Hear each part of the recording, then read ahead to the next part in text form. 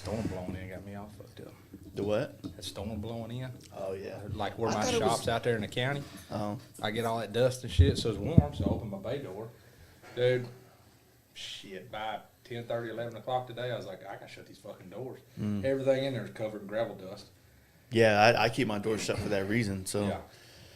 Well, here we... Sure, especially with yours, a lot more sensitive. Yeah, I hate dirty floors. I hate walking around on dirty floors, like when you can feel the sand and shit under your feet. Yeah, it just drives me nuts. Open neck bearings and open motors and this and that. It's like that new plasma table I got. You know, it was important to me to get a liquid bed. Oh yeah, so it catch all that shit. Yeah, so it keeps all that slag and dust down. Makes sense. All right, man, we're rolling. You got to get up on that mic. Oh shit, my fault. Testing 1 2. Good. Bye y'all. Hell yeah. You up finding the sandblazer? Mm-hmm. Yeah, I did find one. Sure did. Man, it's been I feel like it's a yearly thing that we do this, and I like it because it's like a good year of like catching back up and how did we do in what we talked about in the last one. We never remember because we get too fucked up. That's it. That's it. Yeah. So most of the time I pregame, right? So it's like when I know I'm coming on, I'm like, all right, I should listen to the last one and like square myself away. Yeah. And, like I told you, man, today was just a shit storm. Every plan I thought I had, out the window. Made money, but goddamn. Yeah, that's the thing that sucks too, is like when I start trying to plan my days out or my weeks out, then you don't attest for like all the little things that you do that ends up taking a 2 or 3 hour chunk out of your day, which essentially cuts up the flow of the day. Right? Like if you go in the shop and nobody comes in, you don't have to go anywhere, you can kind of start rolling, getting shit done.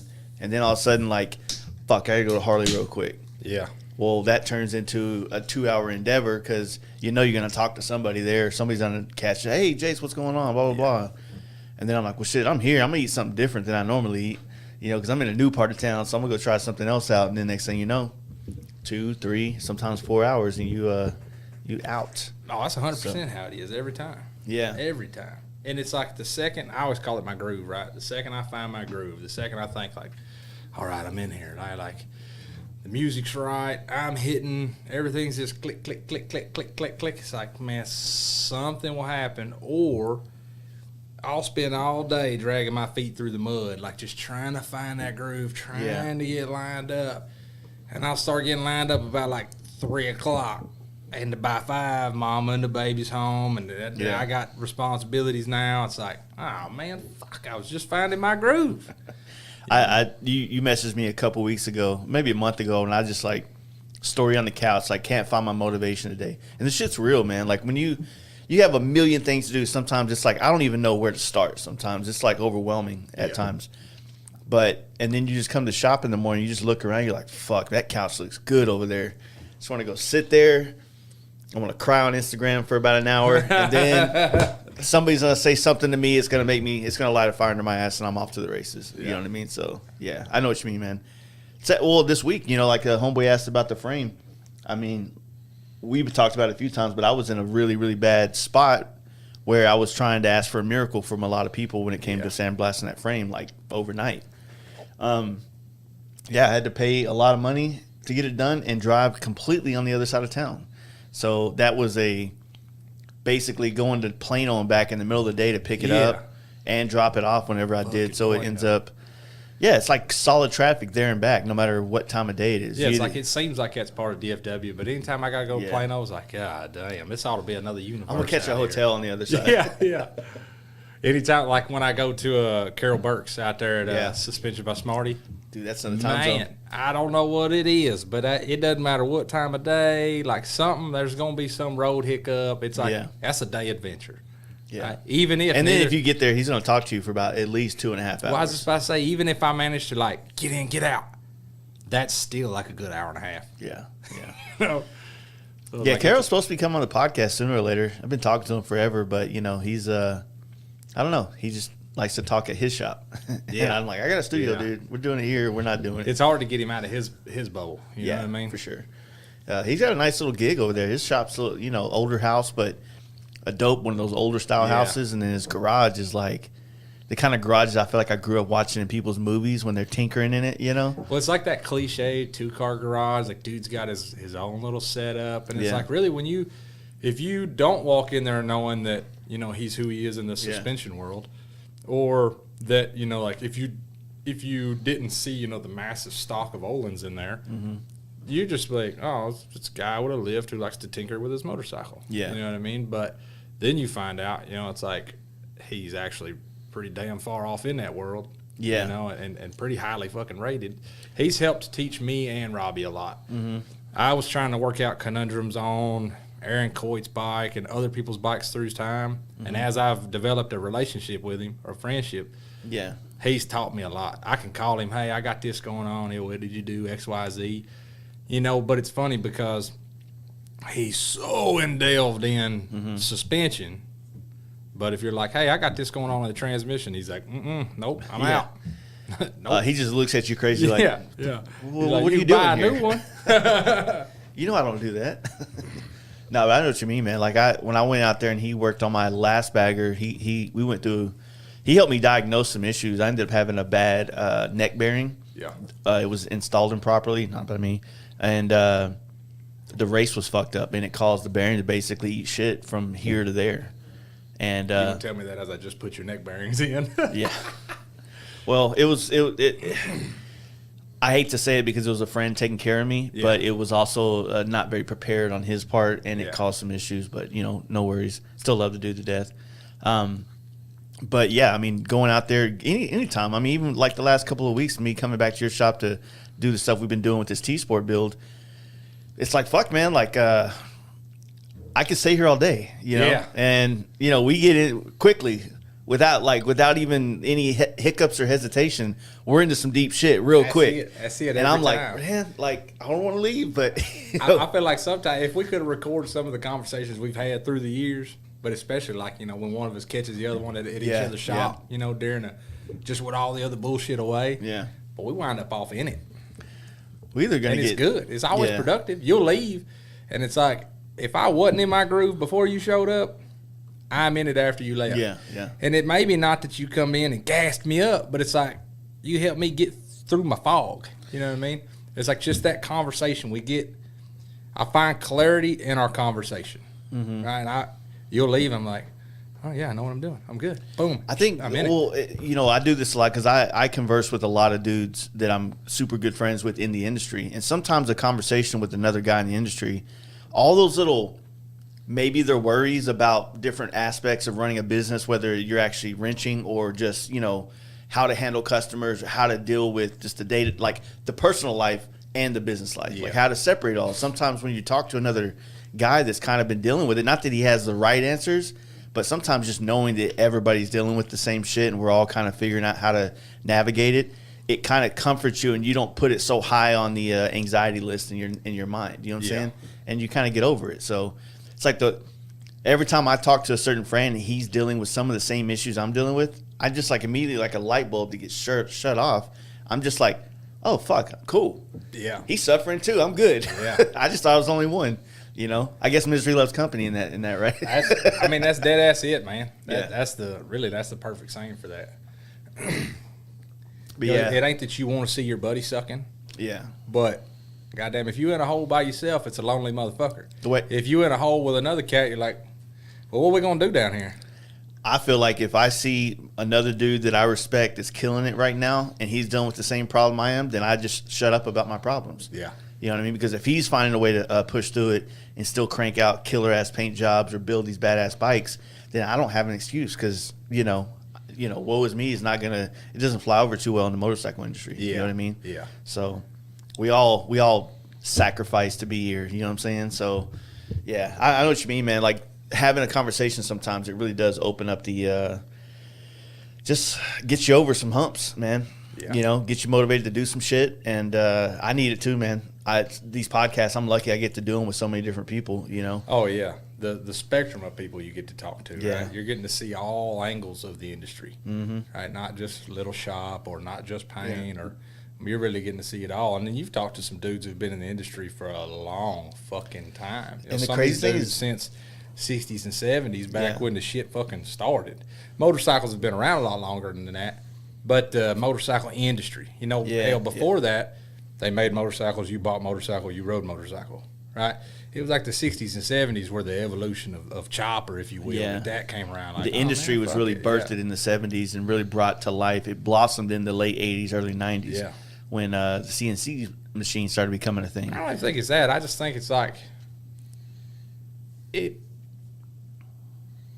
kind of started, I think at the end of the 70s is when it kind of started to become more of like a lifestyle, right? Mm-hmm. And then that's where, like, what I know of the industry, I feel like that's where the money started to show up. It's like, Yeah, it makes sense. because then it's like, man, this is a lifestyle. This is who I am. This Harley is a statement of me. And then that's when people start to customize them, because it's like, you know, I don't want to look just like the next motherfucker. So, I mean, think about when we're building our bikes. I'm like, well, man, that's cool, but I can't do that to my bike now because Jace did it.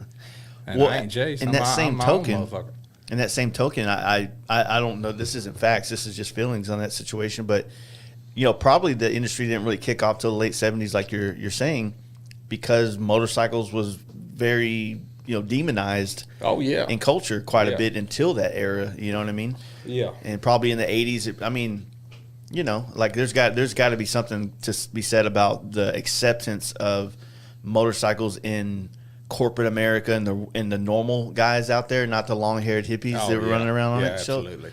So I feel like, well, I mean, dentists and lawyers fucking got bikes now. I mean, everybody makes the joke of, you know, Harley builds bikes for lawyers. I couldn't find a dentist with a bike. I tried. You know what I mean? But everybody makes that joke now. But it's true. You know what I mean? It's developed into it's definitely a lifestyle. Mm-hmm. But then you have so many genres. It's like Harleys are like music to me. Like how I see it broke down. You know, it's that's a good. You got each genre of music is that particular style of bike. Choppers, bobbers, cafe, you know, fucking performance, big wheel, you know, all the different things, right? It's like those are all their own little genres of music. Yeah, that's a good analogy for it too, right there. You know, to what you were saying about like talking to a lot of the old heads that's been doing it and they found a way to stay in it for as long as they have.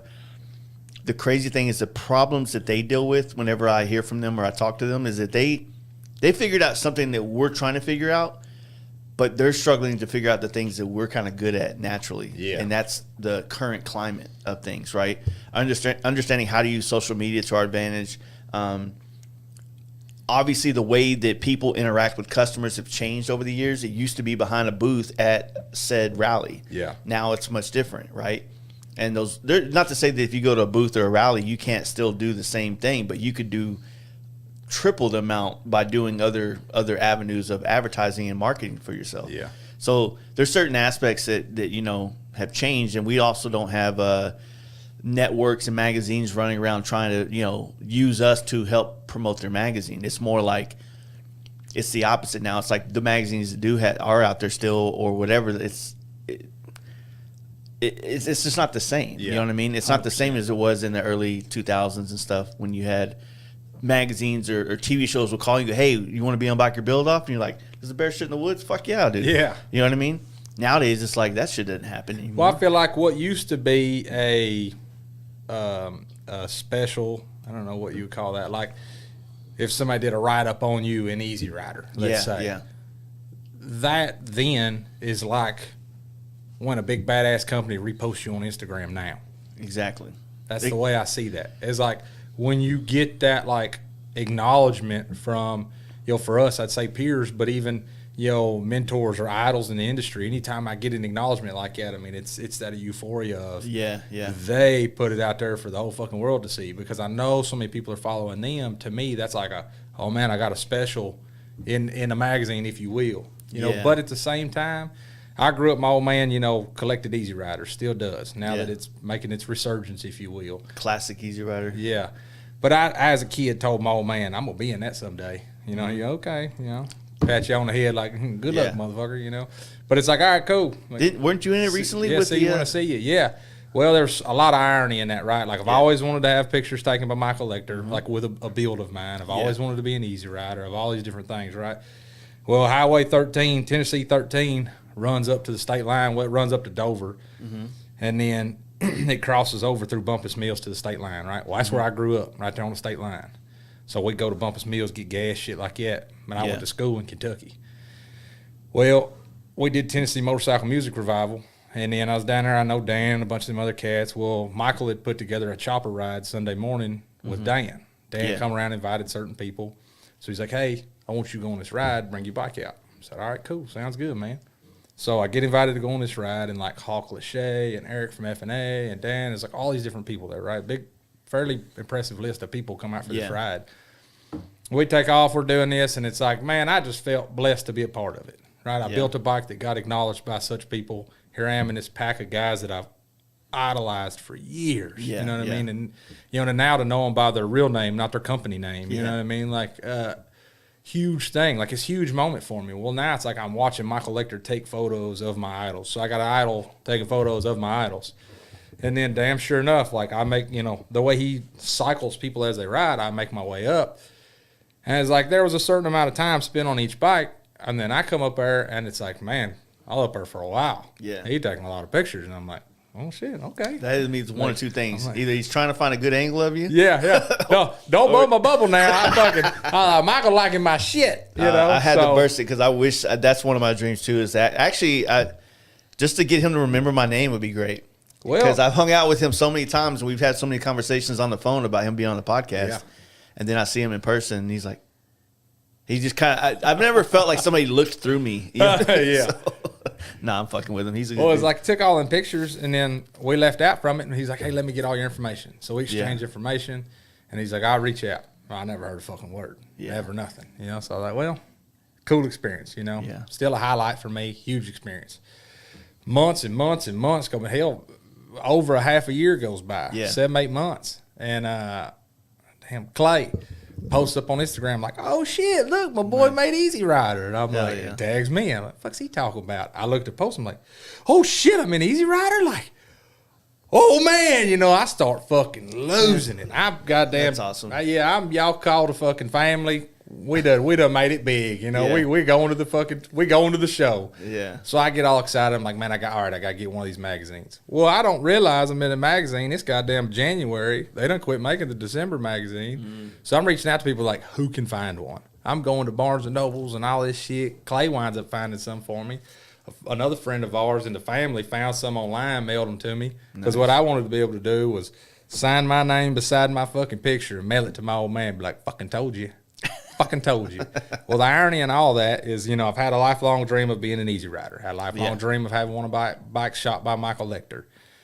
You know, hell, I've had a whole lifelong dream of just building bikes. You know, and here I am. I built this bike. I'm riding with some of my idols. I'm being photographed by Michael Lecter. And I'm on U.S. Highway 13. And I ain't but a couple of miles from the very fucking house that I told my daddy I'm going to be in Easy Rider magazine. So that picture is on the road to my fucking childhood house. Nice. So it was like when I was able to show him that one, it was like, fucking told you, old man. Fucking told you. That's awesome. God damn it, here I see it. You know, so I'm damn sure excited about it. I really want to get, though. I mean, don't get me wrong. I haven't lost the dream of wanting to get to the point where I've got a full-on spread. Spread. Like this is his build, is the details of his builds, you know, all that. To me, like, I think I'm more interested in, like, obviously I don't build bikes the way you build bikes. Like, we need to click on one of those links and go check out some of these hoes.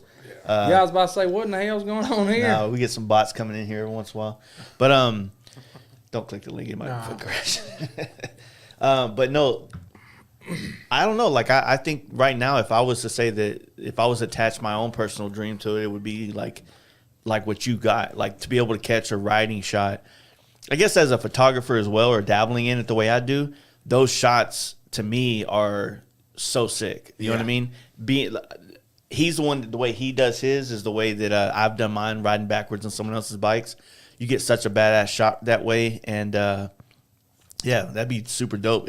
Whether it's in Easy Rider or not, I don't know. I mean, I feel like, not to sour up the mood, because that's a dope ass story. But at the same time, like, I'm really wondering when is it really going to be our time to shine, to get the opportunities that keep coming. Man, don't get me going. You know, I don't know, like, how many more magazines do we have to look in and see another build by one of the greats, one of the old heads that's done it forever. Like when are any of those pages going to get to be filled up by some of the people that have got 15 years into this shit, 10 years into it, but and are kind of not peaking, but definitely deserve a little bit of fucking notoriety. You know what I'm saying? I feel that way very deeply. Yeah. But on the same token, with a humble respect to my idols, my peers, Exactly. if you will, that are getting that attention, that have been getting that attention, that continue to get that attention, man, right, wrong, or indifferent, and maybe I'm just, maybe I'm looking at it the wrong way or being hard on myself, or I don't know, but I just tell myself every day with that. Anytime I'm feeling like that, like, God damn, man, these dudes just keep getting all, they keep getting it. They're getting everything I want, right? Mm-hmm. Then I need to do better than them. Yeah. If their bike's in the magazine and mine ain't, yeah. Well, goddamn, then I need to do better than them. Did I beat his bike at the show? No.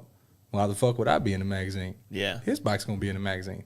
Now, you can break that down backwards, though, play devil's advocate and talk about shows and how they're judged and all that, and that's a whole nother fucking story. I don't know shows on the performance side. Mm-hmm. Really, I don't. I've only ever done chopper shows because how I built my name in the motorcycle industry. If you say I'd have one, or if I've built any kind of a anything behind myself, it's through choppers. You know what I mean? I had that old shovel head, and I've built a couple of cool choppers through the years, and then this Sportster, man, that was just I never thought it was going to get the attention it got. I never thought I'd get out and do some of the shit I've done on it. The Fandango racing and the this and that and the silly shit. Last year when we left Willie's, I told Robbie, I said, hey, we pull out of here, I'm going to Willie the fuck out of this thing. He looked at me like, you lost your fucking mind. Yeah. I foot clutch Willie the fuck out of goddamn sport. I mean, just bloop, yank that summit right off till I come out of the seat into the rear fender. And I come crawling up the handlebars, getting out of the throttle, so I can get it back down and get going. It's like, seen people after that, they're like, no fucking way. Like, a short little wheelbase tucked in like it is. You wouldn't think that one do it. She'll get it. Yeah, well, at that same token, I do agree that it's definitely not one of those things that you want to sit back and woe is me, right? Without a doubt. I just say it because I feel like it's like I don't know, like maybe it's not so much of an obligation on everybody else because in a sense, everybody's still clawing to stay relevant, to stay bills paid, wife fed, family doing well.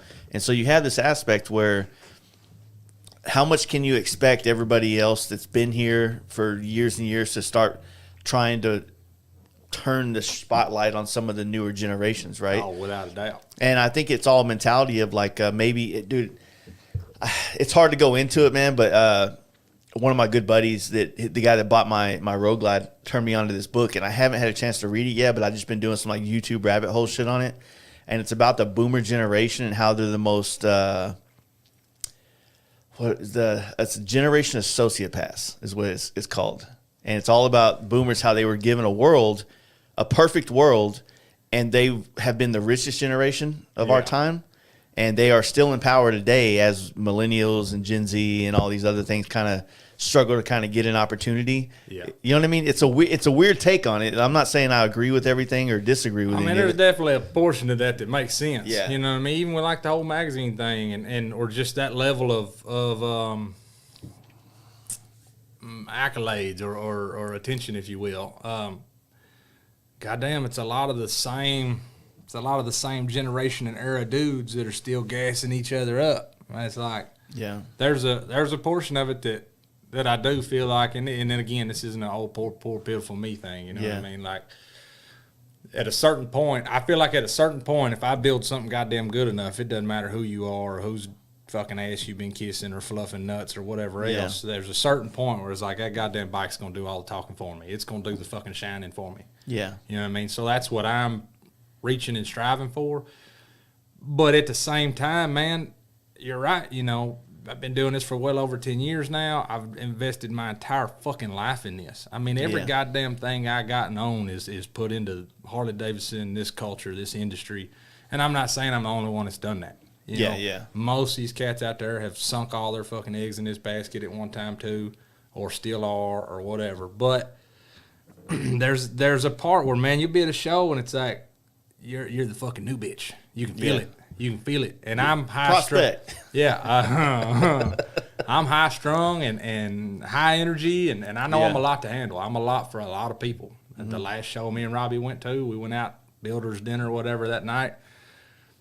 Wound up getting sideways with some people. Goddamn, I rubbed people the wrong way. Yeah. And it's like, I'm too much for a lot of people, and I get that. That's fine. If I'm too much for you, hey, that's just the difference between me and you. We ain't all meant to fucking be together. Maybe you just ride bikes and they just work on them. You know what I mean? But yeah, I know what you mean. I avoid getting in them conversations, or I avoid trying to knock on certain doors, because I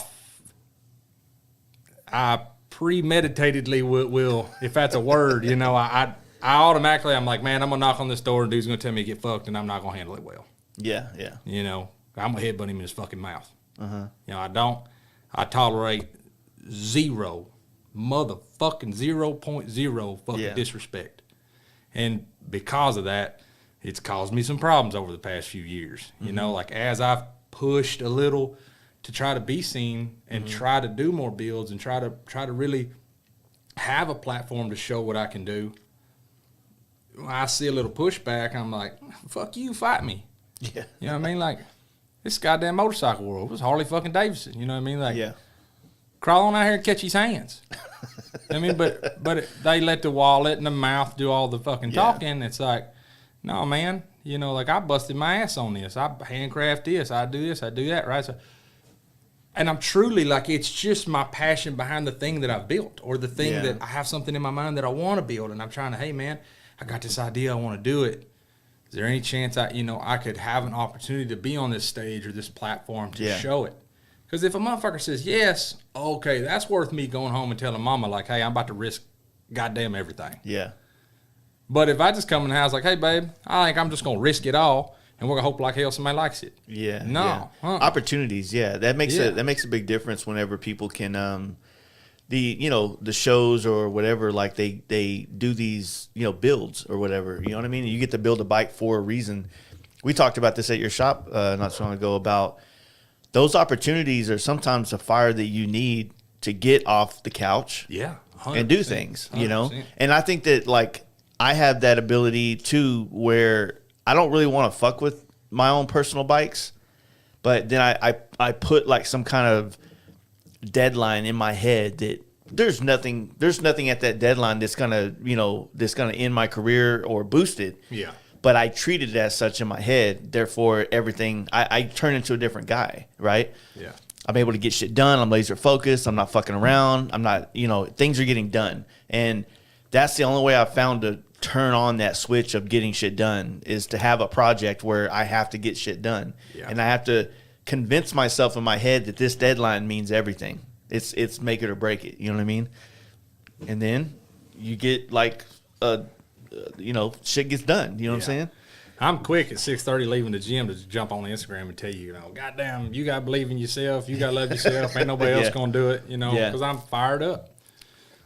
Excuse me. But I'll be the first person to admit, like, I am the first person to fail me. However, I don't want to fail somebody else. I hate that. I hate the feeling of failing you, letting you down, or embarrassing myself by not meeting my timeline or not meeting my word to you.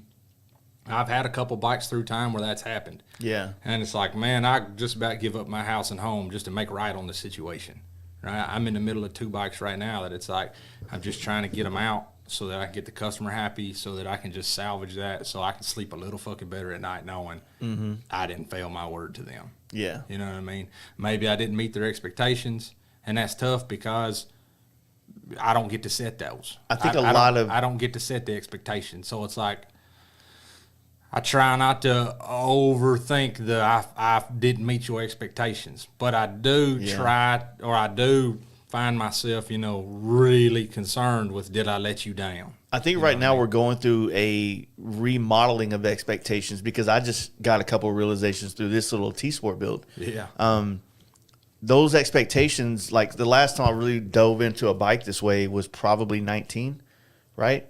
it's a lot. The whole fucking world's a different place since 19. So, you know, finding a fucking guy that can sandblast a frame, that's a huge thing. Finding someone that can do it in 2 days. It's a 1 hour job, but you know. Yeah. I get it. You know what I mean? I get it. It's like I told you, that dude walked in with the handlebars today. Yeah. You know what I mean? Like, so I think a lot of people have to change. They have to learn how to understand that the climate's a lot different right now, especially with supply chain things. I think a lot of things are getting back to some normalcy, but they don't cost the same anymore. And people, you know, I think that we used to be able to eat some of the costs of doing certain things. Yeah. And I think now people are going to start seeing a lot more of those little fees on the ticket, you know. Hey, going to fucking AutoZone 5 times a day to find, you know, the things that your bike needs, or the hardware store. Yeah. Fee. You know what I mean? Yeah, used to. If I had to run to Ace Hardware to get you some fancy stainless or, you know, goddamn whatever, right? Some 12-point chrome bullshit.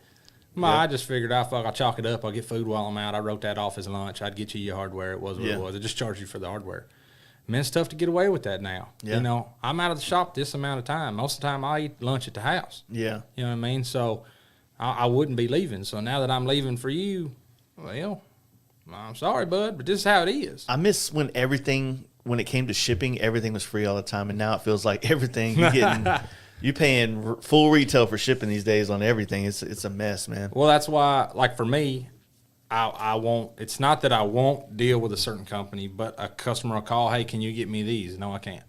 Could I? Yeah, but I'm going to buy it at the same fucking price you are. I'm going to pay the shipping. I'm going to pay all these things. Well, what's the fucking point? Yeah. Why? How about you buy it, mail it to my address? Yeah. But that sucks because 5 years ago when I started hanging my customs, I said, hey, no customer provided parts. Yeah. Right? Because I wanted to meet my yearly minimums. I wanted to do all these things, right, with the dealer distributor accounts that I had. But then I start to find that I'm so limited in that. Like, there's a lot of really good companies out there that I can't get my machinist from Drag Specialties. Yeah. I know he hopes to probably be there someday, but I can't. Yeah. Now, you know, Justin's cool.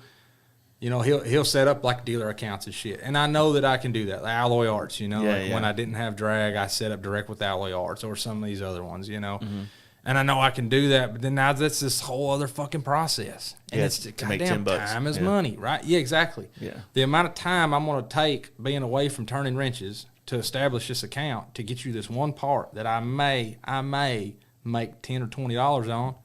Fuck that, dude. You just pay full price for it, mail it here. I'm going to keep banging. Yeah. Because there's the margins. They don't. To run a small business now, it is so much fucking harder than it used to be. People do not realize that, man. People do not fucking realize. Like I had to add $5 to a tire change, right? Because for me to get rid of tires, I have to pay to get rid of the tires. Well, the cost of that's gone up. Now I got to load my truck up, take these motherfuckers out there. That takes a little while. You don't just. I'm not just chucking your fucking tire in the dumpster. That's illegal as fuck. Oh, you know, so. So it's like there's a process, and people don't. Well, goddamn, what do you mean $5 to throw it away? Well, bro, I can't just set them at the curb. That ain't how that works, dog. Yeah. You know. Yeah. I'd love to throw them out back and start a big fire, but guess go what? Anywhere else in like a Walmart or a discount car or tire co, wherever it is in the rest of the country, and it's like. Yeah, they got fees for that battery disposable fee, all these different things. Oil disposal, battery disposal. When you also like, I'm getting hit with all kinds of different like taxes. You know what I mean? Just like not even your normal tax that you pay just as an individual or as a business, but then you got like obviously the sales tax situation. Yeah. Now I'm getting fucking charged for like the shit I've already bought and paid for. I'm paying tax on. I'm like. I got to pay tax on my tools? Yeah. Like, what fucking sense does that make? You know what I'm saying? And I'm everybody else probably like, yeah, dude, duh. And I'm just like, look, new to me. I haven't had I've been getting away. Taxed now that wasn't before. You know what I mean? So so that part it gets a little bit weird and it makes you think where like I want to be a guy that, you know, I've had this talk with a lot of people about helmets, right? I'm scared that they would get to a point where the average dude that rides will not be able to afford one. Yeah. I don't really want to be at that place. Yeah. But it's getting to a point where I don't know how to stay at that place, right? Yeah. And I don't know how to keep it there because of the amount of time it takes to do one, and the amount of areas that I'm saving people money. It's kind of costing me money. Yeah. You know. selling someone a helmet, but then not charging them tax or shipping or all these other things on the helmet that I have to eat.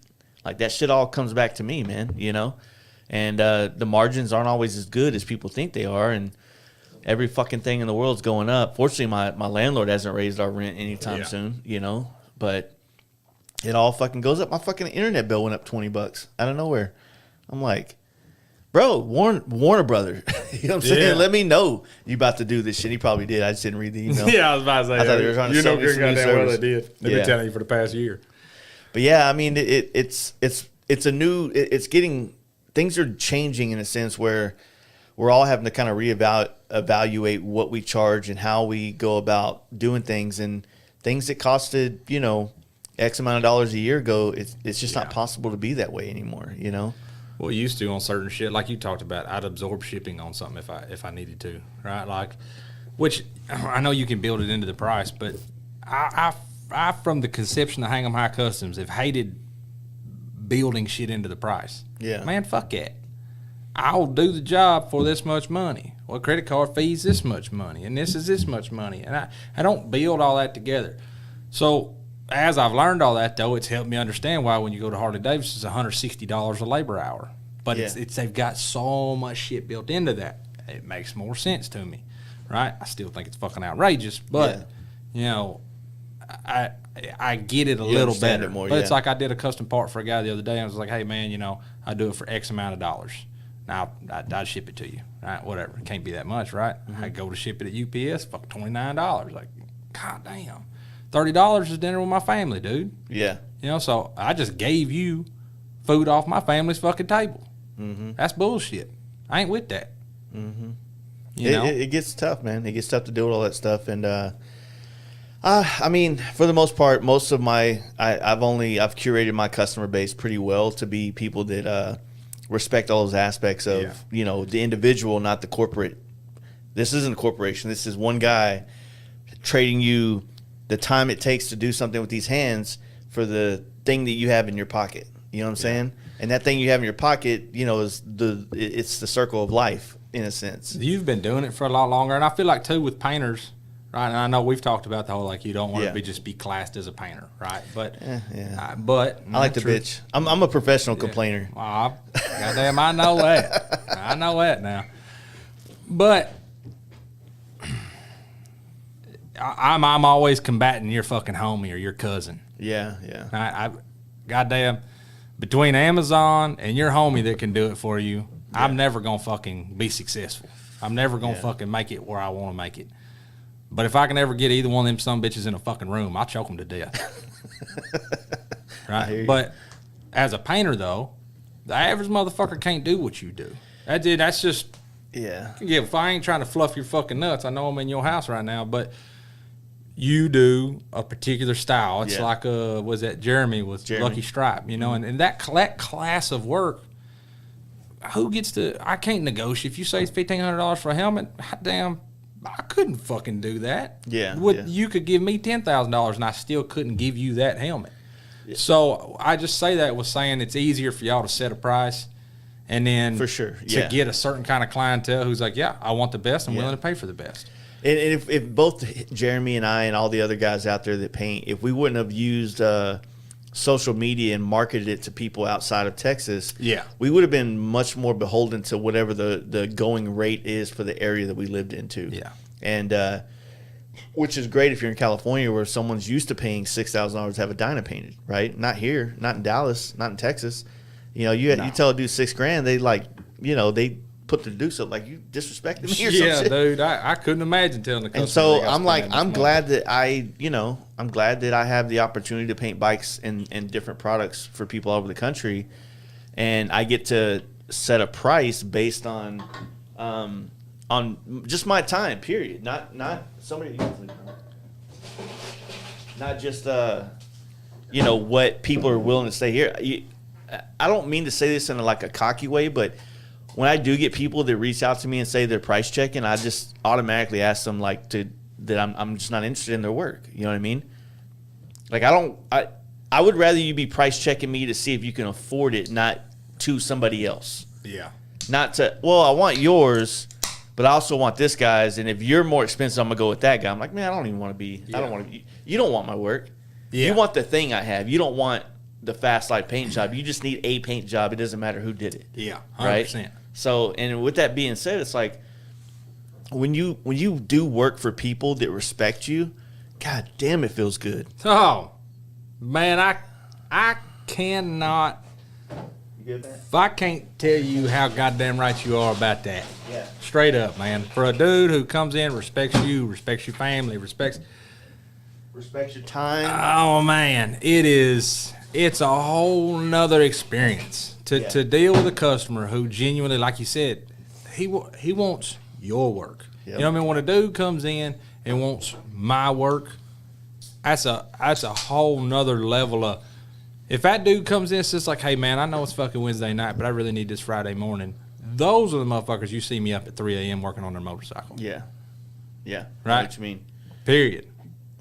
The motherfucker who comes in is just like, beats me up on the price, or I can get this, or I can get that. Like, man, I run a fucking business. I got a family sometimes. I got to take that work. I'm in a position where I don't get to say no much. And I hate that. My biggest, man, fuck magazines. Fuck Instagram, goddamn, fuck all that shit. I want to be in a good enough position to say no. That's where I want to be. I'll drink that son of a bitch. I ain't worried about it. I know what you mean. So, like, funny story, I had a guy that I used to kind of be, I was business partners with him in my old business a long time ago, 2011. Dude came in, he was a mechanic, and he just got into Harleys, so he was more of a metric mechanic, but he went head first into Harley stuff. And him and another guy at the dealership, they used to work at a Honda dealership up in the actual building that now Dream Machines is in. Yeah. They come and they buy out my other partner, and we do this huge shop in Dallas off 67 over here in Cedar Hill. Fucking big-ass spot, full retail, everything you can think of in drag, dyno, because he was a dyno tuner, full of that, and then you have all the paint shop and like the back in the day, fabrication was done with fiberglass more than it was metal, so we did a lot of custom fabrication when it came to fiberglass and things like that. And so it was the one-stop shop in town, right?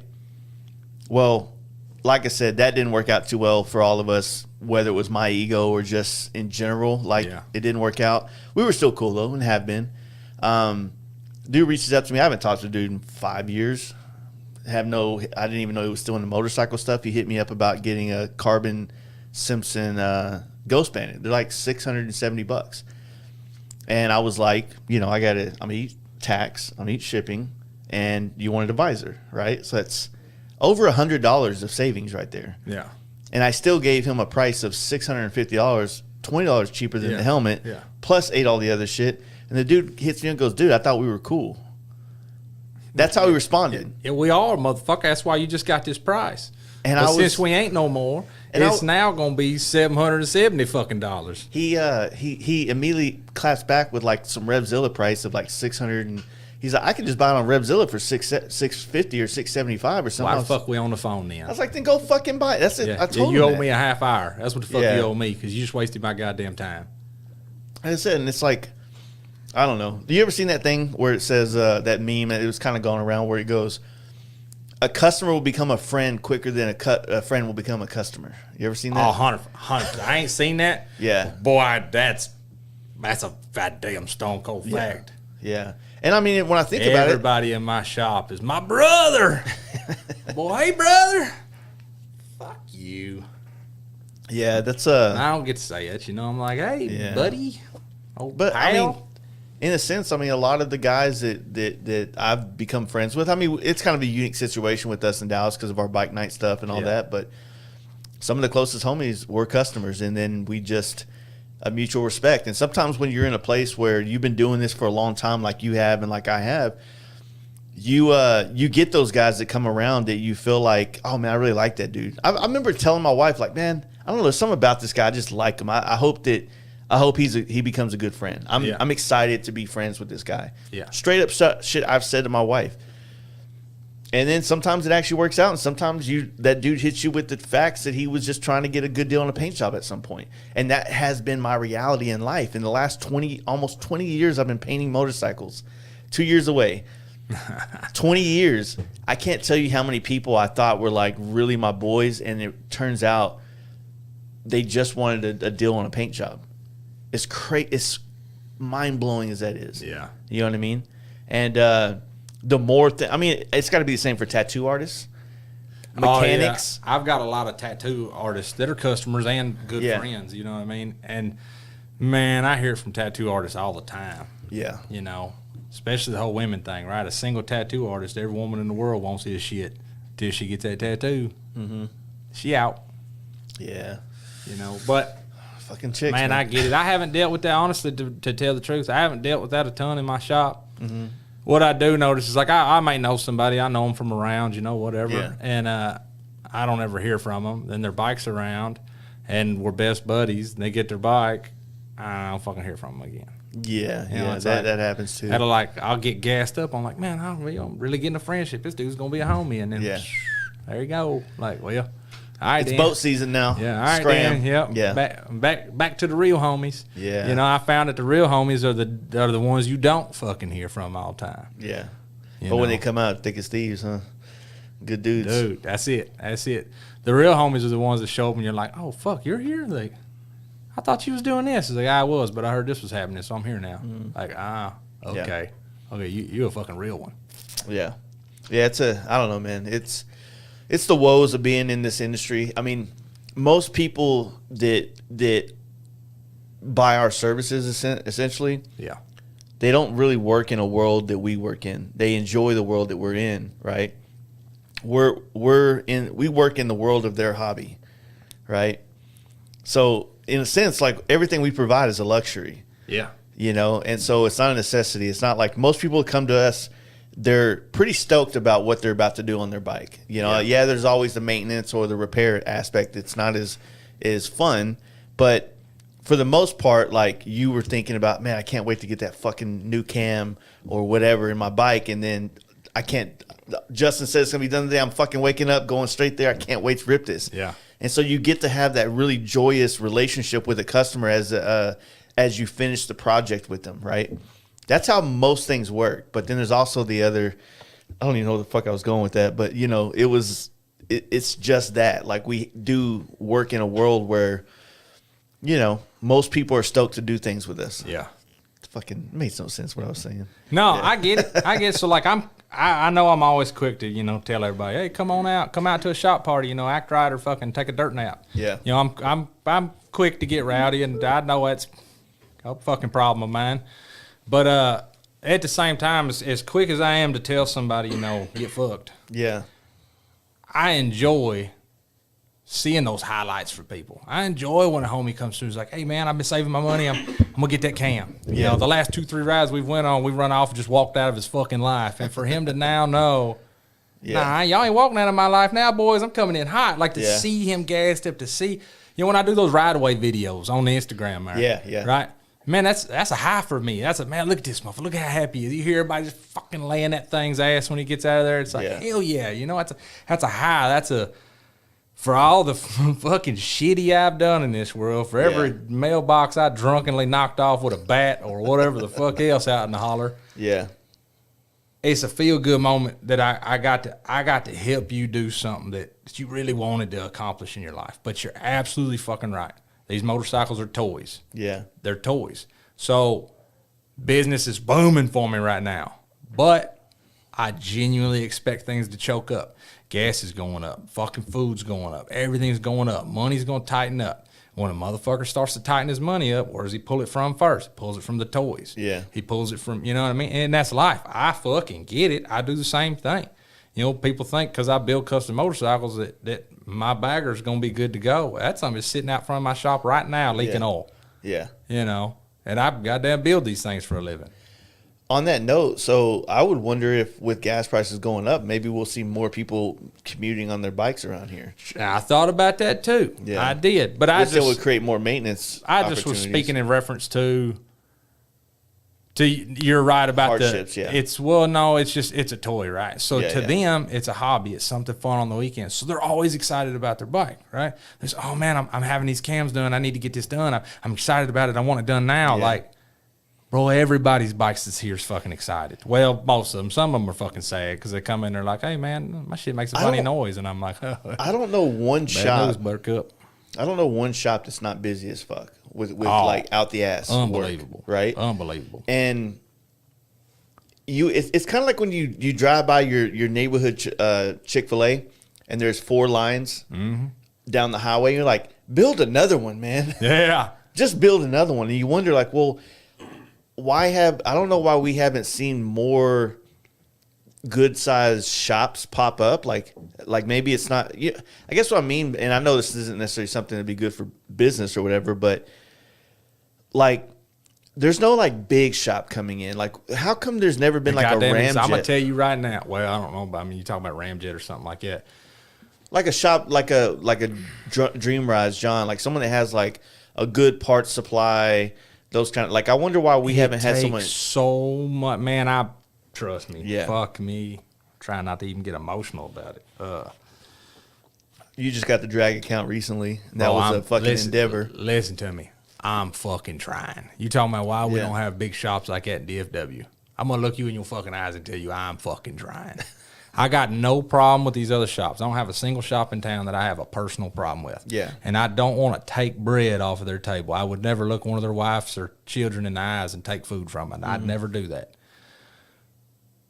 But I want to dominate every goddamn body. Yeah. The friendly I want to build the biggest swinging dick fucking shop in this goddamn Metroplex. I want to.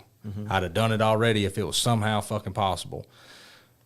But the only way that I can even find a 10% feasibility in this is for me to literally risk fucking everything. But I'm talking about taking money against my house, taking money against everything. Yeah. And no dream of mine is worth risking my fucking family. For sure. I ain't going to do it. Well, let me finish now. Okay.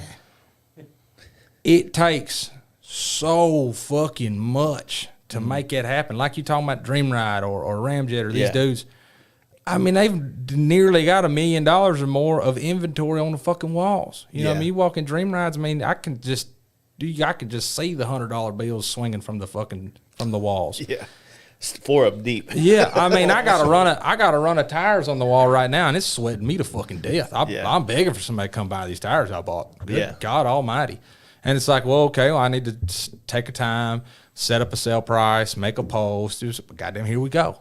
More time. I'm investing time to try to get this part going. I got lines of motorcycles looking at me like, it's like I don't know. It's you walk into a damn animal shelter holding a steak. You know what I mean? All these dogs are looking at you like, God damn, give it to me. I'm like, man, fuck, dude. Like, it's a weird place to be, isn't it? Like, I feel like in my whole years of being in the motorcycle industry, I've never seen so many shops just stacked with work. You know what I mean?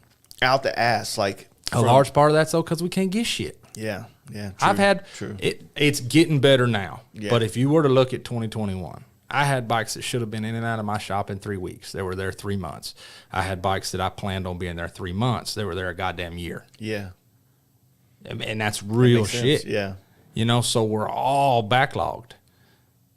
I feel like the same time, just like we were talking about earlier, like learning how to really charge accordingly for our time and to not have a bunch of loopholes or a bunch of fucking leaks, right? Yeah.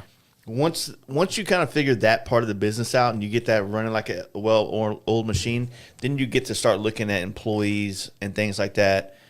And, right now it's like what people need to make as an entry-level employee is just so much fucking money. Yeah. For a skill set that's actually going to cost me more time to go deal with, right? So you got somebody that doesn't have any skills whatsoever, but maybe they have some skills, right? Maybe MMI, you know what I mean, which is still kind of, depending on the type of student that went in, it's going to be hard to figure it out. And then if they were really good at it, they're probably already working on their high-end tech situation at fucking Harley or something like that, So you got to wonder, like, is it worth paying this dude $800 a week, which might be a little bit of money for some people or maybe good depending on what part of the country you live in, but $800 a week for me to pay someone that works here that doesn't physically make me money, like they just help me make money. Like there's there's a difference in that statement, right? If you can come into my shop and you can paint a whole helmet yourself, Yeah. or paint a whole bike yourself, you're making me money. Yeah. But if you can just sand it and buff it, you're only helping me make money. Oh, I get it. I get it. So if they can come in and take that bike over out there with the ticket hanging off the handlebar and put it on the lift and do everything on that ticket and put it out, that's making you money. But if they can just get it on the lift and put your tools out for you, that's helping you make money. Yeah. That ain't worth $800 fucking a week. I understand that because, like, the relationship that me and Robbie have there at the shop, you know what I mean? It's like, and he's been out for several months. He's still out now from having surgery on his leg and all. But, you know, when he first come around over a year ago, you know, because he worked at the shop pretty much exactly 1 year, and then he got surgery. But when he first come around, it was definitely that, like, man, I could 100% see I was losing money. Yeah. And it's not a dig at him. It's not that he was doing bad. Yeah. He didn't fucking know. Spent a lot of time with him. He didn't fucking know. So where there's 2 guys in the shop, I should be billing 2 hours every hour, right? Yeah. Well, now I'm only billing 1 hour. 2 dudes need to get paid from that hour, so that hour gets cut in half. Now I got to take shop fees and shit like that from that hour, so now that gets reduced. We're only getting 1/3 each, you know, from this fucking hour. Yeah. Right? If I break it down like that. And so it's tough because in the beginning I'm trying to teach him how to do it the right way, but, you know, also my way. You know, I'm a picky fuck when it comes to my shop. You know what I mean? So it's like everything has a place. When I'm not going to, you know, everything, I'm very particular. I'm very picky. But when I was there by myself, no one would, you know, there was no one there to fuck that up, right? Yeah, so yeah. I was picky. I was particular. I did my work an exact way, and that exact way built me a reputation. Mm-hmm. Now that reputation, that standard is set, I can't let anyone, this isn't anything to do with Robbie, I can't let anyone come in and deviate from that standard, or else everything that I built Hang 'em High Customs on is fucking shit now. Yeah. And we go back to failing my word. I won't fucking do it. Yeah, for sure. So it's like, hey, look, in the beginning, it was like, you're going to think I'm a fucking asshole, and that's okay. I don't care. Yeah. Right? This is You're a my grown livelihood. man. You can walk out, and I'm paying you to be here. So you do what you want. You know, but if you're going to be here, it's going to be this fucking way, period. Yeah. Right? And Robbie was cool, though. He was like, hey, man, I understand. I want to learn. You know, I'd helped him with his bike, you know, prior to him coming in. Mm-hmm. And he was like, you know, you've got a name. I like how you do it. I want to learn how to do it. Okay, cool. We learned together. Then, you know, after that middle portion, it got to where, like, I could get a bike on and line him up, and he could help get that ticket done, but he wasn't just smashing tickets. Yeah. You know what I mean? And then we're at the point now where, like, I could pretty well, you know, because of his leg, I put bikes on and off because, you know, we don't want to risk a bike falling. Mm-hmm. But I can load one on and just quickly review the ticket with him and cut him loose. Yeah. You know, so it's I see the evolution of what you mean about how if I could just blindly, hey, that bike's yours today. Mm-hmm. And when he was done, I could take that ticket. He would have all his hours logged. I could bill it. I absolutely could see where, like, now I could pay more. We could do more. Yep. You know what I mean? But my business mentor taught me on a 3rd scale. So his thing was, if we'll break this down as a $100 bill. If I'm going to pay you $100 a week, mm-hmm. you need to produce $300 a week. Yep. Right? Yep. First and foremost, you got to pay for your own fucking existence, or you shouldn't be here. So you got to make 100 right out the gate. The second 100 is Hang 'em High Customs as a business. You need to be making that business money, or why is that business giving you money? Exactly. Right? So now you got to make that second 100, right? And then that third 100 is, even though I work there, that is my shop, that is my business, that something I'm trying to turn into a fucking Dream Rides or a goddamn, you know, any of these other ones, right? So I, as a business owner, and me with my whole livelihood on the fucking line with this thing right now, then I should be making 100, right? Yeah. So now you got to produce 300 for you to get your 100. Yep. You know, so when a guy comes in and is like, I want to make $1,000 a week, all right, well, bill 3,000. Yeah. And I'll give you 1,000. I've had that same conversation with my brother a long time ago when he would bring up the whole, like, I want to make more money. I'm like, well, you need to take on more responsibility. Yeah, do and more. I would always explain that, and even to other people, I was like, if you think a job is here just to pay you for your time, then you don't understand, like, the trades, man. This is business. Yeah, it's like, it ain't a fucking charity. You think, I mean, I don't know. There's so many places. I think people get it, like the analogy. I could try to think of a cool one right now to make everybody happy, but that's how the fucking world works. You know what I mean? If you think that, like, and this is also how, like, you get so many people that think that they can do their own shop, right? Yeah. Like, oh, man, I just fucking made this shop $3,000 this week. I can be putting that in my pocket. Like, no, you're not putting that in your pocket. No. Yeah, because that $3,000 ticket. Who are you? Yeah. Who are you?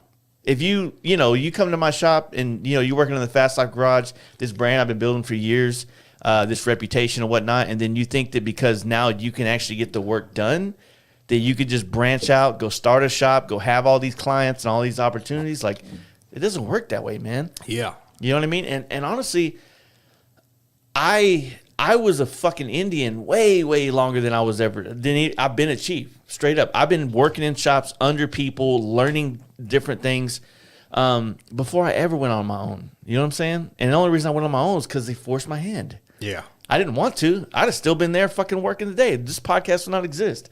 You know what I mean? But forced my hand. And I had to, shit or get off the pot. And I fucking got off the pot and made some shit. Or I shit. I don't know which one's the better. Is it to keep shitting or get off the pot?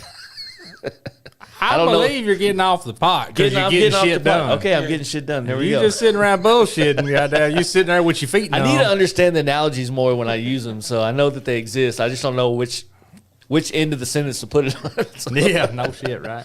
But no, I understand, man. That's one thing I think people got to understand is that your job is to make this company money. Otherwise, your job doesn't need to exist. Because if you're just making enough money to exist within that company, I guess you're breaking even, but you're really not. You know what I mean? You still cost the business. I didn't mind the loss on the front side, talking about that year with Robbie, right? Because I knew it was an investment. Dude's hungry, man. And Robbie's good. Robbie was a good guy to bring into the shop. I could go on and on, but I'm just going to sound like I'm fluffing his nuts on here, and I ain't going to fucking do that. I can't do that. But prospect. That's my motherfucking people right there. Well, the last podcast you were on, we talked about that whole relationship because you were very. That's right. You were very hesitant to bring someone into the shop because of that. And it's me. Hang 'em High is Justin Kelly, and Justin Kelly is Hang 'em High. But now you may come to Hang 'em High customers because you hey man, I want to work with Justin Kelly. I want to fuck with Justin Kelly. But it's like, no, you're fucking with Hang 'em High customers, right? Mm-hmm.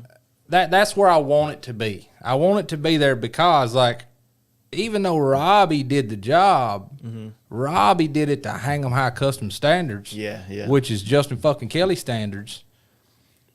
Because if he didn't, I promise you he wouldn't fucking be there. We'd still be homies, but yeah. I mean, he had to kick rocks. And we have such a good, clear understanding of what I expect from him, what he expects from me, what we both, like our priorities with our families. Like, we have such a clean and concise and clear understanding that I never have to, and I believe he never has to worry about there never being appreciation or, lack of respect or anything like that. And it allows us to truly blossom. And I really think, man, in the future, we're going to goddamn be powerful. I really do.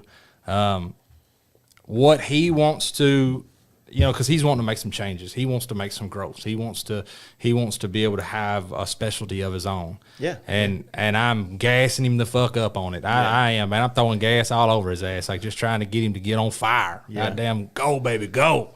But I went and bought a CNC plasma table. And like I was telling you, I got a liquid bed and stuff like that. He's wanting to learn more of the CAD and engineering, aspect of those things. Whereas, I still to this day, man, I done run a fucking business 5 years. It's goddamn, it's a real task for me to send you an email. Yeah. I mean, it's a fucking problem. I can understand. So, I went and bought this damn big, fancy, expensive machine. Can fucking turn it on. Yeah. I know how to run the fuck out of a plasma. The handheld, but to the CNC portion of that and operating that, and I get it's only 2-axis and all, but I can't even spell axis. Fuck. I killed an axis deer if that means anything. Oh, shit, those are hard. Anyhow, I know that he kind of come in as an apprentice role, if you will, and he ain't, getting fucking rich there at the shop. But I, in the very beginning, told him about that thirds rule. Hey, my business mentor taught me on this, and this is how I'm going to operate it. Yeah. Right? And when you get to where you meet and exceed that, we'll go on from there. And he was very respectful and understanding in that. He's like, hey, man, I get it. So we've operated like that. But at the same time, it's like, well, I'm not just going to run him in the ground for no fucking money. It's like, he told me what he wants to do with his future. I was like, all right, then, like, I'll call you on it. I'll invest in you. I'll go buy this $8,300 fucking machine here. Mm-hmm. Like, I put the money on the table, now I get to running it. You know what I mean? And he's getting himself in, you know, this kind of engineering school or CAD school or whatever. Yeah. Like, he's trying to pursue growth, but it's like, that could be a huge step for us moving forward. You know, sure, I ain't going and buying some goddamn $1 million CNC machine, but, you know. But if that one machine can produce money, then you might be able to roll that into the next one kind of situation. If I can have that machine pay for the next machine, maybe we can start to become the fucking Ramjet. When people I can get a big facility. And this is one thing I try to explain to my brothers. Like, more money comes from, like you said a while ago, like if you take home $800 a week, then that's $3,200 a month. That means that you need to produce damn near $10,000 a month. Yeah. And that's hard in this industry. Yeah, it's hard. It is. So, you know, like, yeah, it gets tough, man. I think people have a hard time grasping that kind of aspect because they're used to, like, the type of jobs where, you know, you have no idea what this company makes a day or this or that. And so you're disconnected from that line of, like, where you get so far back and you're done and it's over. You know what I mean? Customers are quick to think that there's a bunch of money in this industry, right? Yeah. Because of the flash and the pizzazz, and because they'll come in and, you know, they'll spend $2,500, $3,000. Yeah. You know, well, they're like, man, I just, like you said earlier, man, I made this dude $3,000 this week. No, the fuck you didn't. Yeah. Of that $2,500, $1,800 of it was parts in the cam chest. Another $100 of it was oil. Then gaskets. Then this. Then that. Like, you maybe made me $400. Yeah. And I had to work like a motherfucker to get that. Yep. You know, so there's this illusion of, because so much money gets passed around the industry. Yeah. That, and it's not that there's not money in the industry, but like, as just being a shop, you know, I get told all the fucking time, you know, oh man, I've been thinking about starting my own shop. You know, what do you think? And it's tough because there's a part of me that's like, fuck yeah, man, chase your dreams, dude. Chase your motherfucking dreams. Yeah. I want to gas everybody up to be as goddamn powerful as they can be. Anybody and everybody, unless you fucking cross me, then I'll burn your fucking house down. Yeah. But it's tough because a guy comes in and is like, man, I love motorcycles. I love this. I love that. I'm going to start my own shop. I'm going to do my own thing. I'm like, man, and I say this to people, and I know that it gets misunderstood at times, but it's like, if you love these fucking motorcycles, if you love your bike, if you love riding on the weekend, if you love tinkering with it after work, if that is your escape from life. Yeah. You're these other things that have to be done. You got a good job, you make good money. That allows you to have the truck you're driving. That allows you to have this bike that you're spending fucking money on. That allows you to have these fucking things, right? But going in your garage and tinkering with your bike is your escape. The second you open your own fucking shop, and every living moment of your motherfucking life is Harley Davidson or whatever shit you're riding, bro, it ain't a fucking escape no more. Yeah. It ain't a. You're trying to find an escape from that. People ask me all the time, they're like, man, like, you don't ride much around town. You'll ride to fucking Michigan and back and do it in 36 hours or some dumb shit. Yeah. Like, why? Why do you don't stop at anything? You literally go to some nowhere destination, turn around and come right back. Because literally the first fucking 12 hours of that ride is just me trying to clear my head of all the bullshit around these motorcycles, to then have that trip home from Michigan to actually just be on my motorcycle. Yeah, I think some of us find a way to use riding a bike as the escape from the stresses of being in business around motorcycles. Literally, my bike is my fucking stress. And, But, there's a lot of shops that I've talked to, some of these older guys that, you know, when I suggested that, you know, because usually with one of these OGs, the podcast about how they got there is super interesting, super cool. It's things I want to hear and want to know. But after the podcast, they're kind of like, man, like, I just don't fucking love motorcycles anymore. I was like, when's the last time you rode it? It's like, oh, man, I haven't. We build them and then we throw them in a trailer and we take them to the fucking rally, and then we put them in the booth. Conundrum, you know. And I'm like, well, what if you rode one to the rally and had one of your team members ride the truck with the booth? You know, maybe you do something else, and then these people that you pay money, make them work. Yeah. And you go clear your head and come back to that rally with the same enthusiasm as the people walking up to your booth to talk to you. Yeah. And I think you'll have a different experience about motorcycles. You'll be able to understand how stoked they are to see you, because most of those guys did what you did to get here. And that's meeting people eye to eye right there. You know what I mean? And a lot of people don't, man. They get so wrapped up, they get so burnt out, they get so just fucking like, fuck this bike. And it's not the bike's fault. The bike is, hey, I'm just here, bro. Like, y'all are the ones making this shit complicated. God put these things on earth, and y'all making this shit difficult. You know what I'm saying? It's not. Sometimes you got to get back to your roots. Yeah, just fucking ride it. 100% man. You know? 100%. And I feel like when more people do it, or when you see, because most bike shops, when they pop up, like their first 5 years, they're usually heavy in the scene, in the local scene. They're doing fucking bike nights, they're doing rides. You know, they're doing stuff at the shop all the time, but then that 5 years sets in, they start getting a little bit more jaded by a couple of bad guys that came through the shop and kind of ruined things, or a couple of bad experiences that kind of, you don't recover as quickly from them because they kind of scarred you. Maybe you could let some bikers get a little bit too close to the family and it got a little weird, you know, a little out of line or some shit, you know. Many different scenarios that I could go into fucking many other podcasts talking about. And then they get burnt out. Like, I don't fucking want to do it anymore. I want to get away from all this shit. And then they start doing other hobbies. They get into boats. They get into other things. And some people completely go from one industry to the next because they just have it in them to always be in the business mindset of, this is fun. I could sell boats. And next thing you know, they're customizing boats. And then that turns into another thing. Well, some people are seasonal. And I just mean in their whole aspect of life. You know what I mean? Yeah. I nearly don't use the term friend anymore. Yeah. I have a fuck ton of acquaintances. Yeah. You know, people that get close, you know, that I think would be a friend, if you will. Like, that's kind of like, that's an associate. That's somebody I know I can fuck with. Yeah. You know? But then there's family. Mm-hmm. Right? Like 10 strong over 100 weak, though. There's a few motherfuckers I call family. There's a few people that when I see them at bike night, I wrap my arm around their whole head and neck. Mm-hmm. Fuck a hug, fuck a handshake. Come here, motherfucker. You get some love from me. I give you a big old kiss and everything. Fuck everybody. Mm-hmm. You know? So I can tell, though, I've learned through it. And I don't talk a lot about this, but I've learned through club life. I've learned through having my shop. I've learned through just being around all facets of Harley Davidson. Mm-hmm.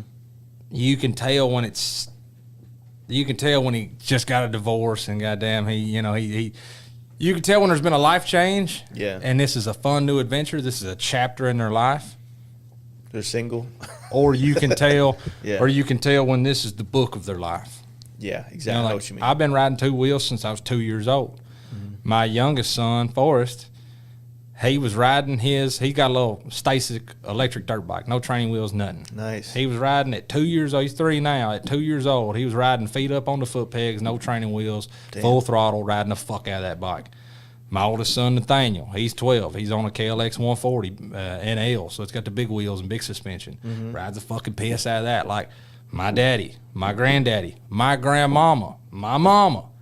Every motherfucker in my life has rode two wheels, raced two wheels, lived on two wheels. Mm-hmm. At some points, nearly everybody, even the women in my family, only had a fucking motorcycle, didn't have a fucking car. Yeah. You know, my grandmama, about to be 80 or has turned 80, I forget. But she'll get on one. You may have to get it running for her. She's got a 77, I think it is, Kawasaki 125 Trail Boss, I think's what it was called. Mm-hmm. Chrome front fender, metal tank, you know, everything. This thing's pristine, still runs, still incredible, old 2-stroke where like it had its own oil tank where it would mix the gas in line as it went in. And still, if you'll start it, she'll fucking ride it. Nice. You know, like motorcycles have been my whole fucking life. They're other than my wife and kids, they're my absolute number one passion. Yeah. Man, when I fire off a new motor, I rebuilt to where Robbie got his first motor build on rebuilding Tony's FXR. You know, local Tony Gemini or Gemini. Yeah. We built his FXR, got that going, right? Fired that motor off, and it's like, man, just every heat cycle, my whole heart's just getting a little giddy. Like I just, you know, I put a cam in somebody's bike, and it wakes up just lumpy. I'm just like, oh, goddamn. Like, I can't wait to see your face about how excited you are, because like, fuck, I want to test ride this motherfucker. You know, it's like. Want to keep it. That shit, that's what keeps the fire alive is those moments. Yeah. But between those moments, man, the stress of it all is fucking heavy. You know, it's like, come fucking Sunday, you know, everybody's, oh, we're doing something on Saturday. Well, Saturday's my busiest day, so I don't get Saturdays. Saturday's my fucking money day, buddy. Yeah. Money. Friday evenings when people are picking up and paying tickets, and Saturday. So Saturdays are money days. Yeah, Saturdays are often the day where I'll cash a lot of tickets because dudes will come through in the morning and get their bikes. But at the same time, I'm getting a flood of guys that are coming in like, hey, it's Saturday. I went to go ride my bike, had a flat. Can you check out my tire? Or, oh, man, I went to roll it out of the garage, and I felt the wheel clicking. I didn't feel it Thursday night when I came in from bike night, shit house drunk. But I got a bad wheel bearing. Whatever, like, you start to see all that on Saturday. So Saturdays are fucking out for me. I rarely get to do anything on Saturday. Mm-hmm. If I do take it off, I got to take it off in the sacrifice of knowing, like, goddamn, I'm kind of fucking myself here. Yeah. You know, ain't even no kind of, I am. Well, then come Sunday, hey, you want to ride? I'd rather throw rocks at a fucking tree than see a motorcycle. I need a day out of this building. I need a day away from this. Yeah. And I love it with all my fucking heart. But at the same time, it's like, if you only drank water, eventually you'd be like, bro, I'll drink a fucking mud hole. I just don't want this goddamn water. You know, it's just that simple. You know what I mean? Yeah. So it's tough. You know, you get circling back to that one. Oh, I'm going to start a shop, man. You know, guys walk in all the time. Oh, man, look at this. You're living the dream. Well, I say it all the time, man. A nightmare is still a fucking dream. That's a good one. For sure. I get that, too. People come here, you know, they check out the shop. And, you know, I wanted to make like a man cave type of situation here. But don't get me wrong. Like, when I see this place sometimes, I think stress. Yeah. You know, I think anxiety, like, fuck, what's going on, you know. Hope everything goes well today, or, you know, hope there's not a fucking sign on the door or some shit like that. You know, bills are paid, but, you know, there's other signs that can get on the door that you don't want to see. But yeah, man, I get it. You know, like, there's just so many aspects to running a business, and, you know, with it now being your 5 years as Hang 'em High Customs, like, what do you think has been like maybe the hardest? I don't even know if the word's hardest. Like, what's been the realization that you've been kind of dealing with all this stuff? You know what I mean? Like, I think we all have an idea of what business is going to be. Because I know when I started my business, I was trying to, like, multiple employees, the biggest shop I can find. Me too. Me too. Which way have you gone to find what was your idea, and where have you found, like, where you feel like is a real life to live? I told myself by 5 years I wanted to have an employee. Yeah. Right? And I told myself back then by 5 years I wanted to be in, like, a retail space somewhere. Yeah. You know, not be at my house.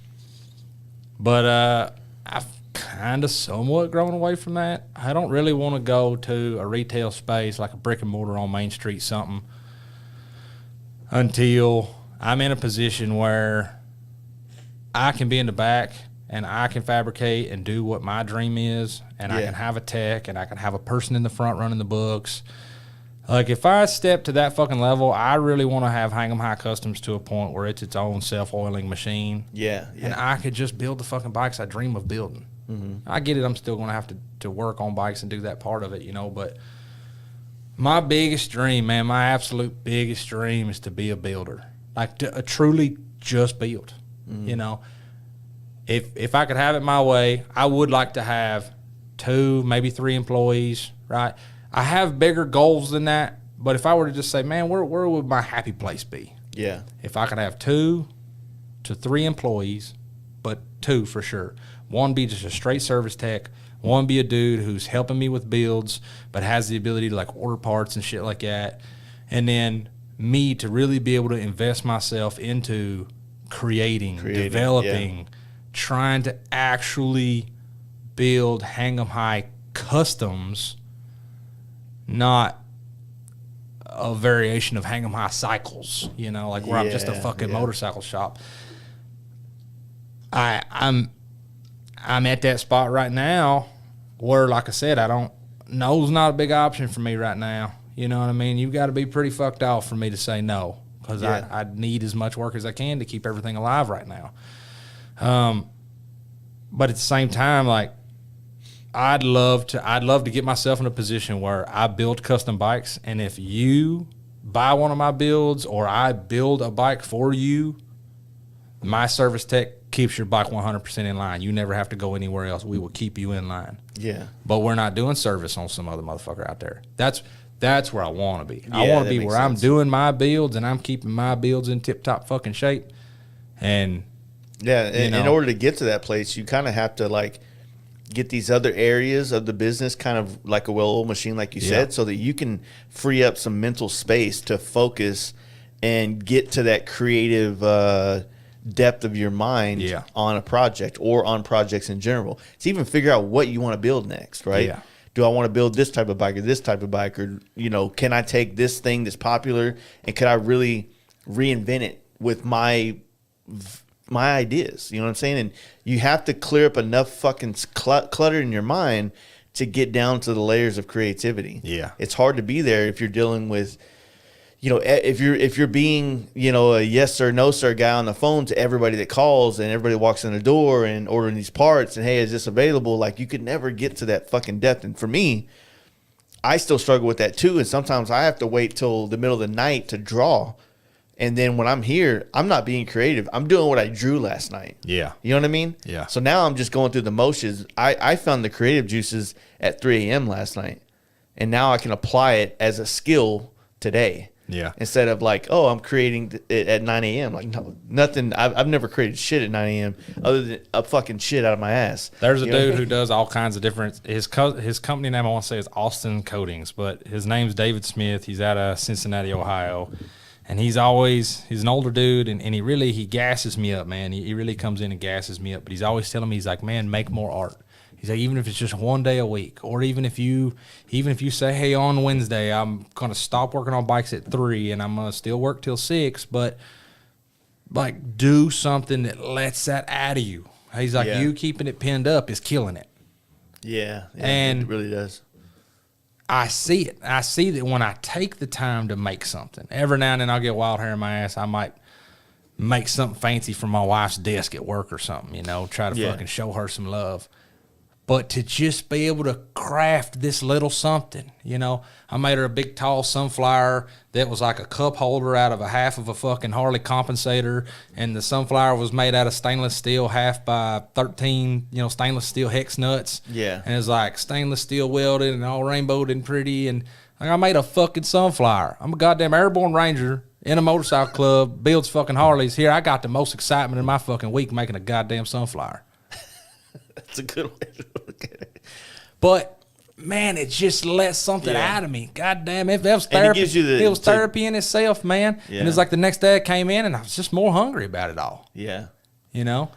But you asked the 5-year portion of like, where do you want to be and what do you found that kicked your ass? Yeah. Man, I found that building motorcycles and all that, for me, that's a real passion. It's real love. I truly love. So like when you were building the Sportster last 2020, actually. Yeah. Which that was another, I think we already did a podcast on it, but that was we touched on it a little bit, but that was a quick, you know, like you were at bike night one night and I was like, bro, just show up. I don't know if you can build it in time. And then bam, here you are a month later with a fully fucking built. I built that bike start to finish, right? From a bare empty table to I fired that thing up on the lift and rode it out in 28 days. Yeah. And there was 3-4 people involved. I was on it pretty much 24/7 for 28 days. My wife would bring food out to the shop and everything. I'd sleep in the office at the shop, all of it. Robbie was there helping, and he was helping keep, you know, kind of bikes moving, oil changes and tires and things. A buddy of mine, Justin, would come by after work and put a few hours in. Some nights damn near all night till he had to go to work again the next day. And then Jason, who's a local machinist who helped me make some parts for me. Yeah. And he got some things done. And then Gus did some polishing for me. But that was kind of like in the middle. Like I got it to a point, okay, these parts are fabricated, sent that shit out to polisher, powder. I had Crush over at Metroplex do powder. It's just like a bunch of different parts and pieces there in the middle that were moving. But that whole time was just build and fabricate, go for 28 days. And that was, to do one like that is abundantly fucking stressful, right? Yeah. But, but you never had the day of like being lethargic and just you were on it. You woke up every morning. But you nailed it in the beginning, right? Was when you set that timeline, right? Yeah. When I got told, hey, I know it's last minute, but we've got an open spot at this show. We'd like to make you an invited builder. Jason did say, hey man, I want you to be an invited builder. Are you interested? Fuck yes, I am. Yeah. That's when I talked to you that same fucking night, and you were like, dude, just show up. Whatever it is, just show up. So I jumped through my ass, made that build, but it's like that whole time I've got that deadline. I've got that, man, I cannot let these dudes down. Yeah. Me and Robbie worked over 12 hours that day, fired it off, rode it off the lift, rode it into the trailer, got in the trailer, drove over 17 hours to the show, then unloaded from the show, went right into the show, set up, started fucking clanging and banging. It was like, so we met all of our timelines, but we used every fucking minute of our window to make it happen. But you're right. Once you have that energy, once you have that pressure, it's like, man, you're not hungry. You're not tired. It's just, goddamn, now's my chance. It's my time to shine, and I don't want to. I've knocked on doors for years, and finally somebody opened a fucking door. Yeah. I'll be goddamned if I ain't walking in now. I've always wondered if, like, self-procrastination is kind of like a, because it's a very heavy thing in the paint world. A lot of us are procrastinators. It's not because we choose to be. It's just that, like, when there's a job right there, I can't just fuck with it for an hour. Like, if I start this, I'm stuck here for 5 hours. Yeah. So it's 3. I got to pick up my son at 6. It's not in the cars today. Can't do I got 3 hours of like, fuck, what do I do? I'm going to sweep. You know what I mean? I'm going to fucking clean the shop. Yeah. I'm going to go organize some shit, do something else. But sometimes procrastination, in my opinion, is what I need to not allow me to deviate from the fucking plan of getting this project done. And so when you have a Daytona deadline or, I had a bunch of deadlines up to Daytona, not necessarily that everything had to be done for Daytona, but I had a bike that had to be done because me and my son were going to New York, and I had to take this bike to New York. Yeah. Right? Can't fucking be like, hey, man, I didn't make it to my son. I have no choice. If I'm here till 2 a.m. for a fucking week, then it is what it is, Same thing, Daytona, get these helmets done, get them to the customers. It's like those things I like the fact that I got shit done for the first 2 months of this year. And then I had a little bit of breathing room, and now here we are 3 weeks later now. And I created a new project that I didn't need to. I didn't need to take the T-Sport down to the frame. Yeah. I painted it. I bought a couple things for you, and But I had you are with a fucking frame on the floor. Yeah, and I'm like, it's stressful, but I'm glad I did it because I love it because I love the feeling of an idea coming into reality and it actually meeting up with the fucking fantasy that I created. Yeah. You know what I mean? Yeah, I do. Like, as much as I feel like it's like, oh, big, strong man, I'm not supposed to say I'm dreamy, right? But I am. I'm a dreamer, son. Like, I'm a peacock captain. You got to let me fly. So, yeah, hell, I'll take another one. This one's getting light in the loafer.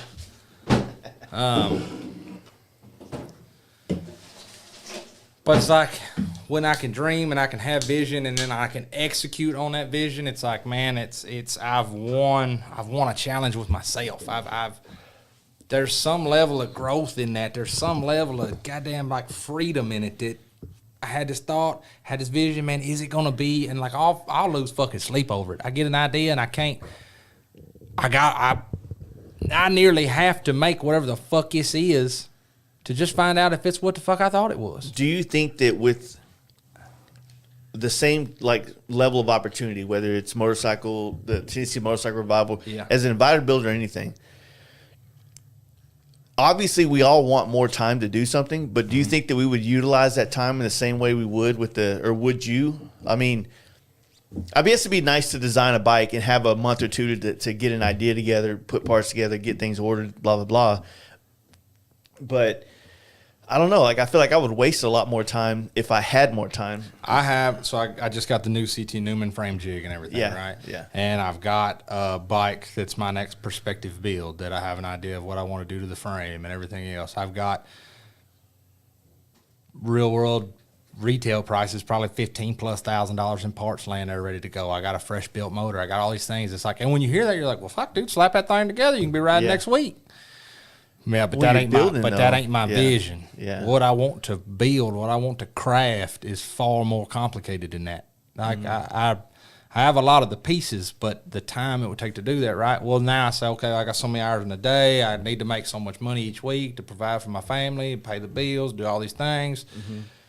It's easy for me to say, like, oh, man, I got all these bikes in here. I need to be working on these bikes. I don't need to be working on this fucking this dream build. I don't need to be working on this art project that I have in my mind. Because truth be told, that art project isn't making me no fucking money. Yeah. It's really not. I get it built. Maybe somebody buys it later down the line. But, you know, like I do, man. Like Ariel, the Sportster. Yeah. If I actually That's a were good to name for that charge, bike. Little Mermaid. I built that bike for my wife because she loves the Little Mermaid. Yeah. She loves purple. Just knowing all the colors That's why of the there's bike purple and wheels. how the scales on the That's tank. why it has the mermaid scales. Yeah. It's everything, dude. That's Ariel. So, if I were to actually charge labor rate for every fucking hour in handcrafting that motorcycle, goddamn, I think me and Robbie did the math on it, and it was like some 77, 78. You just call it a $75,000 Sportster. Yeah. Who the fuck's gonna pay that?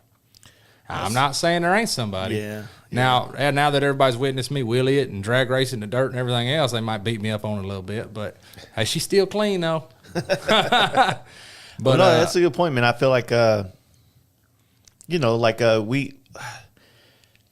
like the fact that we all have the ability to turn on this like thing to just get some shit done, meet challenges, exceed expectations. Like I've said to you, I know a few times, and even in this podcast, I sometimes feel like I don't have as much control over that switch in my own mind as I wish I did. And I'm trying to understand myself so that I can maybe have a little bit more control over it. When I travel to someone else's, like when I go to Covington's, I painted one of the best, nicest design, and in my opinion, one of the best paint jobs I've ever done in my life. I didn't even draw it ahead of time. I showed up there at 12 p.m. on a Sunday, sat down in the shop, looked at the parts, sketched something. On Monday, I started doing the artwork, and on Wednesday, it was done. And then on Thursday and Friday, I painted another bike while I was there. Yeah, because you're hungry. I when I go out of town, like I have no distractions. I have nothing. I go and hang out with the Covingtons at night. That's it. We'll go eat at the Mexican spot with Jerry and his wife. Or if it's one of those nights and me and Dave are going to go out and drink some whiskey, then we go to the fucking long shots, the local long shots, right? But then every day I'm like, okay, I'm on their time now, because I usually charge like $1,000 a day when I go out of town to work, right? Yeah. So I'm like, well, yeah, this bike, and this is artwork. I'm not painting, clear coating, or any of that shit. I'm just doing artwork, and I'm detailing, and I'm painting all the graphics. Well, the bike that I did, the one I'm talking about, was in Michael Lichter's show last year. You know what I mean? In Sturgis. And I was pretty fucking honored to be, just so that my paint work was in that building. As you should be. And it's a huge part of a build. Yeah, and so thinking and just sitting there and thinking like, fuck, man, like sometimes like right now, like last night I was in my garage till 3 a.m. and I have this thing. I'm gonna post a story like tomorrow about it. I've got at least 10 like printouts of baggers, and like some of them colored, some of them just fucking sketches, where I'm overthinking so hard on my bagger paint job because I got to get it done for the camp out. So another thing, like I got to get my bagger done for the camp out. So as soon as this Dyna's done, the bagger goes on a lift and we start running with that.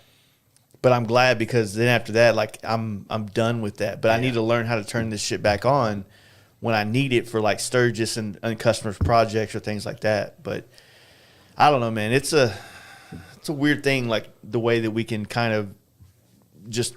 It's kind of like when like you want to get laid at night and you're single. And you're like, I'm gonna find something in the night to get into it. You just turn into this guy on the prowl. You know what I mean? Yeah. It's been fucking 20 years. It feels like since I've been that guy. But my old man asked me. He surprised me at the Wheels of Steel show, and I didn't know he was coming. Nothing. And he drove down from Kentucky, surprised me there with my uncle. And, we got to talking about, did it in 28 days, all that shit, right? But in that, just in reference to motivation and not, he's like, man, he knows how fucking ADHD and squirrely I am. I'm, ooh, shiny. I'm over here. Yeah. Right? And so he's like, what in the world keeps you locked in that long? What? How did nothing in the building was shiny? No party, for a month straight, literally, man, nothing meant to me what putting time in that goddamn motorcycle did. Yeah. And at the end of it, I thought, man, did I fuck up? Because I told all my customers, I literally, as soon as that opportunity came down the line, I got on Instagram and said, hey, y'all, I got this opportunity. I'm going to fucking do it. And, like, I'm sorry if your bike's here. I don't care what you got going on. I've worked so hard to get this opportunity, and now that I have it, I don't give a fuck about you making some goddamn ride with you, whoever, this weekend. The like, weekend rip. Yeah. My whole everything went into doing that. And it's tough because, truth be told, man, in that 28 days, I just didn't give a fuck about anybody or anything. And in hindsight, I'm like, man, was I being selfish? But it's like, man, well, all year long, dude, all year long, watch my social media. And I'm not saying this to fucking, pat my own damn self on the back, but somebody comes in and says, hey, man, I need to have this next Saturday. Man, really, it's not in the cards for you to have it next Saturday. But I don't sleep a lot. I just ain't that kind of person. I'm high strung. And so I'll work to the end of the day. I go in, do dinner, wash the baby, get him to bed, get mama to bed, get everybody happy. Everybody goes to bed. I go back out there and I work. And I do whatever it takes to make sure that you can be there Saturday. And if you ain't there Saturday, you saw me in the shop at 2, 3 a.m. every fucking night. And then back at the gym at 4:30 in the fucking morning. Yeah.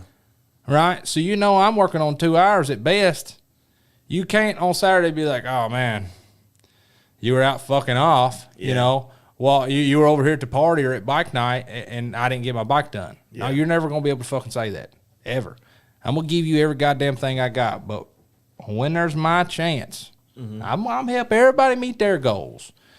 But the second an opportunity comes up for mine, I'm sorry, fellas, I'm all in. Now, you can get butt hurt all you want, I'm all in. That's a good thing. I mean, when there's been that whole, like, they did that documentary on Jordan and like the Bulls recently that was on like Netflix called like The Last Dance. Yeah. And that was one of the things they kind of like highlighted was how Jordan was lucky in the sense that all the media that was surrounding him and all the corporations, they didn't really you didn't really see too much of who he really was. He was an over-obsessed guy who only thought about winning and things like that. And it comes off like an asshole to everybody else around him, right? He comes off like he's selfish and he's this and he's that and he expects so much out of other people. But you get one of the best basketball players that's ever walked this fucking earth. So it's like sometimes meeting these over-the-top goals or setting them for yourself, like you don't get to be the guy that everybody loves in that process. Yeah. You don't get to be as mindful of everybody else's feelings and needs of you while you're trying to achieve some said goal. You know what I'm saying? So it's still a tough one to deal with because, I could tell my wife on, September 1st, hey, we have a show that we're building a bike for October 1st. I'm not going to be here much. She's stoked on day one. Like, she's proud of me. But day 10, she's like, dude, what the fuck, man? Like, can you take the trash out? You know what I mean? Like something, you know what I mean? So it's like, in us, we wake up and sleep. We fall asleep and wake up in that mindset of October 1st. It's got to be done. Yeah. They're still living their lives outside of, the home and in our world. So they kind of have a tendency to be like down at first, but then like get annoyed with our obsession, if you will, over time. So I haven't been doing it as long, but when I got that opportunity popped up, dude, I won't lie. My wife was fucking all in. Yeah. God damn. She'd bring food out to the shop. Like, don't even come in here. Don't. Yeah. Like, I ain't seen you in 2 weeks. Don't show up now, motherfucker. And there may have been some of that secret, like, I just don't want to see you fully goddamn clothed. face. Don't come in here with anything. Yeah. But at the same time, there is like I'll get delved off into them 2, 3 a.m. nights, and I'm starting to wear myself thin, and it's starting to show through on my attitude with them. And she's like, hey, goddamn. Yep. I love you and I support you, but who's getting a better part of you? Are your customers getting a better part of you, or are your kids getting a better part of you? Because because you're starting to be an irritable fuck. Yeah. And it's like, all right, yeah, cool, got it, sure. I make sure that I do my best to pay attention to those notes, right? When she gives me that subtle, like, all right now. Is your wife writing notes? Mine Reel her does. on back now. My wife, she has little like sticky Post-it type things, but they're a little cuter because you know it's a woman bought it. Basically, I would get the yellow ones. And every once in a while, like if I spend the whole night in the garage drawing or some shit, she'll just, she always leaves for work earlier than I wake up. You're a 4 a.m. guy. I'm like an 8:30 a.m. dude. Well, I told you earlier, man. The gym for me, that's a therapy sanity thing. It ain't nothing to do with beach muscles. I ain't in there fucking flexing. Yeah, I watch a lot of YouTube videos, and I wouldn't say that I get wrapped up into the whole culture of like the hustle culture shit or nothing like that. But I started like really thinking about how much time I actually work, like not like actually hand sanding apart, airbrushing, pinstriping, laying out graphics. Like how long, if I was to like really utilize the most of my hours, I probably have like that's maybe 4 hours a day where I'm actually doing the physical labor on something. You know what I mean? Yeah. The rest of it is like, oh shit, I don't have this material. Call the place. Hey, can you? Oh, we can't be there till 4. All right, I got to go over there now. Or I need to go get a money order. I need to go do this or phone call or put out a podcast or whatever. And I was just thinking to myself, like, I'm a night owl more. I like my wife usually goes to bed about 11, and then I have like these 3 to 4 hours at night to myself to just not have to worry about a phone, not worry about an Instagram message, not have to worry about anything. I can watch a couple of TV shows, a movie, draw, play a video game, whatever to just kind of like feel like I earned this free time. You know what I mean? But I feel like if I woke up at 8, I got this fantasy of my life. Let me just spill it out for you real quick. I wake up at 8. I wake up at 8. I go straight to the gym, right? An hour at the gym, feel good, come home, take a shower, make some breakfast or something like that, cook some eggs, read a paper if they still exist. The paper still exists. Just, I want to have like this slow roll to about 11 a.m. of like gym, my own time, maybe even fucking read a chapter in a book or some shit. Like I said, fantasy. I was about to say, you're getting ambitious now. Yeah. Let's be real. Fucking listen to a chapter on audio. Do that, then go to work, and then don't not on social media at all in any of this time, right? Not even when I get to work. Go to work, do the things that I had planned hey, tomorrow I need to sand this helmet. I need to lay out graphics on this one. This one needs to get base coated. This one needs to get clear coated. And then hopefully by 11 a.m. to 3 p.m., maybe 4, that shit's wrapped up. And if I'm eating breakfast at fucking 9, 10 o'clock in the morning, I don't need to go to lunch at 1. You know what I mean? I'll just either do a late lunch or fucking skip lunch altogether and do dinner, right? Usually I do podcasts. Well, not usually, but, I have podcasts a lot. But I want to be able to utilize my time better in the day so that I can be done with my day quicker, so that I can maybe focus on the other things in life that I want to create, whether it's like learning how to do more video editing or writing. That's of all the things that most people that I can do, that most people want to learn how to do, I want to learn how to write. Like literally write something down that makes sense, and it's a good way of I was able to articulate what I was thinking in a way that someone read it and felt like they were there. Yeah. You know what I mean? Yeah. Never in my fucking life did I care about that. I laughed at nerds like that in high school, and now I'm sitting here wanting to be able to put my thoughts in words that is entertaining to somebody. It's a fucking mind fuck of the life that I've lived. You know what I'm saying? I won't judge you one bit. Now, okay. Of course, I grew up in a fucking holler in Kentucky, and I can't hardly spell for fuck, and I damn sure can't read well at all. Yeah. I really can't. I ain't gonna bash myself on here and make myself sound ignorant, but I can't read well at all. I'm talking about it's bad. I have a hard time reading. Yeah. Anyhow, I was in the Army, become a fucking tabbed E5 team leader in a goddamn Tier 1 Special Operations unit. Like I'm doing it right. I'm really living my childhood dream here. And it comes from my first counseling, and I have to write this fucking thing. And I write it, and I hand it to my section sergeant, and he's like, pretty much like, God damn, you dumb son of a bitch. Yeah. She's like, I can't even send this down the line. It makes no sense. You know, so anyhow, I sympathize with that just because at that point it was so fucking embarrassing that I just sunk myself into like, that won't ever happen again. Yeah. I won't ever write something down and just sound fucking ignorant again. You know, and now I've put so much time and energy and effort into that. When I do make a post, you know, I've had a lot of people tell me, hey, I like your Instagram post because when you make a post, you always put a lot of sustenance in the comment section, right? So I'll write till Instagram tells me, no, motherfucker, you out. Yeah. Goddamn, shut the fuck up, you know? And then what I'll do is if I haven't finished my thought, if I haven't finished what it is in my mind that I want to get onto that, I'll go ahead and type it on out because it'll let you keep typing it out. I'll go ahead and type it on out.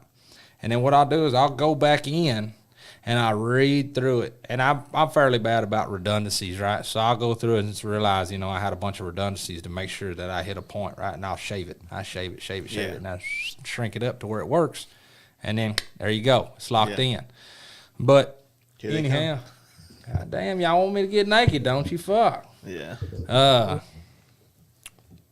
But so I sympathize with that. I on that social media, like in that light, or in my wife, she tells me, she's like, you write it like you're talking to someone. And sometimes though that's hard for people to read it because there's a certain way to write, right? Yeah. And there's a certain way to articulate. And so I'll write shit. I literally write the same fucking words I'd say to you right here at this podcast. I do too. Yeah. And so sometimes people don't read it right because they're literally not reading it right. They're not hearing it like I was saying it to you. Exactly. You know what I mean? So one of the things that I realized in like wanting to learn how to write, which I'm saying I want to learn, I don't know how to yet, right? Is apparently, you know, when you have things that you want to say, like you have a lot of things, you have a lot of real world experience that you want to relay to people. And apparently, and I've been kind of doing this a little bit like little notes to myself, but writing it will help you shave it down for your own sake of saying it, right? Like you have a point to make, and I'm bad about like dancing around the point trying to find the best way to say it while I'm saying it. And it sounds like I'm fucking tripping over my own words a lot of times. Yeah. But when I write down that point, and as I'm writing it down and I read it back to myself, I'm going, so-and-so, yeah, and then he farted. Cool. I get it. Now I understand it. And now in my head, by writing it, I now can remember it in that more polished version of how I want to say it. Like if it's something you really believe in, you know, not just random things, but like the points you want to make in life. You know what I'm saying? I should write shit down before I say it because I'm real bad about just fucking saying it. And then people are like, God damn, he said that? Oh, yeah. I got fucking hundreds and thousands of hours of stupid shit I've said. They're like, holy shit. Like, Yeah. But no, so, and the other thing that I found out through writing is that it helps people communicate better. And I don't know where I was hearing this, or it was a podcast or a book or a YouTube video. I really can't remember. It's been a while, but it stuck with me heavy. And it was like, they said, one of the things you should teach your children is how to communicate. And I was like, man, that's some soft shit. I'm gonna shut that conversation down right now. It's because they raising some soft ass fucking kids. My little boy, if he loves you, he'll tell you he loves you. If you fucking act out of pocket, he'll slap you in your fucking mouth. He's communicating plenty. He don't need a whole fucking vocabulary. It's more about when they around become. and find out. When I say kids, I mean more like as a young adult, when you communicate more, then you become more ideal in the workforce. If you can talk more, or if you can communicate what you're thinking or feeling or doing in a very professional way, then you kind of get looked at a little bit differently. Not saying that the skills aren't there in the trades world, but when you can be a tradesman and you can also talk clearly, like it kind of opens the doors for a lot of people. Man, see, I have a hard time agreeing with that one. Okay. I have a hard time agreeing with that one because I can write you a fancy fucking resume and make you think I goddamn Elon Musk, right? Can you say it though?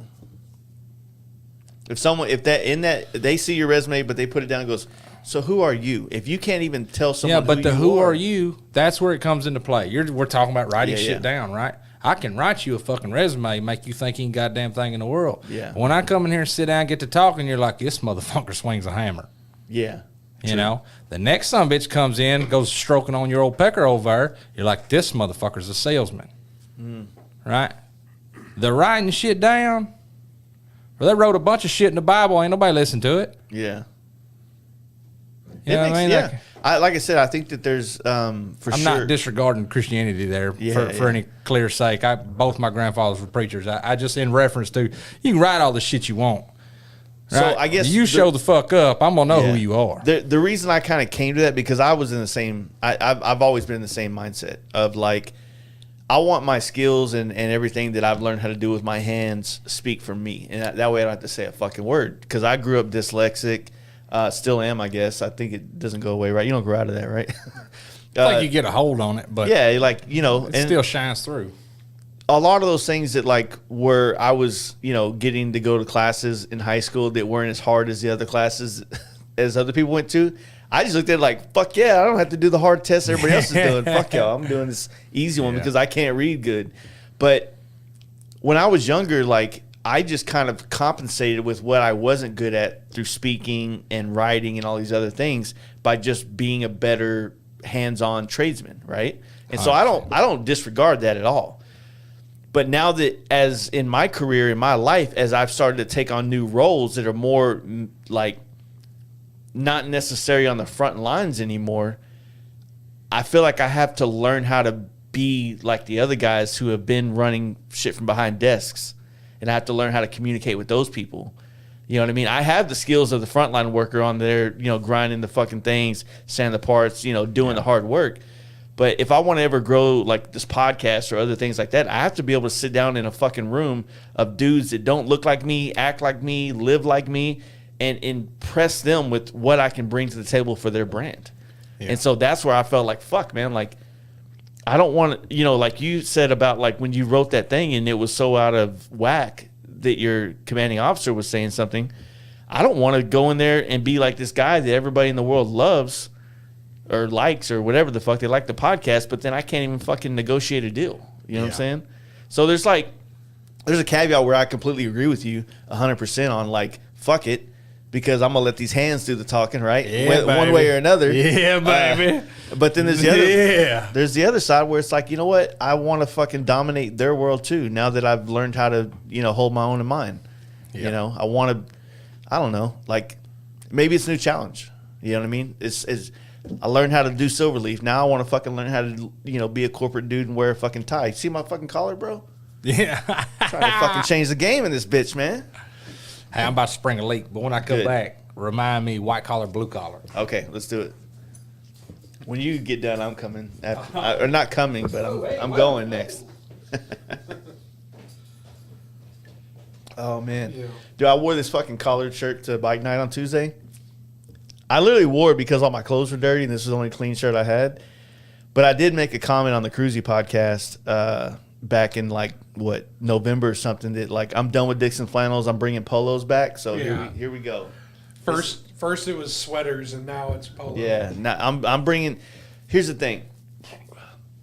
This T-shirt or this shirt right here with the collar on it, way more expensive than a Dixon if you want to flex, right?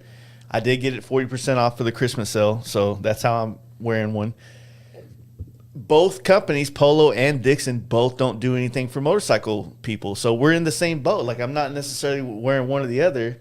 Like, Polo's not sponsoring any riders. Dixon isn't sponsoring any riders. So, same boat. Just one. Now, here's the benefit, though.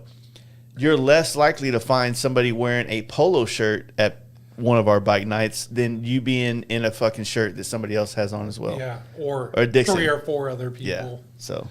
That new release, bike night's going to be lit.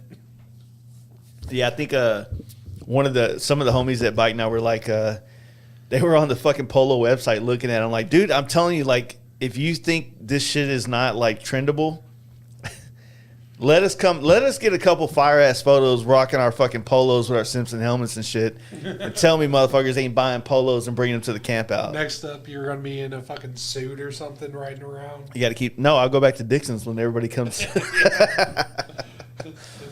It's all in stocks. Dixon goes down, then you start bringing it back. Yeah. Show them we got the power. The power is in our hands.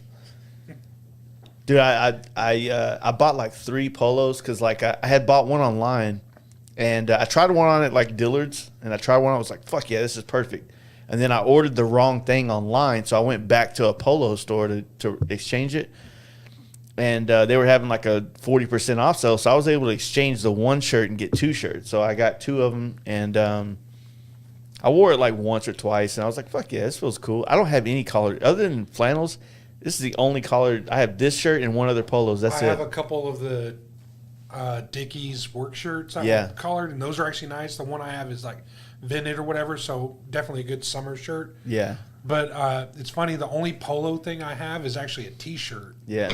But it's still like the decorative emblem on the front of it and everything. It was, for a T-shirt, it was still $60 or whatever. Fuck yeah. Flexing on them. Yeah. All right, my turn. About flooded that junk.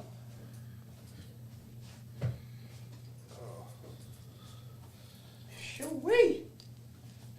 Yeah, you were talking about how you can see those people, like when you talk to them, like you could tell if one's like a salesman or anything like that. You could tell like, oh yeah, he works with his hands. Yeah, he's all business.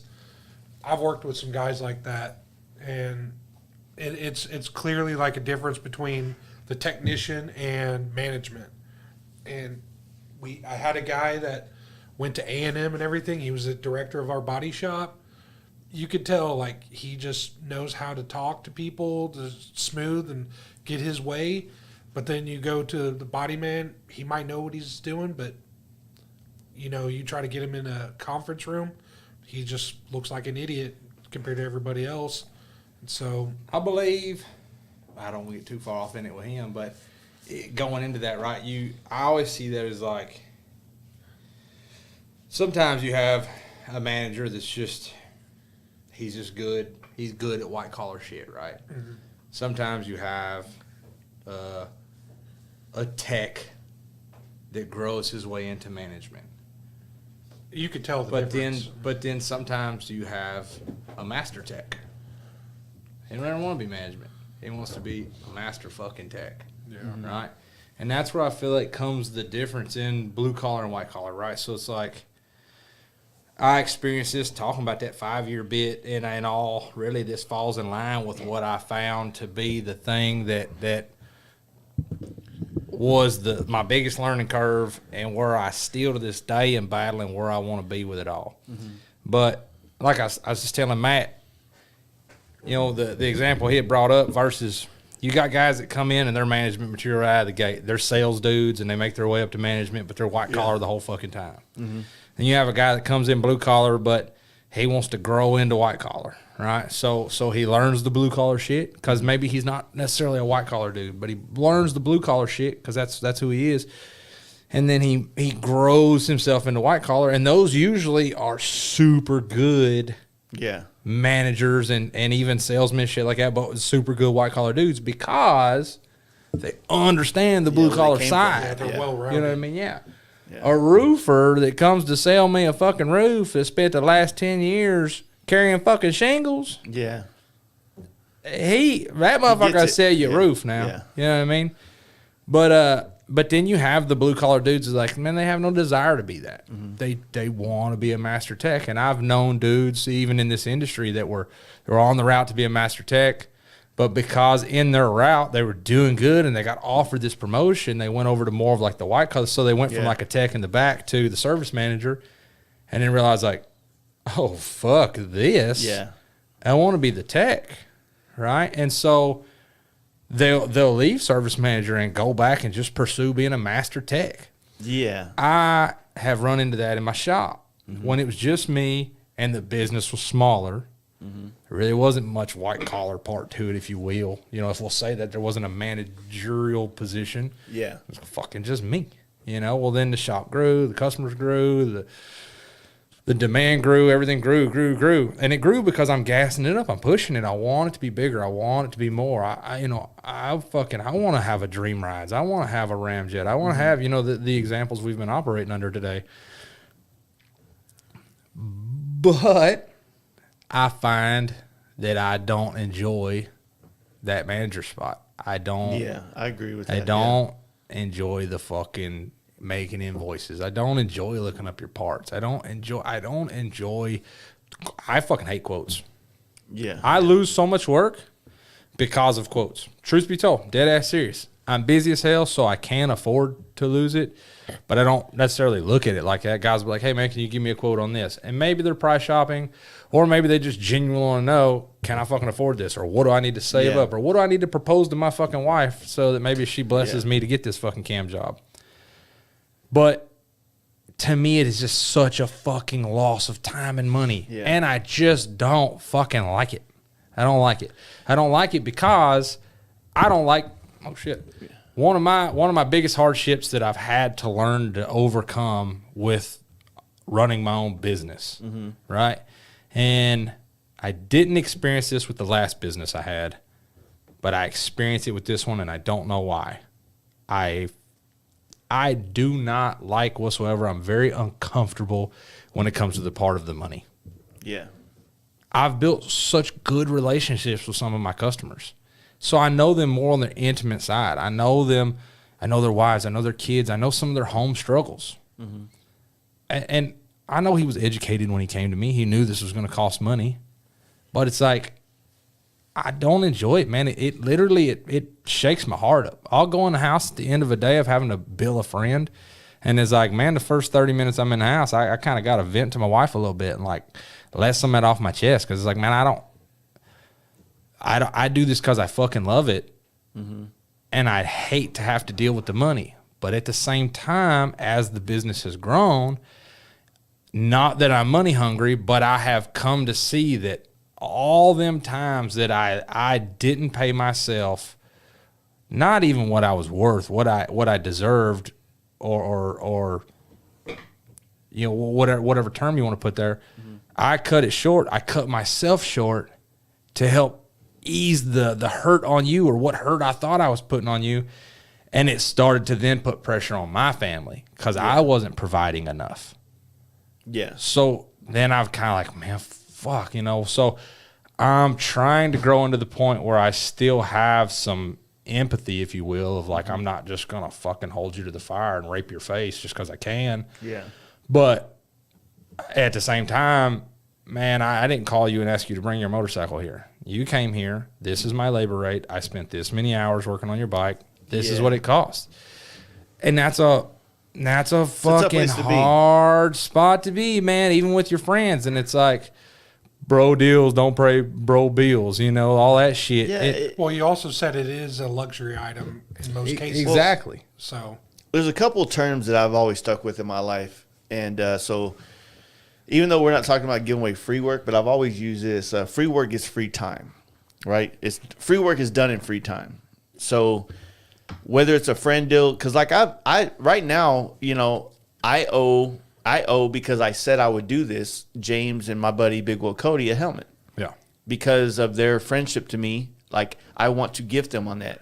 When I'm going to be able to get that done, hey, shoot an arrow in the air where it lands right now is the way it looks. But it's going to happen, and that's something that I said and I'm going to do.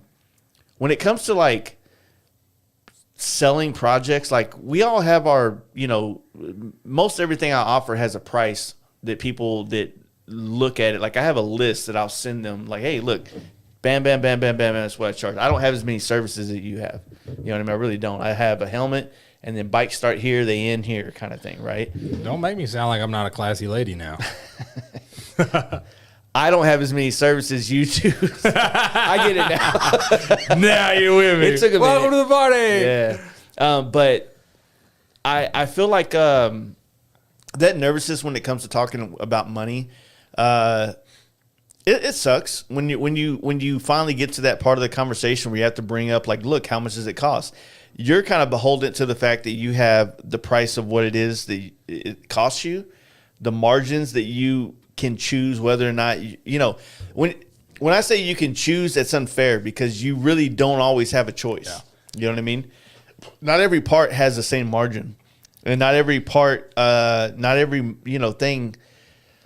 If a guy comes to you, you can discount one of two things. You can discount your labor, you can discount parts. And I've always felt like I'd rather I'm a unique situation because I'm an industry guy. I'm like a service guy in a service industry, right? So it's like if I'm a service bartender and you're a bartender, like we take care of each other, right? Yes. So when I come into places, like I even told you, I was like, look, I have no problem paying for your services, right? Parts are different because I got a fucking million dudes that'll give me the parts it costs. Like it's not a thing. Convenience, I'll pay more for convenience, right? And I'm in a crunch. But at the same time, when it comes to like the customer base, like it's a confidence thing, and it comes off. You feel bad, but at the end of the day, like you feel better if that dude makes a fit about it because he thought that you should do him a better deal. Then you realize that dude is, you know what I mean? That's kind of on him. If he just said, "Hey man, you know what? I can't swing that." When I was buying the parts from you the other day, I was like, "Hey man, how much was all this?" Oh, it's $600. Oh, hey, well, okay, can you throw some gas? Because I had a budget in my head of what I can spend right now, and I have a bunch of shit I need, so I can throw another fucking X amount of dollars on it. Yeah. A lot of it. For me, it's scary, right? Because I got some fucking ridiculous prices for things. When some people hit me up and we have a good conversation about what they want to do, and they finally ask me, "So, what's your kind of range?" I'm like, "Look, you got a bagger. Baggers are $10,000 paint jobs. Like, you know what I mean?" It's a lot of fucking money. How do you rough quote that? $1,000 a panel? No. Or do you just? I mean, there ain't. Is there 10 panels on one? I didn't break it down like that. Yeah, there's more than 10 panels. But the way I would look at a bagger is the amount of time it takes me to do it, right? And a bagger can cost anywhere from a very, very low end side of like maybe $1,500 in materials to $3,000 in materials. So in that $10,000, I'm only making $7,000. Yeah. Now, I don't, either I'll have Matt be doing body work on it, or I have my brother or somebody else doing certain things. So that's going to be X amount of dollars out of that deal. Yeah. And so I look at it, well, okay, I got to work on this thing for usually a week to 2 weeks solid, only this. I'm $1,000 a day, right? So that's what it costs. If you don't want to pay it, I got plenty of work. Yeah. Now, if I had no work and no demand, then yeah, my prices might go down a little bit better. Yeah. But when you're in demand, like I had a dude hit me up on Instagram and said, "Why won't you paint bells?" I'm like, it's not that I have an issue with bell. It's just that I can't keep up with Simpson orders. Yeah, like when I got 30 Simpsons lined up, what do I want to paint a bill for? Yeah, why want to fuck with that company when, like good dudes, 100% good dudes. I reached out to Bell a long time ago to kind of had the same situation I had with Simpson, where we worked with Simpson to create the rubber trim so that we can take these helmets apart and paint them as professionally as we feel like the money that we're charging should be, right? Yeah. Bell, they just kind of, not interested. I'm like, I'm trying to fucking sell your helmets to more people. Yeah. In a different place than you have sold them before, right? They didn't care. And I mean, honestly, I have a Bell. I've ridden one. I've rode one across country. Great helmets, but me and my guy at Simpson doing mushrooms together at the camp out. So come on, fuck with us. That's 1,000%. Yeah. That's where I'm at with Simpson. 1,000%. My very first Simpson. We're not helmet, doing mushrooms together. I just said that. My very first helmet, the Simpson helmet, came through my wife and Scott. Yeah. And then when I finally got it, my wife was like, "Hey, I got to tell you, like, let me tell you about this dude, our interaction, how professional, how cool, this and that." Then I got to know him, and it's like, I truly consider that dude family now. Yeah. Like, if I ever have a family reunion, he's literally going to get a fucking invite. He don't got to come, but he going to get a goddamn invite. That's my fucking people.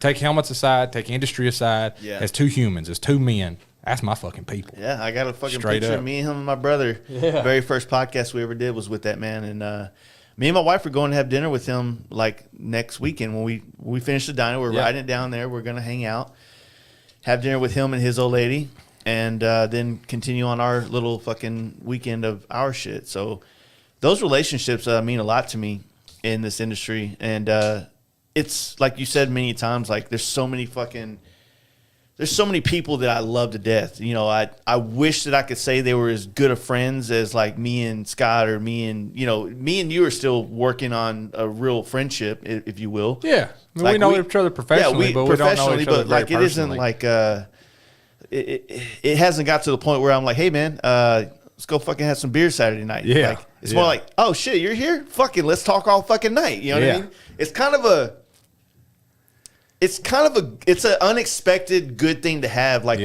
because when you, I don't what know. was your hesitation with me when we met? Which I forgot. What was it? I don't know. That's what I'm fucking asking. I don't know. Honestly, when we first met, hold on. You need that one? First time, please. First time we met was at Dan's. Dan's podcast. Okay, at Chopper Supply. If I could say what I Kenny think went maybe, full tilt Kenny. yeah.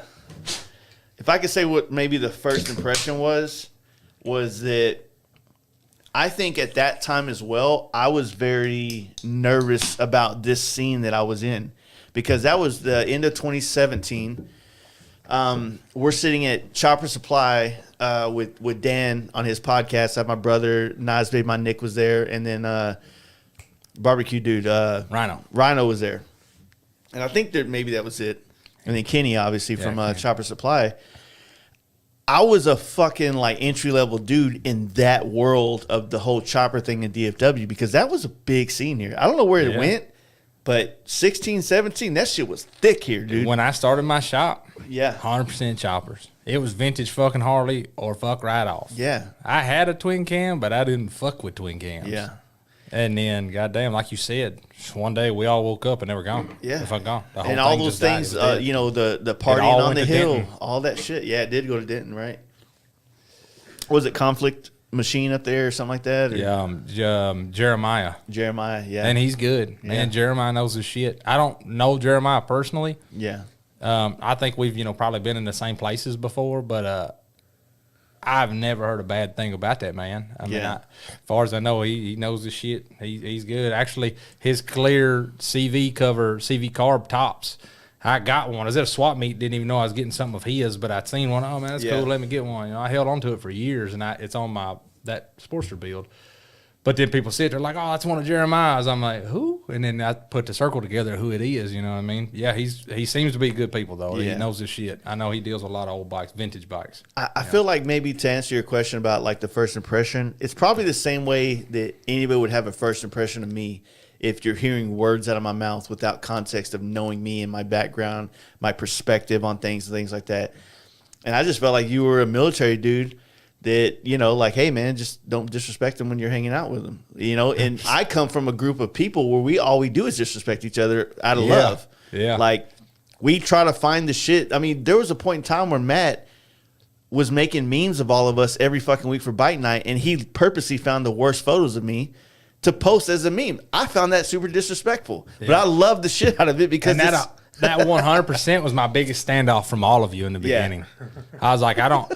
Even with the Fort Worth cats, you know what I mean? Like, I know those dudes are best friends, man. They really are. They cut somebody for one another. Yeah, I mean, I know them personally. I know their friend groups now. But I hear the context in which they talk about each other and shit. And I didn't grow up like that. Yeah. That shit don't operate like that out in the fucking holler. And that's kind of the weird thing about it. You call me bitch boy, out there. We're gonna find out. Yeah, we're gonna find out. We're gonna find out who got the most blood in them. Who's the best hydrated right now?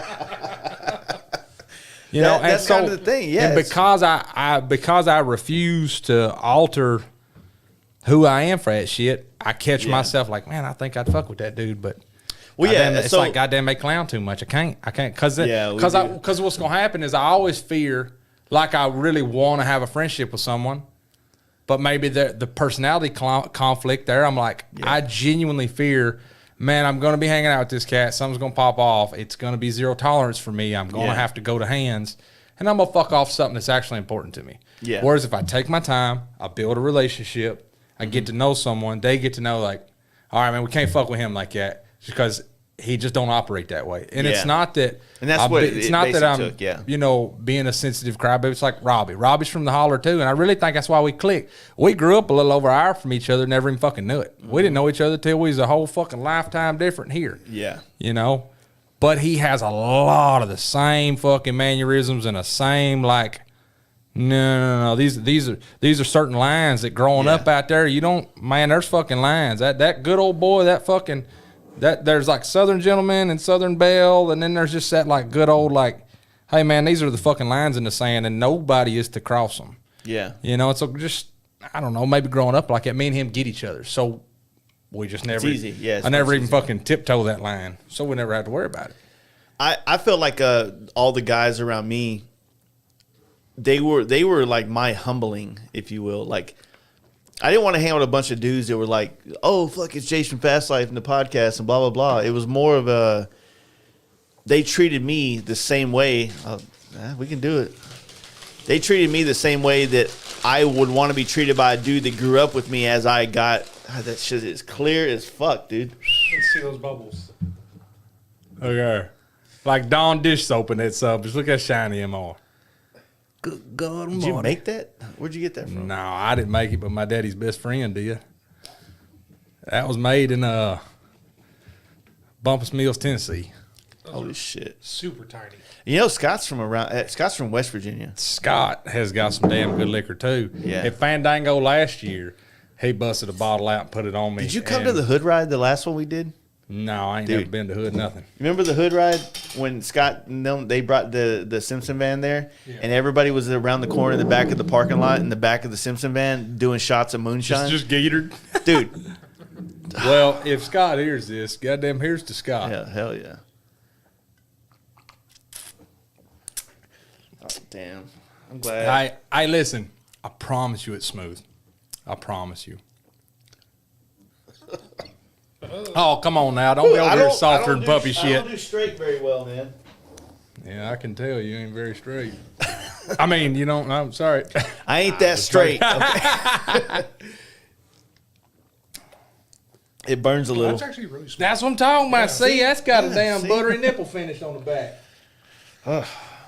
I've only been drinking Since for I had 10 one years. for Scott, I'm gonna have one for me. Shit. I was actually thinking about it. I'm 39 years old. This is my 10-year anniversary of drinking alcohol. and That beer. put lead in your pencil right there now. It's burning my nipples. It's good when it's that slow burn all the way down. Yeah, It really isn't that bad. I've had See, some moonshine. it doesn't that was- have a fucking Yeah. isopropyl alcohol goddamn Yeah. back taste where you're like, damn. Yeah, Is it warm? Yeah. yeah. It's supposed to. You're getting fucking sanitized right now. So Yeah. let me ask you. Kentucky guys. So whiskey. Like, Yeah. what's your whiskey? Because I'm a new. I've been fucking with whiskey Yeah. about a year now, and right now I've had a lot of them some of them that I really love, but I've just always kind of leaned towards the Jameson. Yeah. And I know, what is Kentucky more? Is it bourbon or is it? Yeah, I don't fucking Tennessee know. whiskey, Kentucky's bourbon. Okay. Right. So, man, it's for me, it's kind of a back and forth. Like I say, I grew up on the line, right? My mama's from Tennessee. Yeah. You know, my daddy's in Kentucky. I technically grew up in Kentucky. I love Jim Beam. But I can tell you this, and I don't know why it is, but goddamn, I don't act right. I just tell you right out. Yeah. I don't. And, you know, for years I always thought, man, you know, people say, oh, I could drink all these things, but I can't drink this. Yeah. You know, I thought, well, no, that's just alcohol letting out what you really feel. Yeah. Yeah. But through the years, I found that now there's just some of them that fucking hit different, you know, for different folks, you know. I really have found that in the past couple of years, I really like Crown, which is a goddamn Canadian whiskey. Yeah. You think from a fucking veteran that'd be sacrilegious, but I like Crown. Crown and Sprite, Crown and ginger ale. I like Crown and ginger ale. Yeah, me too. I like Canadian dry ginger ale. I don't like actual fucking ginger drinks, but Jameson and gin. So Jameson gin's a real good one. I love Jameson, but I save Jameson. So like, you know, I did all that time in Ranger Battalion, you know, and in Ranger Yeah. Battalion, Jameson's the goddamn go-to drink. Everybody drinks Jameson, right? So I always save that. Like Jameson's if I'm drinking with a Ranger buddy, I drink Jameson. If I'm drinking at dinner with my wife, I'll drink Crown. If I'm drinking because we're on the way to fucking burn somebody's house down, I'm going to drink Jim Beam. You know, if I'm drinking because I'm about to eat 6 grams of fucking mushrooms, dance naked in the fucking field, and goddamn get right with the spirit world, I'm going to drink Wild Turkey 101.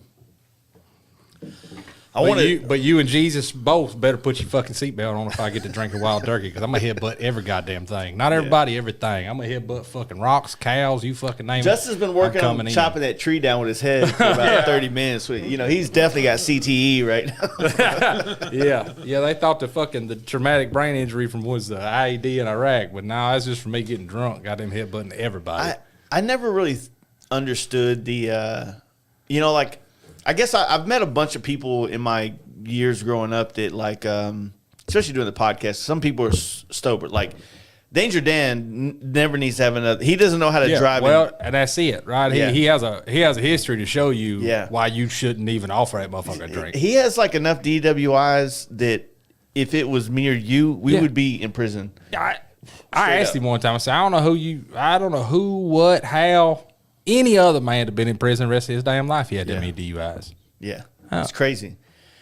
Then I also have friends where, you know, like they would tell me, like I had a customer, he was a really cool dude, but he was just like, I was like, hey man, you should come to the camp. He goes, man, I want to come, but I cannot be around alcohol. And good for him.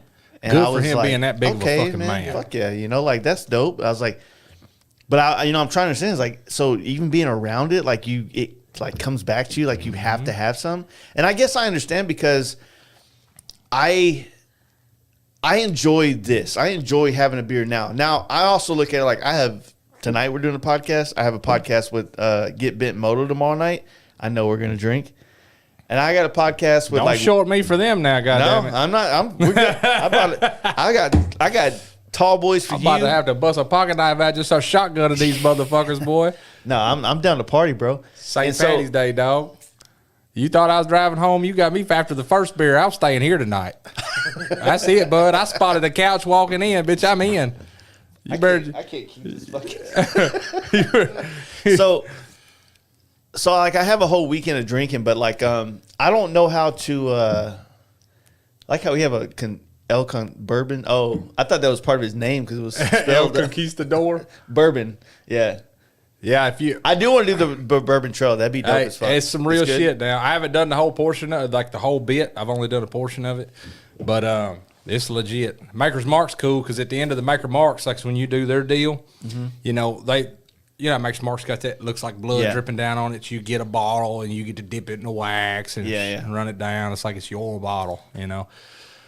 And then my mama, where she grew up in Tennessee, she isn't far from Lynchburg.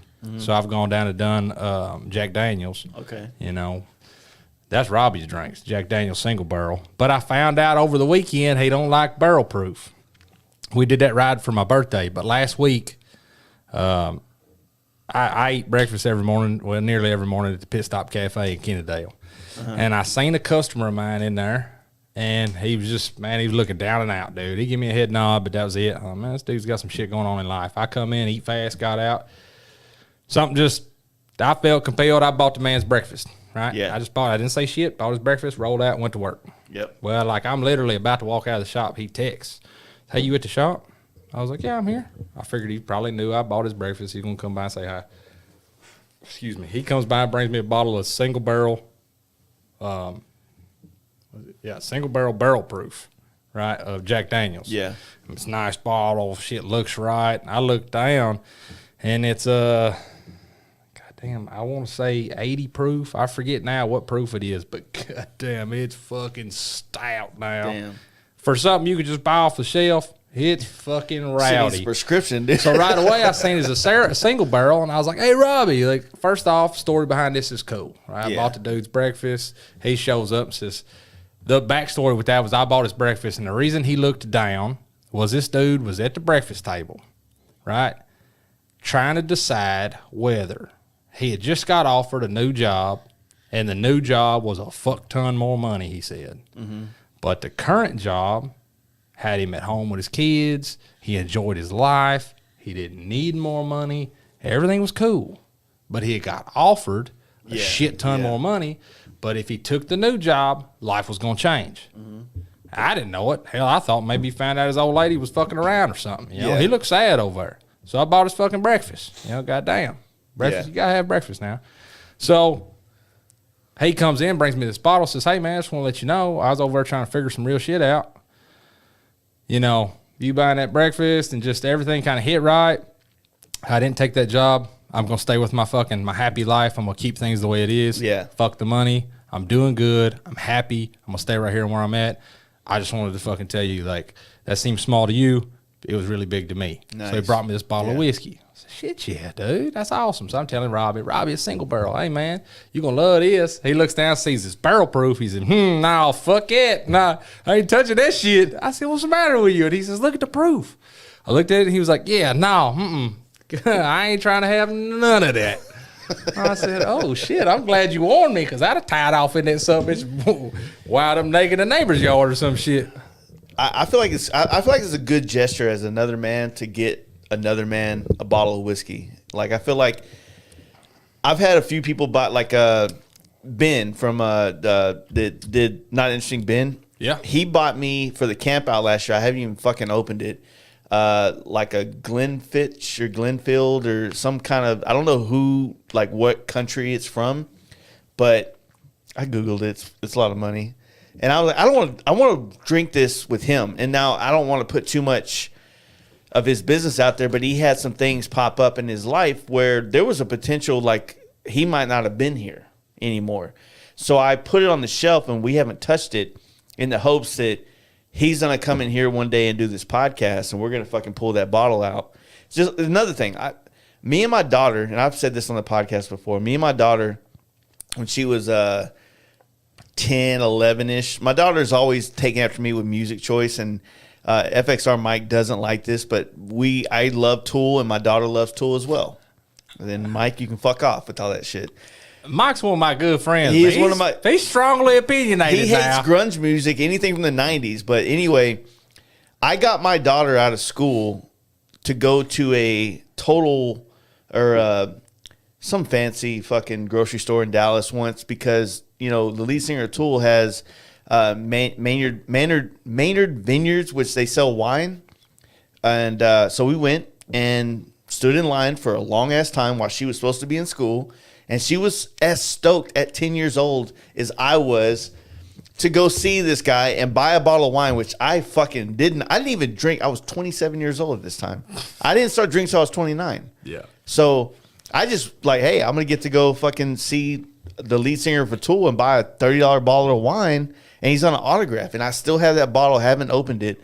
And I've always thought, like, romantically in my head, how dope would it be to 20, 30 years later, open that bottle of wine with my daughter, maybe on a podcast. Bro, at her wedding.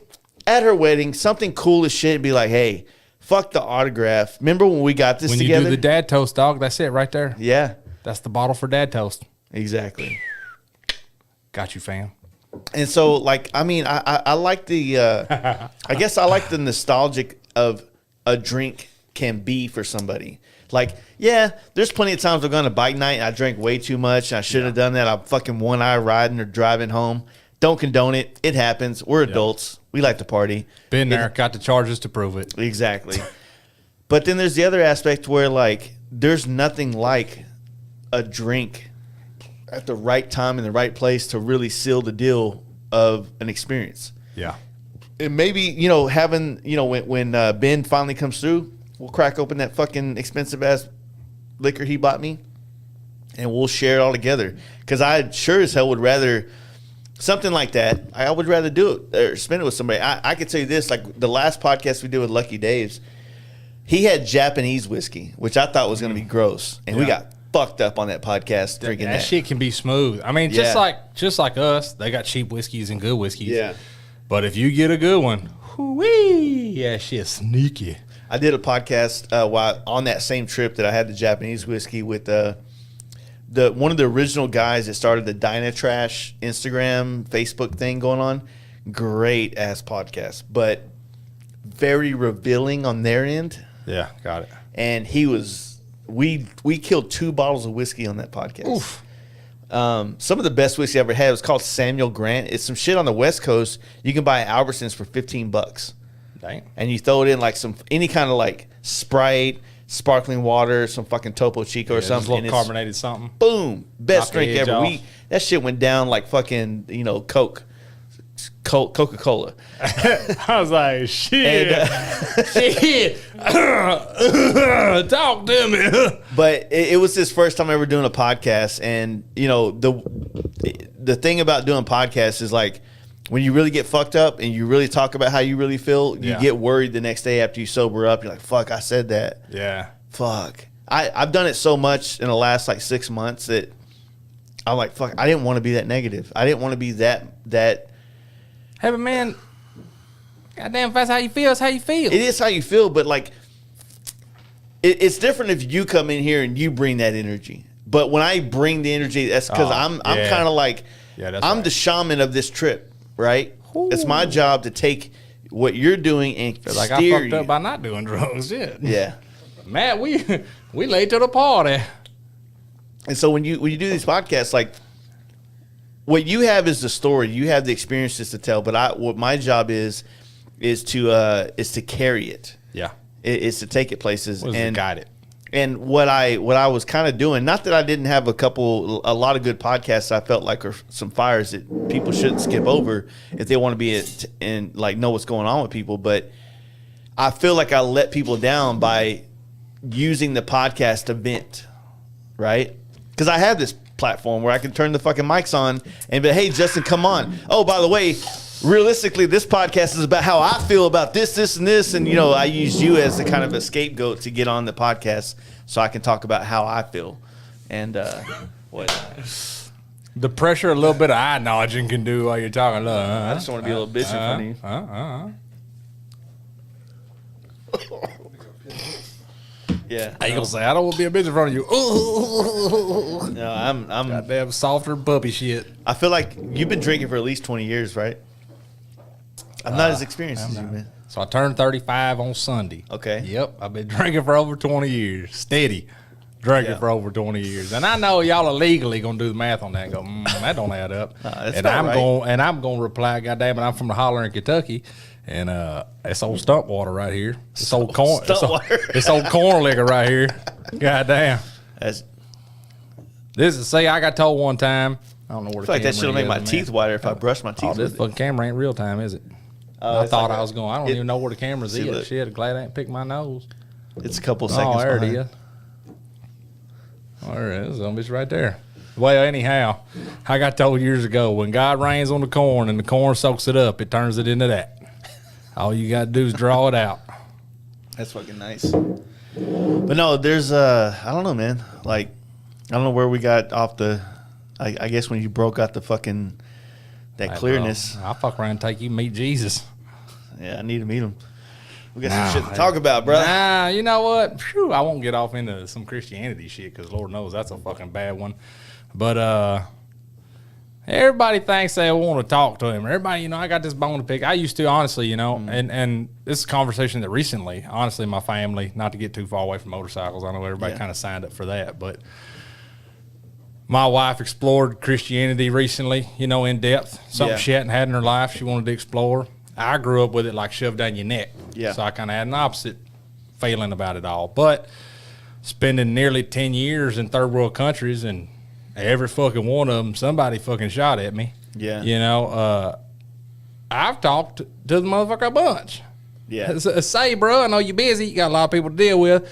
But if you could by chance get me out of this fucking irrigation ditch and out of danger close range of the fucking 105 that's coming in goddamn 8 seconds, I'll be real pumped on you.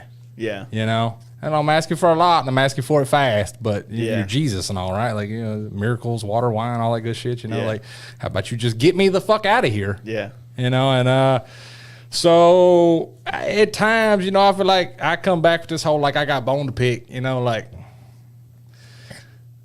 and I had to shake it, you know what I mean? I had to shake all that. I don't want to dive too far off into that one, obviously, but because just people get so strong bent on that. But just in all of it, it's like, hell, if that's your thing, if that's what you believe in, if that's what gives you faith, if that's what wakes you up and keeps you fucking hungry and motivated in life, if that's what you feel like keeps you online and on target, man, do that. So how was the experience for your wife kind of running down that I hate to use the word rabbit hole, but like that? No, I mean, I think it comes in like, it's going to happen at some point, whether you were like into it or not. Like, you're going to explore the idea of it for your own, like, personal, like, yeah, I tried it, I didn't, you know. I grew up in a Southern Baptist family, Yeah. right?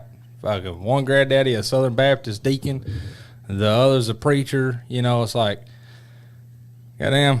Yeah. I know about some Christ and some hellfire brimstone now. Yeah. And I you know, I always tiptoe so lightly because people get so sensitive to that shit. And at the end of the day, I run a business, and I'll be damned if I want to lose money over goddamn I thought different than another one. Matter of fact, yesterday, right? Yesterday, a guy comes in and says, "Hey man, this is my only mode of transportation." He was this car rebuild. It's most people that follow my page seen it. It was a shit show, but I got the bike running for the fella and got him on the road. He needed it done fast, so I paused everything and I did it. The next day, knocked it out for his ass, right? When doing that, in knocking it out for him, I called him, "Hey, bike's done." He's like, "Oh shit, well, can I pay you and get it next week?" "Well, motherfucker, you said you needed it fast." Yeah. Goddamn, what you talking about next week? If I was waiting till next week, I could have got the other people done. I said I'd have their shit done for this weekend. Yeah. You know, come on, motherfucker, work with me here. You know. So anyhow, he's like, "Well, I'll figure it out. I'm gonna be there." Okay. So he shows up later and he's like, "Hey, this is my neighbor, but they have some close relationship." To get to where I was going with this woman goes to pay and she's talking about motorcycles, and that dude was in a crash. I used to work on his last bike. He got hit by a car. He now has this other bike.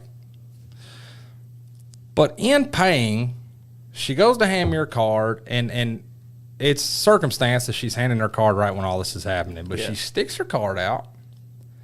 I'm going to reach for it, but we're talking as this transaction is happening. And she says, "Well, yeah, you know, you're a praying man." And it was like, "Well, ma'am, I don't want to bullshit you. Yeah. I refuse to lie to any goddamn body. You can fight me over it, but I'm going to tell you the goddamn truth. Yeah. Like it, love it, leave it. I don't give a fuck, right? I have my beliefs and I won't get off into them." But I said, she said, "Well, you're a praying man, right?" And I paused. I said, "Oh, well, ma'am, I leave the praying to my wife." And she pulls her fucking card back from me. Wow. And she's like, "You don't believe in God?" And I was like, "Well, hold on." Like right away, I could see this whole thing going to shit. Yeah. I said, "Please don't take offense to that. My wife just understands where she's at with Christianity, maybe better than I do." I said, "I spent a long time at war. I still got some unanswered questions. I visit church and I ask those questions. We're trying to figure that out." She says, "Okay, well, as long as you're working it out," and hands me back the card. And like right away, it was like a very financially fucking relative example of like, "Hey, bruh, there's a reason that the goddamn, even in the Constitution or whatever else, you know, they say, hey, don't mix church and state." Yeah, for sure. Don't do it. Yeah, don't do it. So, like, I won't speak on behalf of my wife. I think, you know, she got off in there. It's a journey that I feel like everybody should go on in their life, whether you got forced to do it as a kid or you found it later on. My early days of YouTube and Facebook, I didn't know what to, look into. When I started getting into certain music and going down the rabbit hole of wanting to be an artist, I got into the concept of psychedelics. And then in that kind of journey of learning about that, doing some of them, like all the propaganda around that is about like this self-spiritualism and all that type of shit. So it was like, well, I wonder if God, what's, and then I look on the fucking thing about God and there's all these other things. And next thing you know, I'm going down these YouTube rabbit holes of all these fucking questionable things. And I would repost some of those on Facebook and Instagram early days of my first business, right?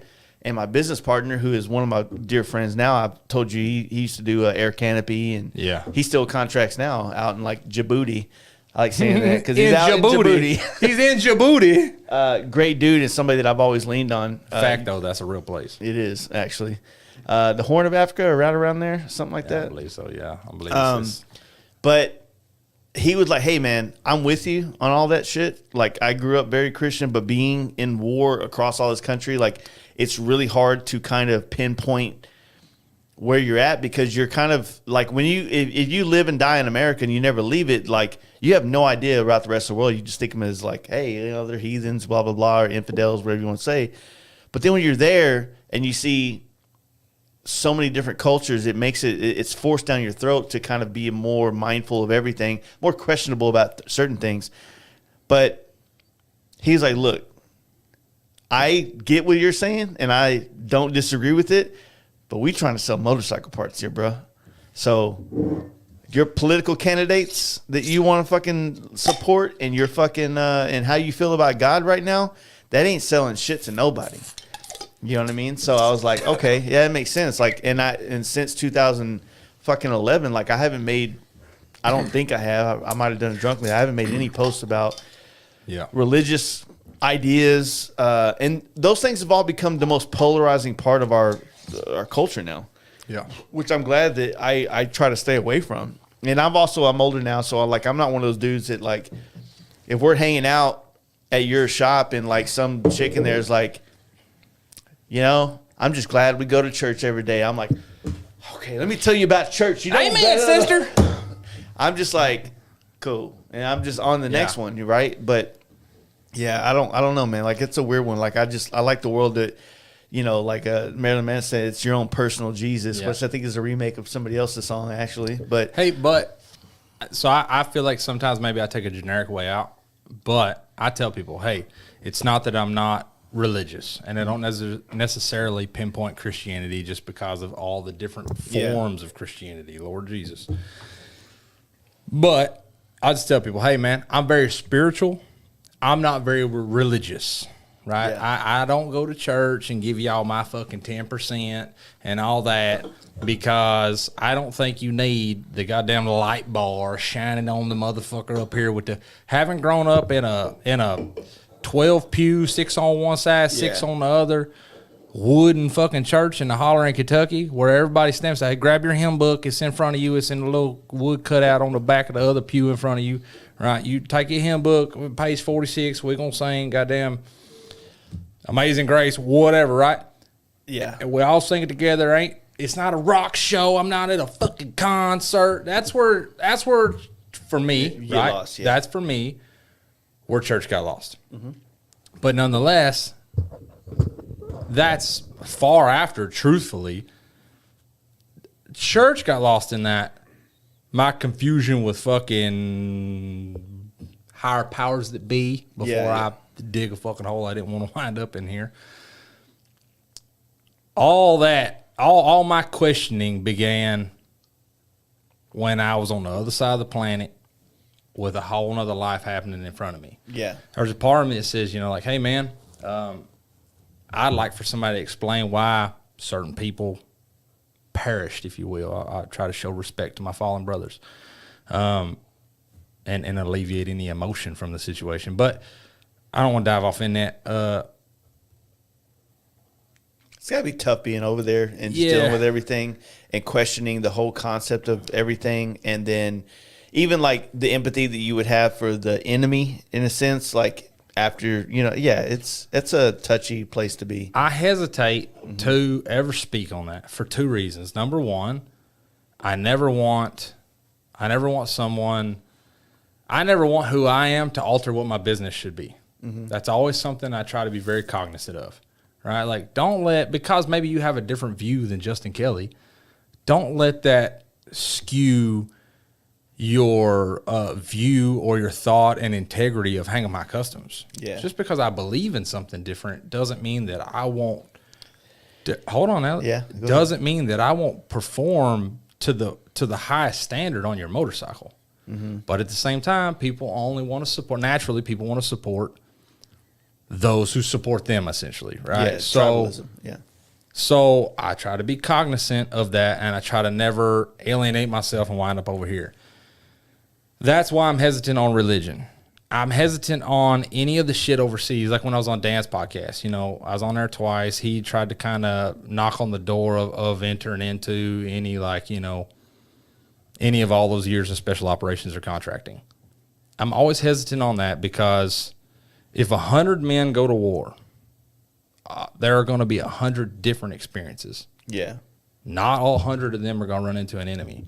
If all 100 of them run into an enemy, some are going to run into an enemy in close quarters in their fucking bedroom. Yeah. Some are going to run into them in a hallway. Some are going to run into them at distance.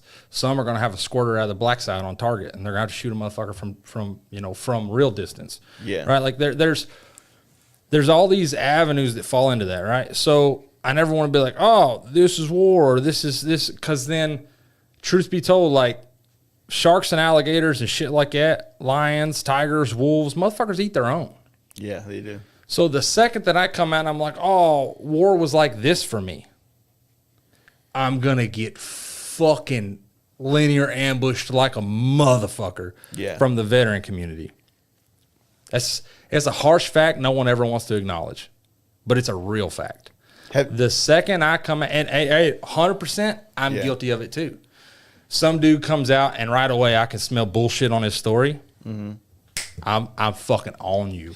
If you ever drop one fucking word in the realm of combat or your experience within it or any of that Army shit, if you're like, I was a goddamn CAG, SEAL, Green Beret, fucking CIA, ghost mode, you can say all that shit. I don't give a fuck. I'm not even going to tell you I was in the Army. I don't want nothing to do with that. You can jerk off with all you fucking fantasies over there. That doesn't shake me up a bit. I genuinely don't fucking care about it. Some dudes do. I just don't. Yeah.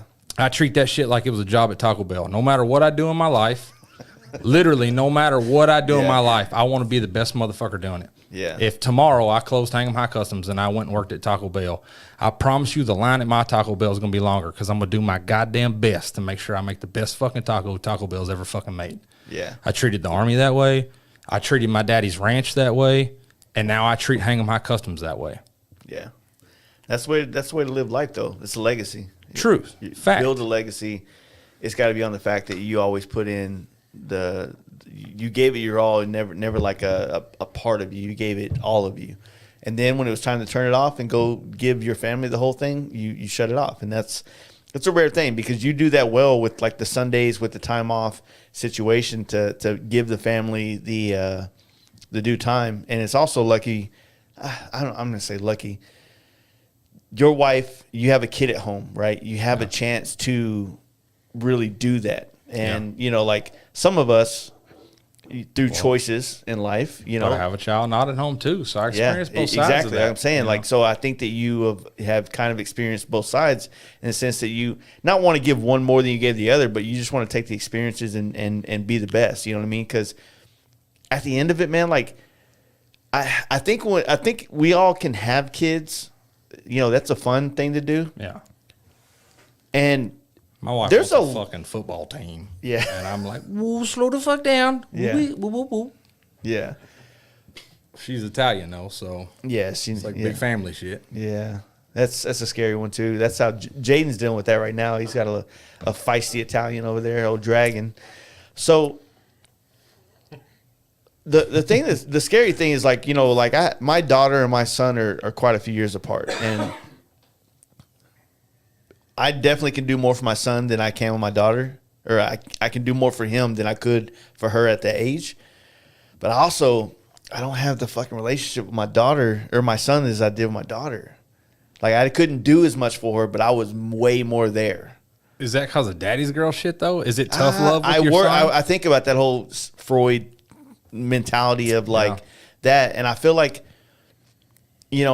my daughter lived with me from 3 years old to 13. Like I was a single dad with her alone, not alone 100%, but it was like 3 to 13 though. I mean, that's a very intimate stage. Exactly. And I always tell people like I grew up with my daughter. Yeah. Like there was like when me and her mom split, and then couple times hanging out. Like I'm living on my friend's bedroom floor at his mom's house. That's where I went to live after me and my daughter's mom split up. And I stayed there for 6 months in that floor, had lots of sex on that floor. My friend was very nice to me to lend me that floor for all of my my pounding needs. But at the same time, like that was 21 years old for me. And that was also when I found custom paint. You know what I'm saying? So I was like, thought you were huffing that shit for a minute. I was like, God damn, bro, that's a rough road, right? It was a rough. I mean, it was rough. I mean, I don't know about you. I felt like I've had some very good hardships in my life, but I never want to allow those hardships to define me. Right? Fact. Like I never want to say like, as a matter of fact, I got to give my mom a big shout out because I've on this podcast called my mom, the mom I grew up with, the crackhead mom. Yeah. Right? She kind of was, but she came through big on this whole teeth thing. You know what I mean? Like I'm 13 grand into it right now, and she paid for half of it. She gave me the money. I was like, hey, look, I got to pay for this. Can you loan me this much to cover this part? That way I'm good, and then I can pay you back like $1,000 a month or something. She's like, cool, do it. So I go in the other day, and I'm like, hey, it's another grand. So can you give me a couple weeks to start paying you back on it? She's like, don't worry about it. I owe that to you. And I'm like, fuck, man. Like it's the biggest gift I've ever gotten in my life. Yeah. You know what I'm saying? And it's kind of a weird thing because like as much as I would like to say that all my hardships came from the lack of parenting that I had growing up, that's all the best parts about me. You know what I mean? So like without that, I would not be anything that I am. And not that anything I am is great. It's just that I'm happy, and I wouldn't be happy without those hardships in my life. You know what I mean? So I'm stoked that my mom helped me out. I'm stoked that my mom is at a point now in her life where she's made some good things. She's accumulated some money for herself and for her retirement and for her life. And she's allowed herself to kind of pay some of those things that maybe, I guess I could have kind of held her in like a more like, you owe me, like you didn't take care of me, or you didn't give me a good start, you know? Yeah. Which I think I did. I might have guilted her into some of this shit, but you know, it's weird. Like I don't know if you did this, but I think a lot of people in our generation from our kind of background, you know, we turned 18 with bad credit. You know what I mean? Oh yeah, I do. You know, how the fuck do I owe AT&T? I'm fucking 17. I don't. How the hell do I have bad credit? Oh, right I thought you meant more in like a karma sense. When I turned 18, I never had a bill. I didn't.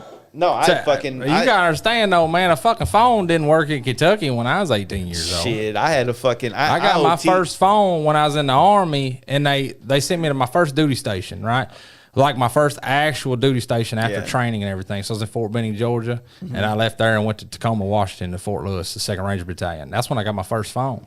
Yeah. Right. And then, fun fact about that, I got there. I was gonna be there for a little while, and then I was gonna have my first like R&R before like a deployment. That R&R wound up getting cut short. But anyways, I wound up getting my first phone while I was out there and I got a Kentucky number. I still to this day have that very first fucking phone number. I've never once in my life changed that phone number, and I pay AT&T where the fuck they want to keep it. Nice. But I guess that's where I get with that is like, so I didn't have bad credit. It just had no credit. Which is worse than bad credit. Yeah. Well, kind of. If you have bad credit, it means that you owe somebody something. Yeah, but it shows that you got involved in credit. So, not that anybody wants to hear this goddamn conversation, you can but fix bad credit, but it's hard to earn credit. Yeah. So I'll tell you guys something. That ain't nobody. I don't go fucking obviously tell nobody my personal business. We're in the middle of refinancing our fucking house right now. So long story short, I have recently been educated from the goddamn bank on credit. Yeah. And no credit is, in the bank's eyes, much worse than bad credit. So thanks, Mom. So, or Dad. Not a one-upper. I don't give a fuck, right? I have good credit now, and I didn't even fucking know it. Yeah. It was on some dumb shit I accidentally fucking didn't even know. So, I don't got that to worry about, but I'm just, in educational sense, there you go. It was a weird thing because I went to go get my first apartment, and I had bad credit. And this was in '98. I was 18 years old, but I was a junior in high school. Yeah. And my mom. I just saw Sax. Oh, Sax. His mom was like, "What up, motherfucker?"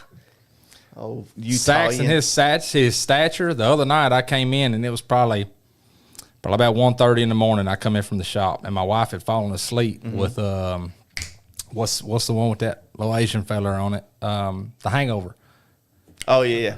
He gets out of the vehicle, Asian guy. He says I would something never about got that one. I would think like what was it, Shanghai movie? Jackie Chan or whatever. Yeah. Anyways, my bad.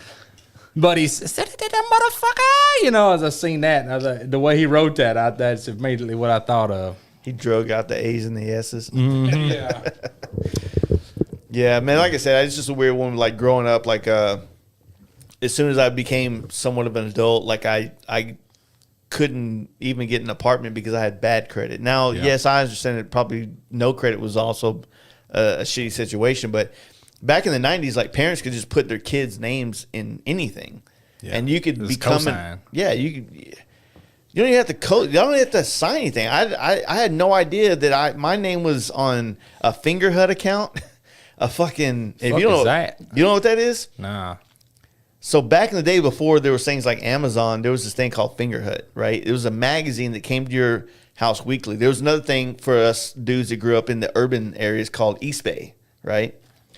East Bay was a magazine where you can order shoes on. And they had this fucking dope catalog with every shoe you could ever want, every basketball jersey, everything you could ever want to do athletic in this magazine. You motherfuckers was fancy, huh? No. We were fucking hood rich. So Fingerhut was the Walmart of like, Walmart was like the thing, or Fingerhut was like a Walmart version, but you could order it and pay it like a rent-to-own type situation, right?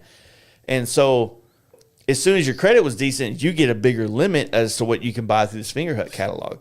And next thing you know, you're like, my mom bought me a pair of fucking Kamikaze Sean Kemp shoes through there, which I wanted like a motherfucker. And I'm like, fuck yeah, I got them. But she also ordered, like, we didn't have flat screens, so she ordered a big screen TV.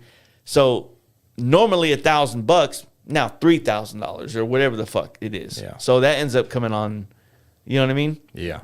And so a good way to build your credit and not fuck up your credit kind of thing. But at any rate, I mean, it didn't really affect me as much as it felt like it was going to affect me when I read it. And there's more of a shock value to say it than there is an actuality of dealing with the situation, because I fucked up my own credit plenty more than my parents ever did. Yeah. You know what I'm saying?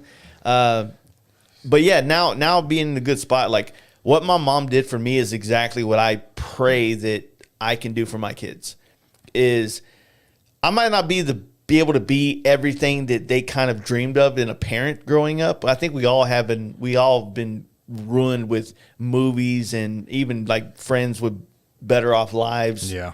You know, air quotes, as to like a better dad or a better mom. Air quotes. You know? But then when you start to grow up, you realize that like I felt like when I needed my parents the most in my life was as I was developing and becoming an adult, where I did need maybe a financial boost here and there, but I needed it from not just the fact that they have it, but I needed the common sense and the knowledge of like, look, what you're dealing with is this. If I give you all this money, there's a big chance you might do this. And so let's avoid that. And so there's a certain type of parenting that I really want to have. I want to be experienced to help my kids deal with the experience they're going to have growing up, outside of like what they feel like they're dealing with right now. Is it fucking like, he broke up with me today, my whole life's over? Like, it's not over. And you feel like that. Like kids feel like that until like they're 25, 26, when they realize that like all those life altering situations, they don't alter your life nowhere near as bad as you think they are, you know? So I'll bring 2 points to you. Yeah. It's weird that this conversation comes around because somebody sent me something on fucking Instagram today that said, peace makes people feel nervous and uncomfortable that grew up in chaos. Yeah. And I immediately sent it to my wife. Right? My wife grew up in a not that their family didn't have struggles. I'm not going to belittle my wife that way. I'm never going to disrespect my fucking queen. Mm-hmm. Right? But their life had struggles, sure. Hard reality, though. Some of the shit I dealt with growing up, she don't fucking understand. She never going to. And I'm not talking about some growing up in the holler shit. I'm not at a point in any of my fucking life where I'm going to go divulge the shit I went through as a child. I will tell you this. I wound up being adopted by my stepfather through the state of Kentucky because at that time, I was standing in a courtroom and I was either going to go needs of the fucking state or my stepfather could adopt me. Yeah. I'll spare you the rest of the details, but they're fucking rank. Mm-hmm. Right? I had a sister who was also in this same conundrum. She was a lot older than me, so she had more options. I was very young, had no options. And honestly, I was old enough to know what was going on and be embarrassed about it, but not old enough to really make any fucking changes or do any goddamn thing. Yeah. Right? So you take that for what you will. I won't get too far off in it. My wife, good life, all that shit. Here we are, you know, it's this whole fucking lifetime later. And I'm raising a 12-year-old son who got, I don't be too raw on you fucking podcast here, but goddamn got the first hair on his nuts and goddamn thinks he's a fucking grown man. He's ready to bow up, fucking throw hands. Yeah. And I'm trying to not knock him the fuck out. Yeah. You know, I'm trying to understand. I was there too one time, and I need to work with his ass. Yeah. But then I got a 3-year-old about to turn 4. He's growing up in the Metroplex in DFW. Different world. Yeah. And it's with no racial slur whatsoever. But I got a 3-year-old who thinks this little black girl at school hung the moon. They're best friends. They're close as can be. Yeah. I got this 12-year-old who's grown up in the holler in Kentucky. He, by surroundings, is being taught a very different nature of life. Yeah. Now, I was raised that way, but then I also have traveled the world. I was in the Army. I did all this traveling. Outside the Army, I in civilian world took jobs that had me traveling. I've seen all spectrums of it, all religions, all fucking ethnicities, everything. That shit don't mean fuck to me anymore. It's who you are as a fucking human, right? But now here I am. I got 2 boys. I'm bringing through both spectrums of it. And fucking hell. Yeah. It's tough. So recently, you know, it's like my fucking 12-year-old boy, I call him, you know, we talk nearly every night. It's getting harder to now because he thinks he's a goddamn grown man. Yeah. But I caught him in a vulnerable moment, right? He got sideways with some old kid on the bus, and my oldest son lives literally on the fucking state line. He like the first kid on the school bus, last kid off the school bus. Yeah. And if you from the fucking holler, you understand half your fucking life is built on that goddamn school bus. There's a chain of command. Man, it's weird to explain, but if you ain't been there, it's real shit. Yeah. So, anyhow, he gets fucking sideways with some kid on the school bus, calls me, and he's like, you know, hey, I'm upset this is what happened. But he talks me through, like, the course of, hey, I was cool. I tried to talk to the kid. The kid was a fucking cocksucker. I got rowdy with the kid. I got in trouble because I got rowdy. I'm home now. I'm upset. I got upset. Now I'm tired. I don't know why I'm tired. I fell asleep, didn't even fucking mean to. I wake up, I'm like, bro, welcome to puberty. A lot of shit's happening to you, homie. You know, it's like, how do you explain that to a motherfucker that ain't been through it? Yeah, yeah. You know, so I'm trying to educate him on it, you know, but it's like talking to him in the sense of, hey, look here. And you gotta wash all this other bullshit out of your mind. I know where you're at. Mm-hmm. I know what life's showing you. Trust me, I understand. But I fucking promise you, and I'm not trying to motivate him that holler's bad or that he needs to get out of that town. It's nothing like that. Yeah. I got out of there for a whole other list of fucking reasons that child ain't never had to go through. Well, he still has an opportunity to be with you. Yeah. Now that he's 12, that's much more of an opportunity as well. Yeah. It's harder for a young man to leave his mom to go do anything like that. But maybe when he becomes a young adult, you know, it would be a good opportunity for him to be in a place of more opportunity like DFW. Not that that's kind of the thing. It's like I was born essentially in downtown Dallas at the hospital that's, I think we got Baylor, and then across on the literally other side we have Methodist where I was born. And we're now sitting in a shop that is 7 miles from, or maybe it's 10 miles from the high school that I came out of, right? So I'm very close to where I grew up in 100% vicinity. You regret that? You wish you ever moved away? 100%. Like, that's one of my biggest. It's not a regret. It's a thing that I definitely want to experience. Right. My wife. I've said it many times on the podcast. My wife has lived on both coasts and in the middle of the country twice. She's lived in Oklahoma and Dallas, and then of course she's lived in Florida and grew up in California. Yeah. So, you know that. But you can't leave though, bro. We're gonna drag you down. You can't pull a Sachs. Yeah, no, dog. Now I don't want to leave because now that don't be Sachs. It's Hold on, let me lean in. Don't be Sachs. Yeah, don't leave us, bro. But no, That's whole shit. the thing about it though is like for the you know, like you said, you know, when I came out of high school, there was two different mindsets of it, right? So I graduated in 01, and then 2 months later the shit hit the fan, right? It was a crazy place to be, like patriotic, but also like, I'm a basketball player. Like, I haven't really been in a lot of fights. I don't know if I have that kind of aggression in me to go fucking like. And that shit's not for everybody. I didn't know. I honestly didn't know, and I hate real that. shit though. I didn't know, and I was kind of like, I'm gonna sit this one out, right? And then I meet my friend Brandon. I met him in 2008. He is 2 years younger than me. Did different situation. He's a military brat, but enlisted as soon as he became 18 to go fight the war that we all witnessed take place here in America, right? Yep. And his perspective of it, like listening to his stories, I was like, wow, like that's amazing. And then I was like, so, you know, this is what I was scared of. How was that for you? He goes, man, it was scary. Yeah. It was scary as fuck, man. There's like a part of me that would love to fucking tell it. But like where I was going earlier, man, truth be told, it's not that I fear the wolves, because honestly, most of the motherfuckers that would come out barking, I truly think I'd rip their fucking throats out. Yeah.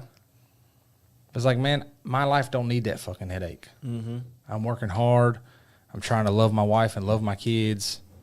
I don't fight war no more. Why the fuck do I want to invite it to my door? And especially, why do I want to invite that war to my door? You know what I mean? At the same time, though, man, I'd love an opportunity to fucking talk about it. I'd love the opportunity to educate people with it, because there's so many people that have real questions about it. Yeah. Right? But it goes back to 100 people, there's going to be 100 answers. You know? What is it they say? With two people, there's three stories, or I know where you're going with it, but I don't know the fucking I forget the exact analogy, words. right? But anyhow, you know what I mean? Like, there's never, if there's a fight, right, there's never one story, oh, this is what happened. No, you got one side, you got the other side, right? Two sides to every story. There you go. Well, two sides to every story. The reason I bring it up, Matt and the reason I kind of like use as a preface to what I was saying, is that in 2008, when me and him became very close friends, and he was only here for 3 weeks, and he was back because at the time I think it was 2000. I think it was Blackwater at the time he was a part of. Oh, it would have been Blackwater, kind of going into Z-ish. Yeah, and it's like you had Gaza Square, right, and then Blackwater became Z, but then the embassy realized that Blackwater was still, or that Z was still fucking Eric Prince from Blackwater, and they were like, no, brother, we didn't get rid of Blackwater, we got rid of you. Yeah. You know, and then Triple Canopy picked it up, right? Yeah. I came in, for me, contracting came in at the end of the Z era, right? So when I first picked up contract, it was technically supposed to be under Z. Mm-hmm. But Z got the 86, Triple Canopy picked up the contract, and the way that worked was essentially anybody after a certain hiring date for Z got rolled into the fucking TC contract. Mm-hmm. And the Triple Canopy picked it up, and we went off from there. So I wound up, all of my actual fucking time was under Triple Canopy. The crazy thing is, my first time ever going to Myrtle Beach Black Bike Week, I went to that one, was with him and all the other dudes that he did contracts with in the Blackwater, Z, Triple Canopy, and all of them were doing it. And crazy enough, one of the guy I met him through was the Army Ranger, just like you, that now he's since retired, but the dude would come around, he has the same kind of demeanor that you do. Like, he's just always like, I'll shoot that motherfucker. Yeah. I'm happy. I shoot you. I'm still smiling. Yeah, I love to do death. Because I enjoy drinking and fighting and fucking all the same. Yeah. But the reason I brought him up, the reason I brought the whole thing up was we'd be hanging out. You know, we'll get past the kind of the surface thing, like, oh, war, you know, crazy places. Yeah. And he showed me these pictures of, like, because he would always, I forget which contract it was, but a lot of his job was a door gunner. Okay. And so he's sitting there, and he's got these, they're flying low across these fucking, like, villages and shit in Afghanistan. And a lot of times they have to go to these different villages and do certain things and shit like that. So he'd they do the soccer balls for the kids and the way that they lived and just the pictures he would get on his fucking cell phone. Yeah. And you got to think cell phones were shitty back then. They were, yeah. But yeah, I mean, I look at that like this dude's literally been almost everywhere in the world that you could want to go, especially if there's a military base there. He's lived from California, New Mexico, Texas, Florida, out of Newport News, Virginia Beach. He's been all over the country. Like I value the wisdom that comes from being cultured in so many different areas of America as well as the world. As most military guys are, they're just a little bit more cultured with the fact that they've kind of experienced life outside of this fucking bubble that we live in here. Absolutely. I tell people all the time, like, to come from a holler in fucking Kentucky to goddamn go to Tacoma, Seattle, Washington. Yeah. Bro, you want to talk about a fucking culture shock. Yeah. And I'm not saying that in comparison. I'm just like a relative, that's where I got. Now, listen, I'm not saying the word woke. This is where I got my awakening. Indoctrinating, whatever. This is where I realize that, like, the rest of the world ain't wearing bibbed overalls and drinking moonshine. Yeah. Right? And it is. Dude, if you've only ever in your entire fucking life seen one type of human, one perspective, one angle of life, to then go out and realize, like, hey, there's 50 states and there's literally 50 fucking types of life out there. It's like, oh, shit. Oh, shit. There's a lot going on here. Because it's crazy, because even still, I go back home, and, my high school sweetheart's the goddamn, the waitress at the fucking local diner. You know what I mean? Like, no, not long shots. I'm from Katie's, and it's the Katie's restaurant. It's the only restaurant. Well, it used to be the only restaurant in Katie's. Yeah. Hence, Katie's restaurant.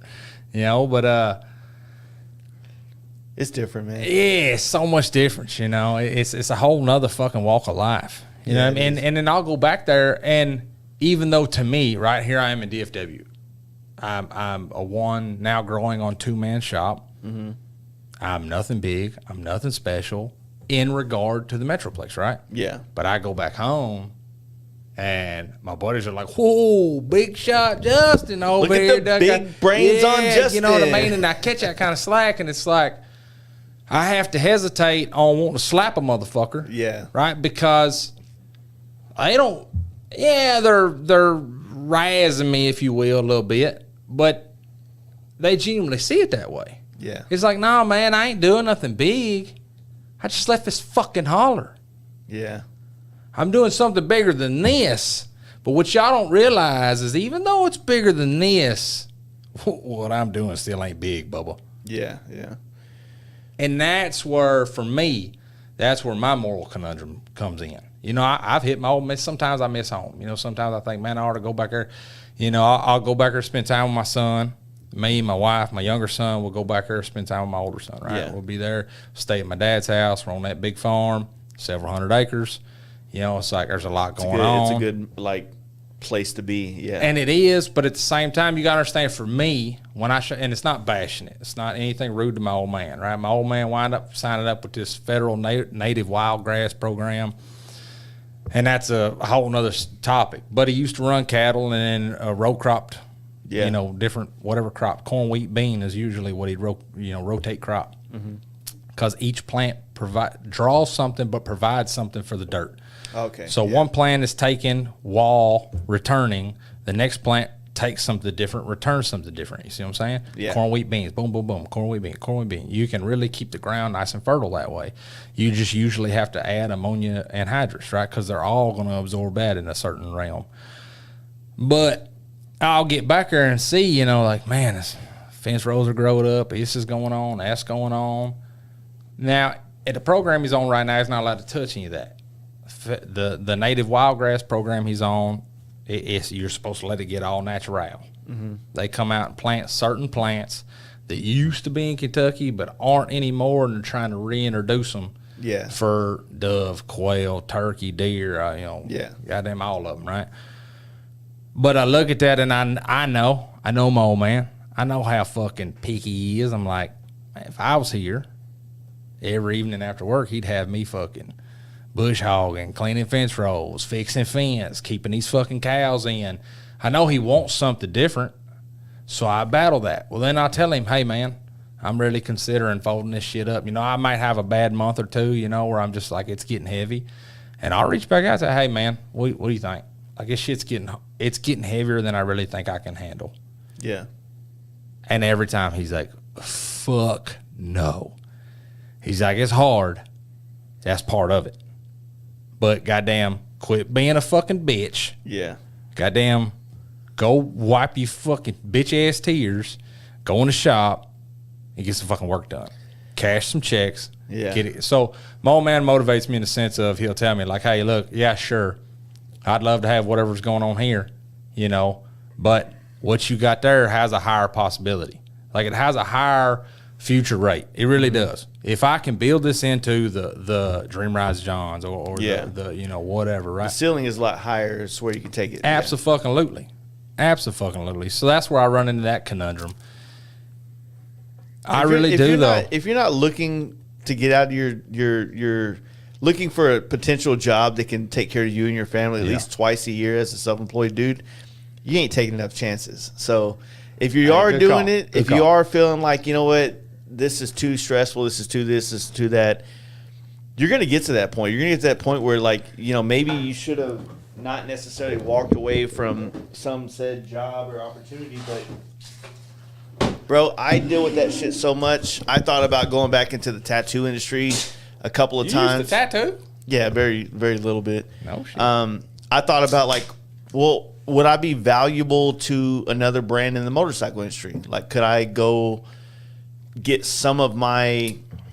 could I knock out some of my income that I need to live by being a part of somebody else's brand? And you just, like, it becomes this very depressing place of self-worth, and I don't like being there, so I've been learning how to get out of it. Yeah. Because the thing is about the motorcycle thing that I think we've been talking about this entire podcast, the roller coaster of a ride. Yeah. The lows are fucking low, and it makes you question your whole existence. The highs make you feel like you're fucking goddamn, you know, Jimmy Page just fucking played the goddamn, or I don't know, a fucking rock star is what it makes you feel like, right?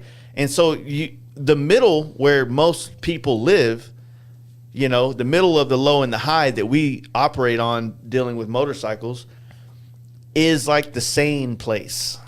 Well, I think there's more of a middle ground for the guys who are like, hey, man, I run my shop these hours to these hours. Yeah. I do tires and oil and whatever. But guys like us, we want something more than that.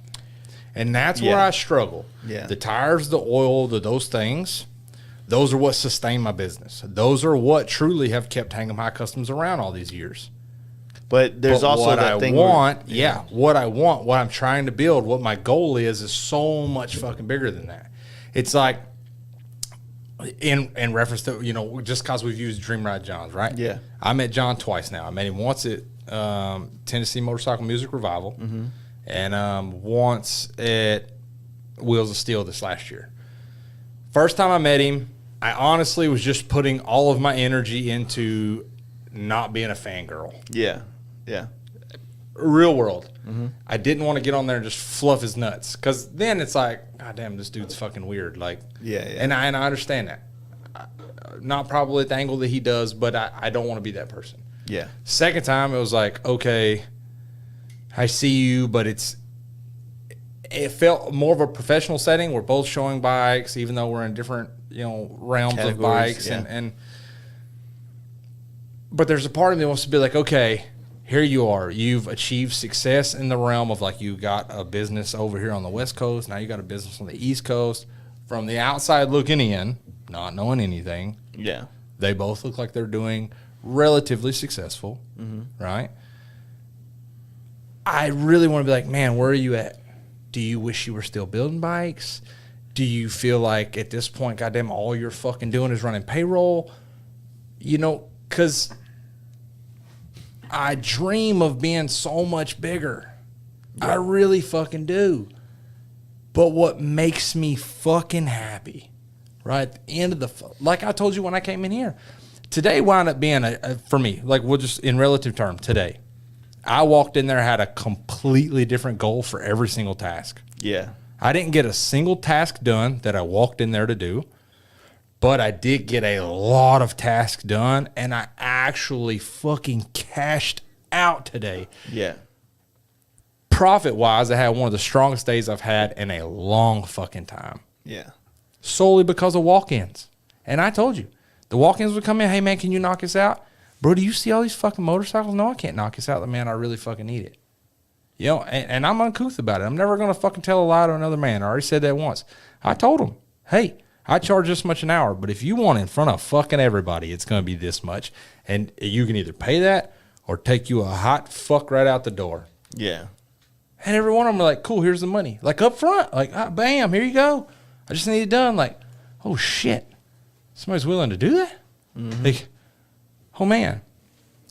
Obviously, that can't be the standard, but to see, like, okay, this is a doable thing. Yeah. Right? Like, it puts a certain level of energy in it, but it goes back to, like, man, what I want to be doing versus what grows the business. What grows Hang 'em High Customs, what grows Justin, what grows his family, what grows Robbie, what grows Robbie's family, what grows whoever the next employee is. Yeah. Because it is, at this point, and it is weird to say this, but in year 5, which was my target goal, in year 5, it's now bigger than me. Yeah, that makes sense. Yeah, 100%. You know, I didn't just take on Robbie. I took on Robbie's beautiful wife, Sonia. Yeah. I took on my amazing nephew, Lucas. I took on 2 little dogs of his. You know what I mean? Like, I that's his family. If he calls this his fucking job, he's dependent on it. Yeah. He's now dependent on me.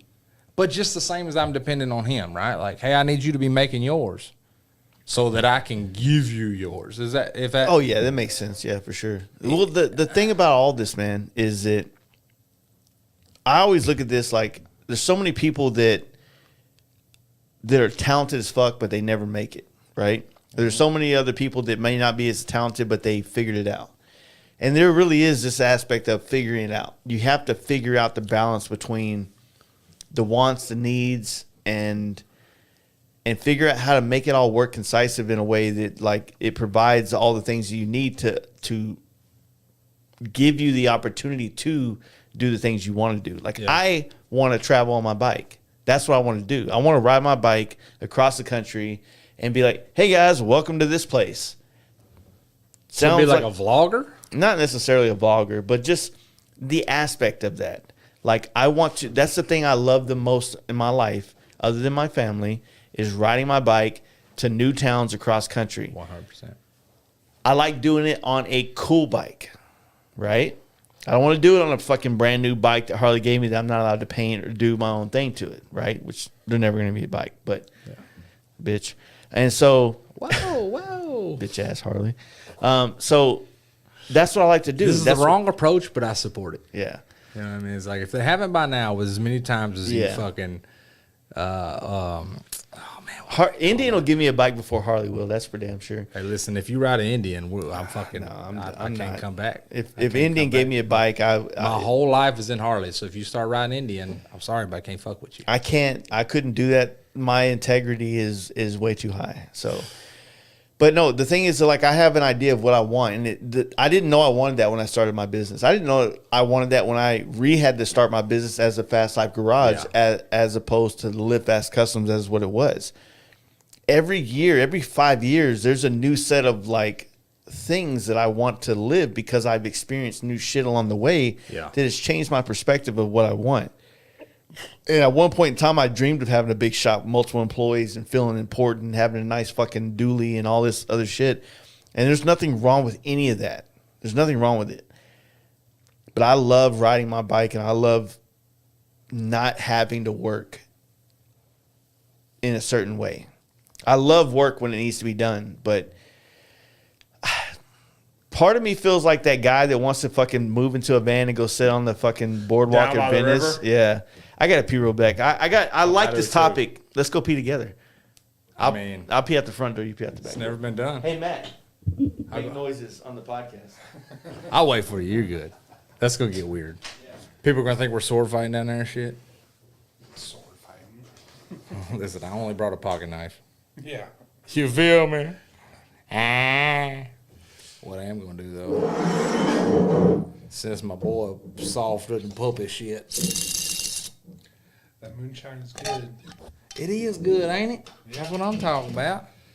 The guy I worked with used to get some. His old city ass wouldn't have made it Kentucky or on the line. We got that Robbie be drinking with me. Where Robbie? You on here? Hey, Robbie. Pop up. Sound off, dog. Come on. It's weird seeing the delay. Like you say something and it comes around. Here you go. That's looking weird. Yeah, I had a guy I worked with that used to get moonshine. He did all these different fruit flavors like peaches and that motherfucker right there, rowdy. I will say that it's smooth, but it'll get you gettings.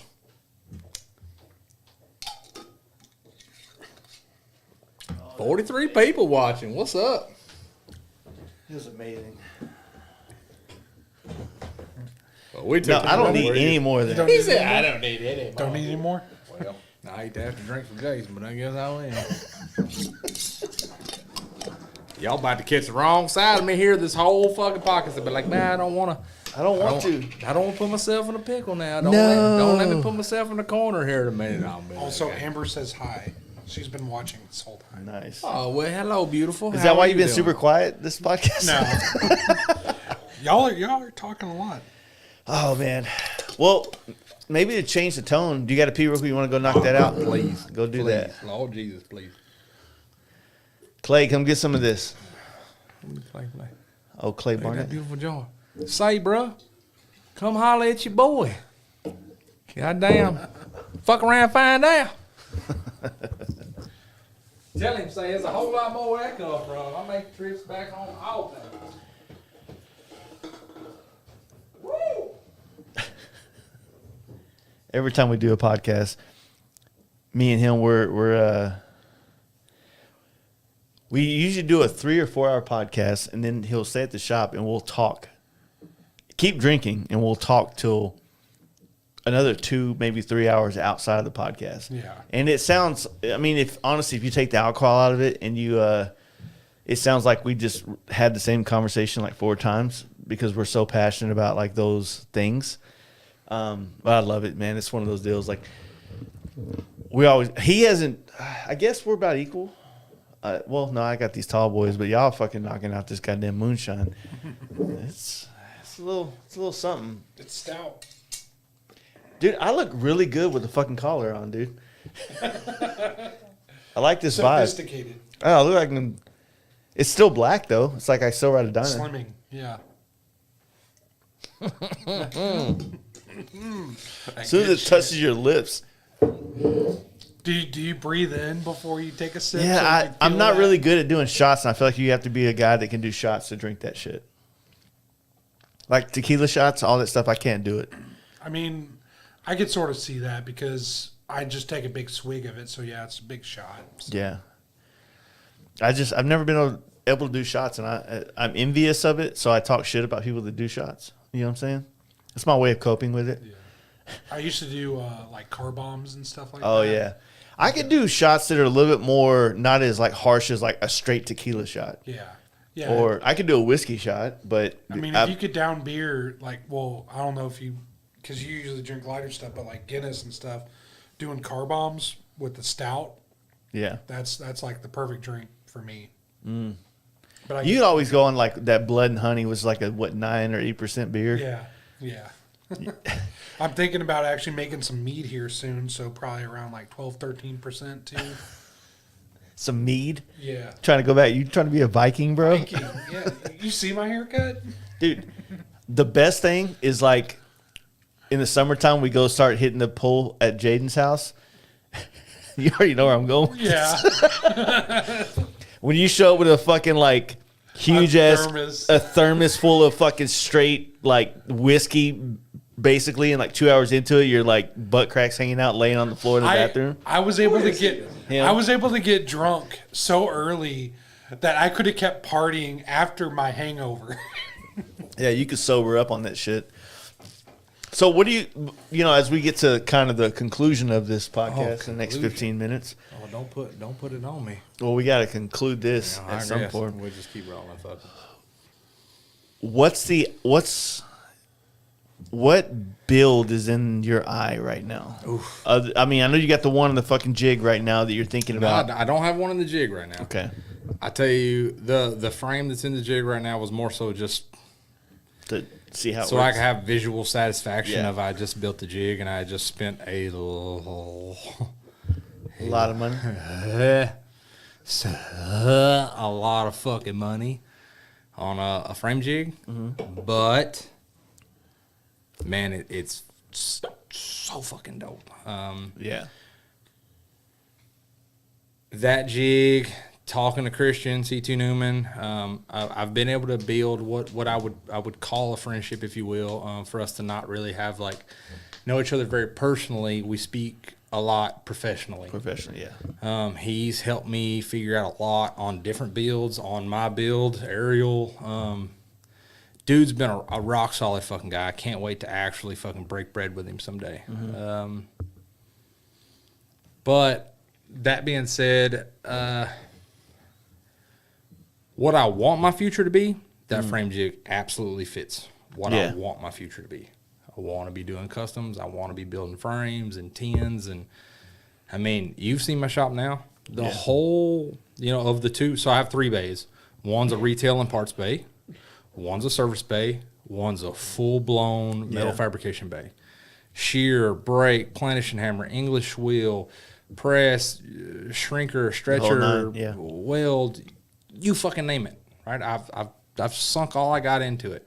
I got the CNC plasma. Next is the fucking mill and a lathe. Like after that, I don't know what else to get until it goes to big boy shit, right? Yeah. But getting that frame jig definitely fits what I want my future to be. For the mental satisfaction, I threw what was my very first Harley frame in there. My very first Harley was it was in a Paco frame. It was a shovel head and a Paco frame. I got my Softail Black Betty. I wanted to do like a Detroit Brothers style drop seat, and I cut that Paco frame probably 12 fucking years ago, maybe more. It was probably over 12 years ago, and I had no concept of what any of that shit, and I just ruined that fucking frame. I fucking ruined it. I just ruined it. Well, I was looking at it the other day when I was at your shop. You were on the phone. So I still have a clean title to that Paco frame, though. So I want to take the neck, and I want to build a frame off of that. And then that shovel head that's sitting beside it on that horseshoe table that you've seen, I want to rebuild that. And so I have the motor, the transmission, and the frame from my very first Harley. I'm going to rebuild it, but when I do, I hope it to be groundbreaking. Now, that one isn't what I have in my sights. What I do have is Kyle Ray Rice? Yeah. So he's the only person I've talked to about this bike. I have a 79 FXS, right? So swing arm shovel head. Originally, when I got the bike, I wanted to do like a Jeff Cochran style. Like, you know how he makes the, So you know how he makes the drop seat style castings and all for the rear portion? He does a lot of like still So swing arm choppers still. Yeah, well, he does swing arms, but what he does is like a 58 and earlier, right? So a pre-58 style drop seat. So you can buy the castings, because if you look at 58 and later, coming off the neck, it goes right into that rear section, and then the rear fender strut goes straight out. Yeah. And then they have a square swing arm. So the swing arm's another topic, but what he does is 58 and earlier have a dovetail frame. So when the backbone comes down, it drops and goes to that casting, and then the fender strut goes up like an inch and a half, and then turns out. So the seat sits down lower in the fender in 58s and earlier. So he makes that rear casting portion where if you have essentially 59 and later, you can kind of create that. You can cut that portion out. He has all the tubes are bent. You just cut that casting out, plug and play, if you will. Weld that up. Now you have a drop seat portion. So your seat sits a little bit more than 1 inch lower. So you lower your seat height. Now, those era bikes had a square swing arm. So the axle plate was dead in line with the swing arm. Earlier bikes, like the round swing arm. So when you look at early pan heads and knuckleheads, they had a round swing arm, not a square tubing swing arm. When you look at round swing arms, they have an inverted axle plate. So the swing arm comes along like this. The axle plate, say it's this big, but the axle is this, or the swing arm is this big. The axle plate is switched like this. So the axle sits 1 inch above center. Mm-hmm. So it kind of lowers everything? So this is something I learned in my early years, and I love this. When a guy has a drop seat frame, so 58 and earlier frame, and I could be wrong on the years, but I'm pretty fucking positive it's 58 because I have a customer who has a real 58 unmolested, and it has drop seat. And he's always told me it was last year. So I'm just basing it off of that. So let's just say still like using like a pogo seat instead of like actual. I believe so, because even his seat on his 58, he has like a metal pan wrapped in leather type seat, but it still goes through the pogo, right? It just doesn't have the spring and all that shit. It just sits down in it, and then where it sits back against the fender, that's what keeps it from rotating. Yeah, it gives that whole like fucking seamless chopper line from the neck to where your ass is, perfectly straight, right? Well, then running the round swing arm, your axle block, your actual center point of your axle is 1 inch higher than. Sorry, it's okay. was 1 inch higher than the swing arm. So, because your axle is 1 inch higher than the swing arm, the bike sits down 1 inch. Now that you have the drop seat, you're down roughly an inch. So you can have a 2 inch drop and still be running long travel rear suspension. So what the concept is there, if you run that round swing arm and you have the early style drop seat frame, you can still have somewhat of a, we'll say, long travel. That's a tertiary term right now, right? With everybody fucking running 16-inch rear shocks now, but instead of 8-inch Burley slammers, you can run somewhat of a stock length shock and still have a lot of shock travel, but have a low seat height. So you can have the stance that you want while you're riding down the road on your gangster ass chopper, but you can hit a fucking bridge expansion joint and not break your fucking kidney. So is that kind of like Cochran's whole kind of style, is to be able to offer like the swing arm travel, but also give that chopper low look? So he offers that drop seat section that you can weld into your, let's say, 59 and later frame. I could be incorrect there, but just work with me. And then when you look at his swing arm has a movable rear shock position, right? So he has a cool swing arm that he makes. And then you have a movable rear shock position, which, say you were running your factory shock, you can move it, right, and give you different angles, give you different travels, the suspension and shit. And even his axle block is a little bit different. But he makes a really cool rear section. So originally, that's the route I wanted to go. Because I had seen so many of those dovetail frames, and I really wanted to do that. But if you're going to ask me, like, okay, in closing, what's my build? It's somewhat winded, but stick with me. Okay. Remember when I bought your old 01 T-Sport? Yeah. I bought it from EJ. EJ bought it from you. I think you had maybe got it from Mark or got it with Mark. I got it from a dude out of Houston. But Mark had got into the motor and deemed it fucked. So I took the motor out, took it to Mark's shop, and it had a perfect run out, but it was a flood bike. And so there was rust inside of the casings and things like that. EJ, one of my absolute closest personal friends. Actually, when I walked in here, he had sent me a picture of his baby girl riding like a little tricycle thing. It's her first time kind of making big movements, right? That's my fucking family. Nice. Period. He was moving. A lot of things were changing in life. He bought that T-Sport from you.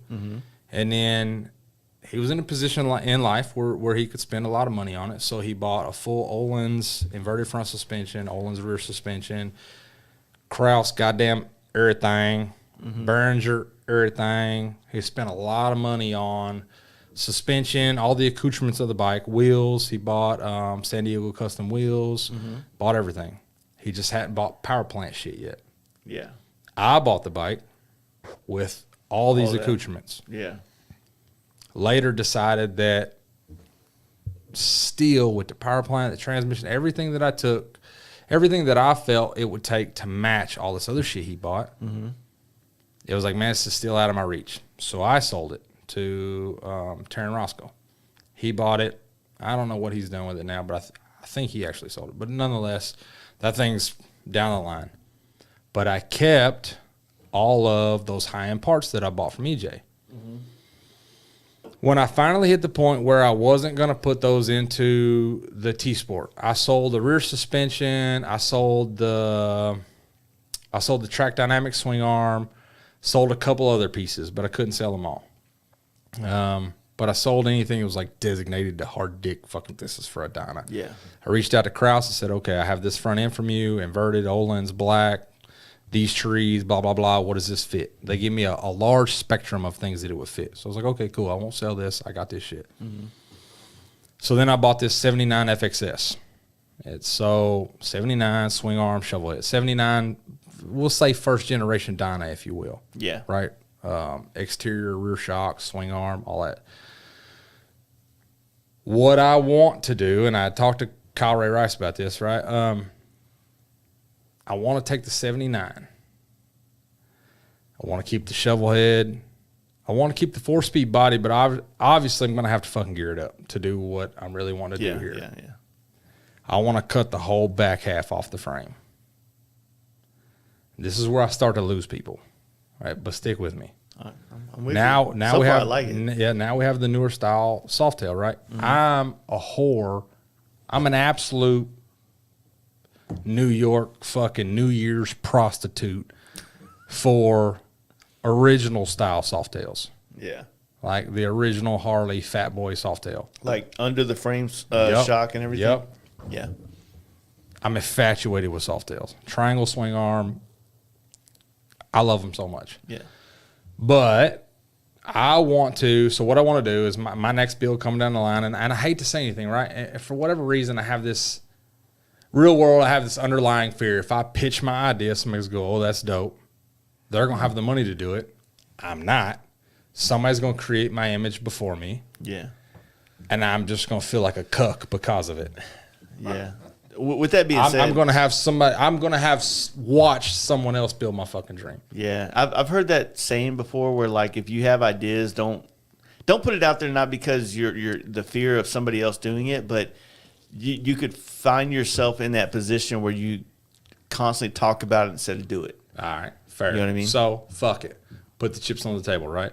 79 FXS. I have the motor and the transmission, which that's a cow patty transmission that's in that. Yeah. I fucking hate that. So I want to chuck the cow patty, Yeah.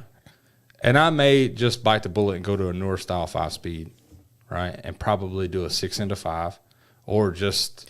Didn't we talk about this transmission situation the other day? About like trying to find a newer 6-speed for an older. We did, but it was ratchet for a top. customer of Okay, mine. yeah. Yeah. Ironically, this just falls in line with it. Baker makes a 6-4, but you have to buy their whole transmission. Yeah, But it's a because dyno. their cases are a half-inch wider, it's a whole dilemma. I literally talked to them about it yesterday Yeah. for said customer. But I want to do that, right? So it's still kick only. Right? There's a certain. If you're doing chopper, I feel like it needs to always kick. So I'm going. What if? Oh, man, this is tough, man. This is tough. I feel like I'm divulging too fucking much. You just got to be owned. You have to own it up. Yeah. Because, you know, the I year, hear it whenever is. we do this podcast again. 5 year, you invited me out. I didn't expect it. I want to, truthfully, right? So I started out in choppers, and I've started to develop somewhat of a name. I'm not going to claim any clout that I don't have, but I've started to develop somewhat of a name in the performance side of things, because I can build you a fast motor. I understand suspension. I understand frame alignment. Yeah. I can build you a bike that looks good and fucks hard. I mean, I feel like that's what everybody's looking for See, right two now. two in the more Harley rings, world. and you got the fucking gauntlet from Thanos. Yeah. You can snap your finger. Well, you're going to carry one of the rings because I can't paint, and I don't even want to fucking paint. So Yeah. I'm shooting for 3. All Yeah. right. What's the third one? So, anyways, from my conception of hanging high customs before, really 5 years ago, the performance bagger scene wasn't hitting. Performance was like a vague term in Harley. It was like if you could make a fast Harley, that was performance, if you will. I've been trying to say that, but people don't like that. But truth be told, even when I started 3 fucking years ago, when the performance bagger really started to hit. Yeah. I really don't. I want customers, I want business, but the whole likes and all that, I'm out on that, man. My fucking wife and kids like me. The rest of y'all can get in where you fit in. If you thought you had a quote unquote performance bike before, likely chance you didn't. Some dudes did. Yeah. I have a customer. His name's Sloan. I won't put too much of him out there, but he liked choppers, but he was he would come in and build what I thought was ugly choppers. He'd be like, do this to my bike. I'm like, God damn, that's so ugly. Mm-hmm. Why? But he would get on his bike and it would fit him fucking perfectly. Mm-hmm. And I'd go ride with him. And I take a lot of pride in my riding ability. I really do. I take a lot of pride in who I am as a rider. Fuck builder, fuck all that. Before anything, my love is in riding my fucking motorcycle. Yeah. Hey, this fool will walk out of my fucking life. I want an ugly ass motorcycle. I'm like, how? He's like, hey, was a jet fighter, is he uncomfortable? No. His cockpit fits him. Yeah. So he would build a bike that fit him. Yeah. Maybe it was low to the ground, but all his controls and shit would be up high because he has a short fucking inseam. Mm. He doesn't have long legs. Right? So I was building bikes that I was like, I don't fucking understand why you're wanting what you want, but I'll meet your demands. I'll make you fucking happy. Well, he would take the bike that I just put together for him and walk out of my fucking life. That's where I truly started to understand performance and Harley. Mm. You can make a fast Harley, but most motherfuckers don't build a performance Harley. Guys buy a Harley, and the first thing they do is like, okay, it's got a 103 in it. I need you to make it a 128 or whatever. It have stock suspension, stock brakes, stock seat. Yeah. Maybe it's got different handlebars, but the handlebars aren't even built for them to raise hail. Yeah. They're just a different handlebar that fit the fucking Affliction t-shirt they're wearing. Mm. I'm not bashing anyone. Would you also say that, like, because I think that some of the paint jobs that I've done that really defined who I am. I'm going to pause you. Who define who you are. Callaway? This Mayfield, I'm in Callaway County. He came up last time I was on there. And it's like, at this point, I'm like, dude, message the fucking company page with your goddamn cell phone. Because the next time I'm in Kentucky, we drinking fucking beer together. Like, I fucking hate your football team, but I fuck with you. Get with it. I think that sometimes our growth as builders, painters, or contributors to this whole collective of custom Harleys, it really is also the luck of the draw of the type of customers we get in the shop. So 100%. It's how, I don't want to say we were customer bashing, but maybe customer educating early in this podcast. We were. I would like to say I never talk shit. There was also this aspect where customers can really help guide you on your journey to being the best that you are. Sometimes you get a customer that comes in who sees something in you that maybe you don't see yet, and they ask you to do something that you don't understand yet, but when you kind of follow their lead, it takes you to another place where you're like, holy shit, I guess I didn't, thank you for illuminating this fucking path through this mountain I didn't know existed. Yeah. You know what I mean? And I've had a couple customers like that where I felt like I fought with them on everything, and then the end product, I can't really take credit for the creation of it because it didn't come from me. I was forced to do it, but I'm glad I did. So said customer that I referenced earlier, who built what I thought was fucking ugly choppers. Mm-hmm. I didn't take the time to get to know him back then. Now our families are extremely close. My wife and his wife are best friends. It's a whole other story. But come to find out, he has a very extensive past on the track with GP. Mm. So if you want to talk about a motherfucker that understands performance far beyond me, I thought because I raced dirt bikes, I understood going fast. You want to talk about motherfuckers who are hanging between like red line, their belief in Jesus and the trust in a fucking $200 tire. Yeah. Bro, it's a MotoGP motherfucker. Yeah. So here I find out he's been running GP for all these years. He's fairly well known locally, has never put the money into pursuing nationally, but has some fucking clout amongst local people. And they're like, oh man, you're building that dude a chopper. Like, man, he fucks. And I'm like, what do you mean? Yeah. Start finding this out. And then I go to him. I'm like, hey, what are you talking about? You got this? And he's like, yeah, come to my house one day. I go by his house one day. He's got a full-on, full-blown, real deal track bike in the garage. I'm like, what? I thought I was just building you an ugly chopper. Yeah. I had no idea, right? And then that's where he truly was, like you said, a customer more so than the industry or school or anything else. A customer educated me on, because I was the dude. I had built the 103 in my Softail, but I had 19-inch Carlini ape hangers. I had slammer fucking burley shocks under the fucking. No, I had progressive adjustables, because the adjustables were the only way to get as low as possible with a Softail shock without building struts. I had a locked out rear end. I did a burley 2-inch slammer in the front, 19-inch ape hangers. My floorboard's out. I literally had like a 3-degree lean angle before my fucking floorboard was like. Yeah, you say floorboard, but I remember seeing those, and it's just half of a floorboard. Yeah. See, he knows. Every you're scraping every corner. Every like 4 months, I would buy new floorboards because like I ride aggressive, but my bike couldn't handle it. So I just dragged the floorboards off of it. It got to where like I'd show up to Harley and they'd be like, "You need some floorboards?" "Yes, sir, I do." You know, After skiing, I get some fucking new floorboards. And it was kind of fun because I throw sparks and look like a fucking like I was doing something cool, but really I wasn't leaning. Mini truck of Softails. I wasn't leaning more than my fucking kickstand. Yeah. Fact, I wasn't leaning more than my kickstand. I'd go ride with this dude. He'd be like, "Hey, let me take you to lunch." That's where it fucked me up. One day he picked his bike from the shop. He said, "Let me take you to lunch." He walked out of my fucking life, and it just like it fucked my whole heart up. I couldn't handle it. Yeah, It fucked my whole heart up.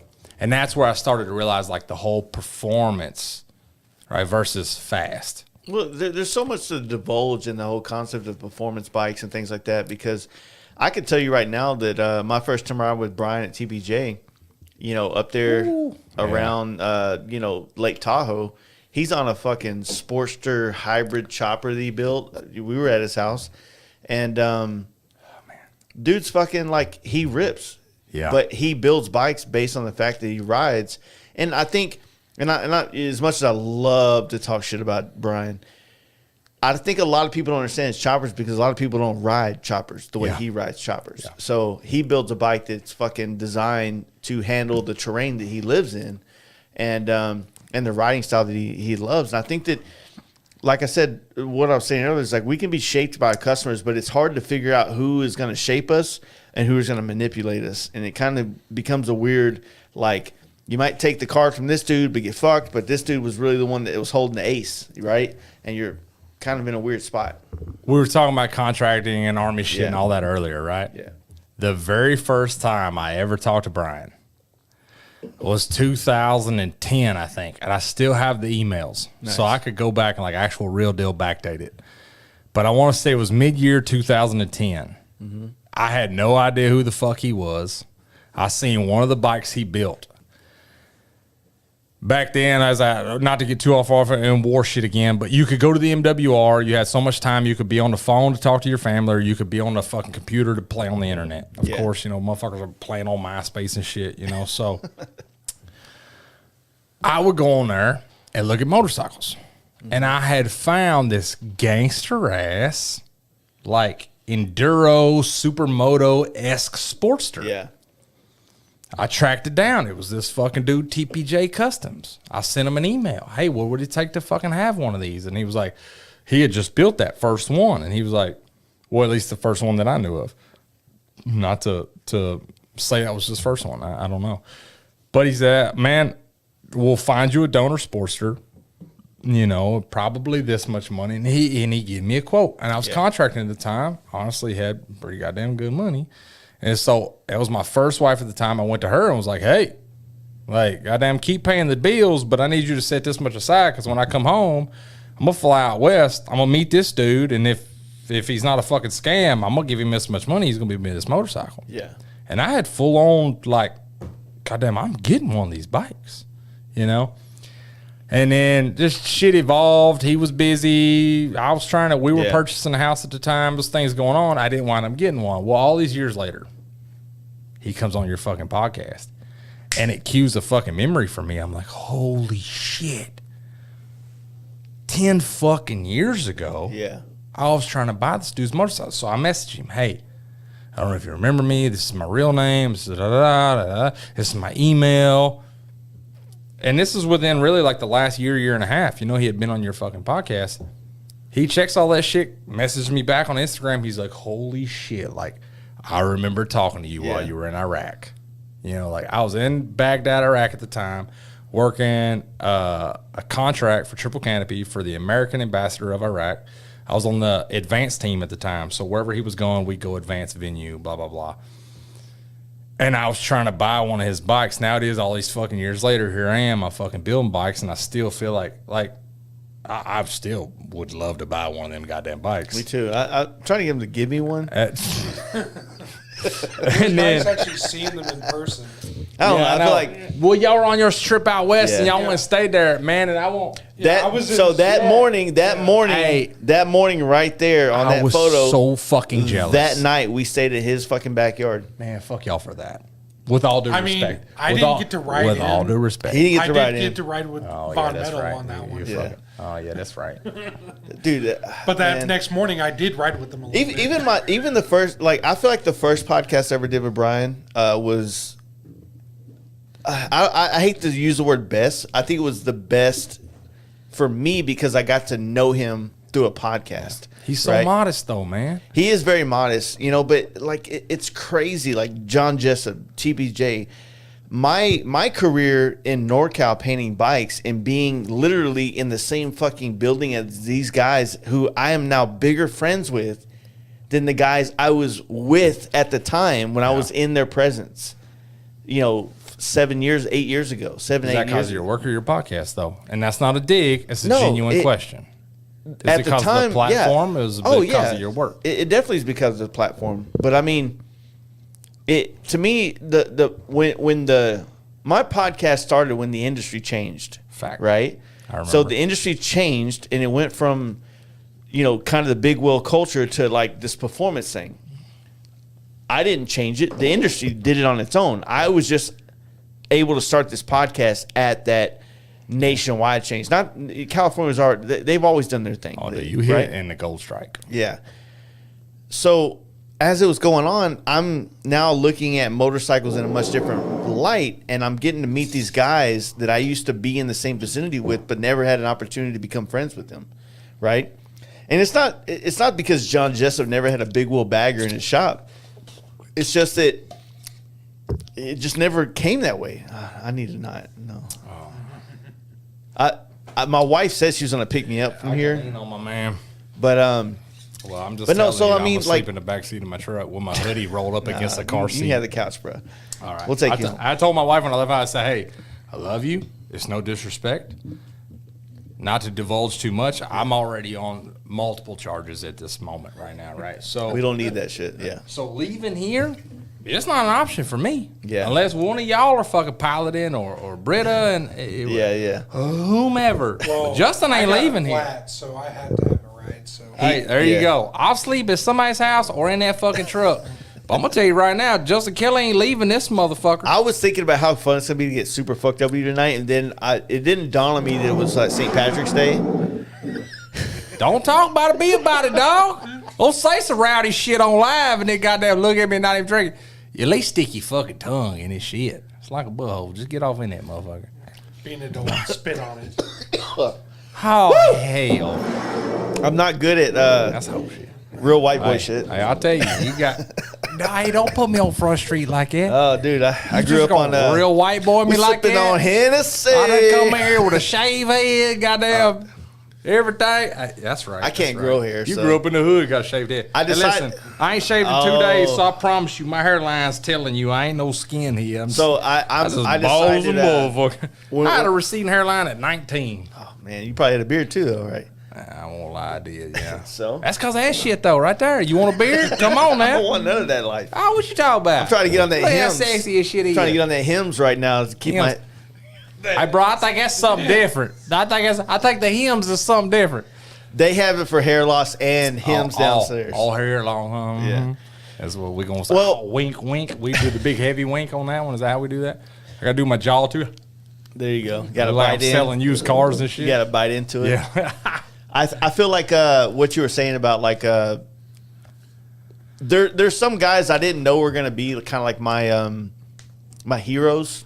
You Fact. know, like I hate to use that word heroes, but No. guys that I like finally met, and I didn't know Brian very much prior to the fact that I saw a bike he built at a bike show that I was at. That the bike that I painted ended up winning the show, but Brian, to be fair, Brian's bike was years ahead of the scene at the time. You know what I mean? He is, dude. Yeah. Truth be told, he is. Truth be told, like, yeah, he is ahead of the scene. And I think that now that the world has kind of came into the point where what he has built or he does build would be and is the most popular thing in the world. He's also been doing this thing for so long, he's kind of jaded from everything. You know what I'm saying? Literally, the bike he built 10 years ago, that like I was in Iraq trying to figure out how I could like, hey, can we sell the horse? Yeah. Not to get off in my ex's shit, but it was like, can we move money? What can we do? How can I get that bike? Now it's 10 years later and people are like, oh my God, that thing's fucking amazing. And that's not in regards to me. That's in regards to him. Yeah. I think though, most cats that could find any appreciation in that bike or in his style were dudes that have a very heavy motocross background that have now transitioned to Harleys. I think that's where you see a lot of that, right? But nonetheless, even though I build bikes now, if I fucked around and wound up rich tomorrow, I'd call him and fucking beg him. As an enthusiast. And here's the deal. I'd give him zero fucking constraints. I'd be like, the number one rule, you got to sign your name on the gas tank.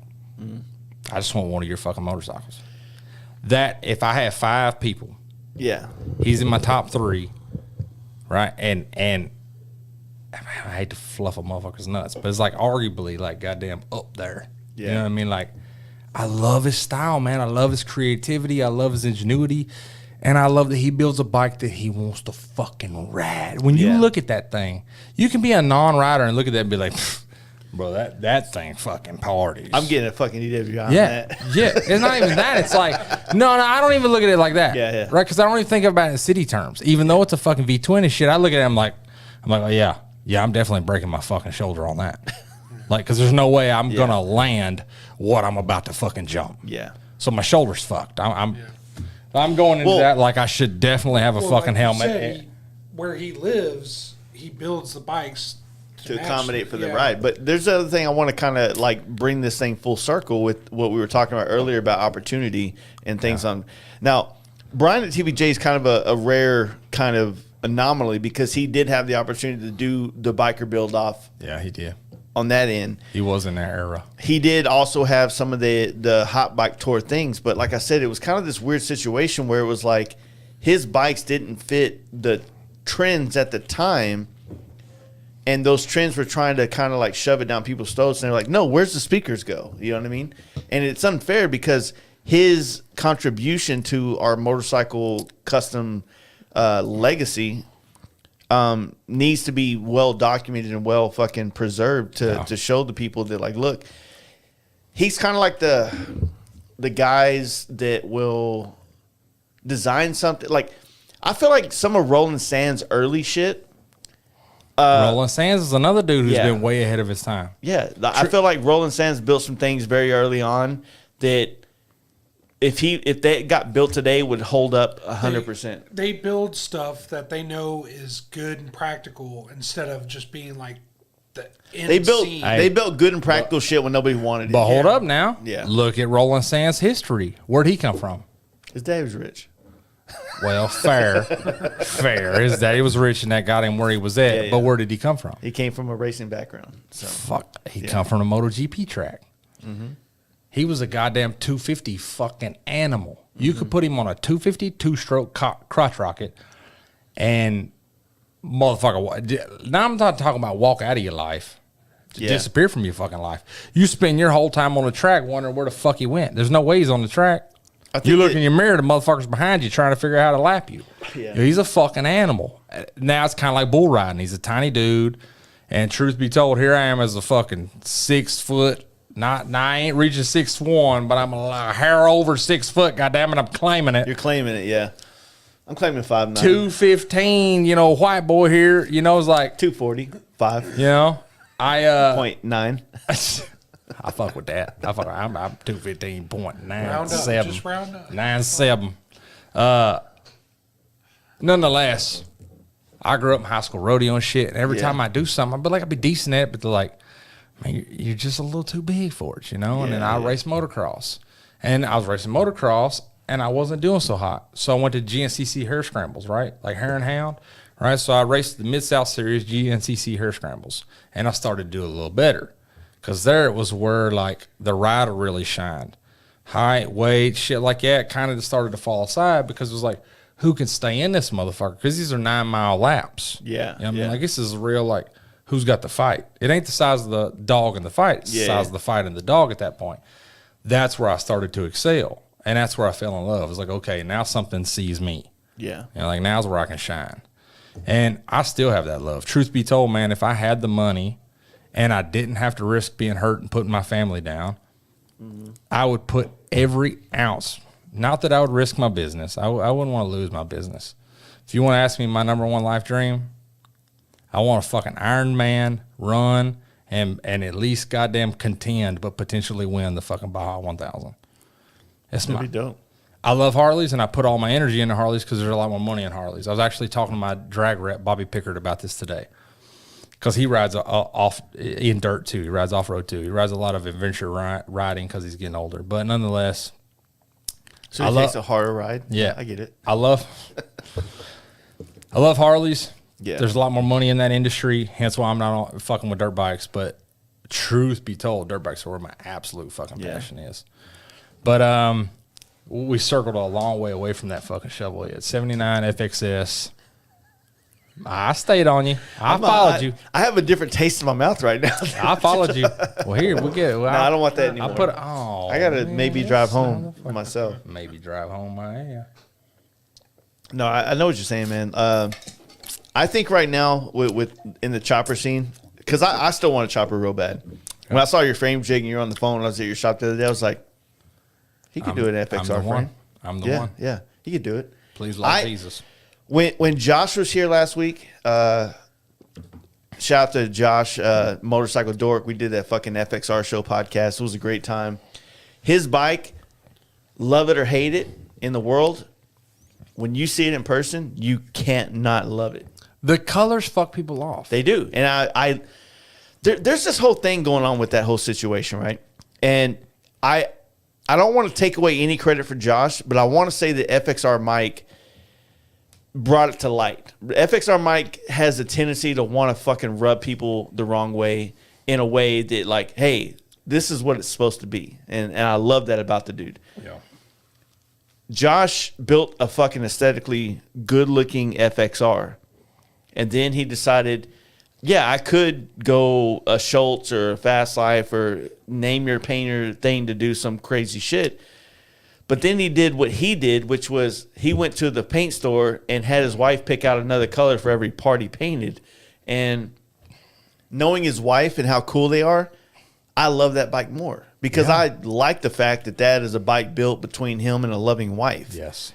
And so I love it.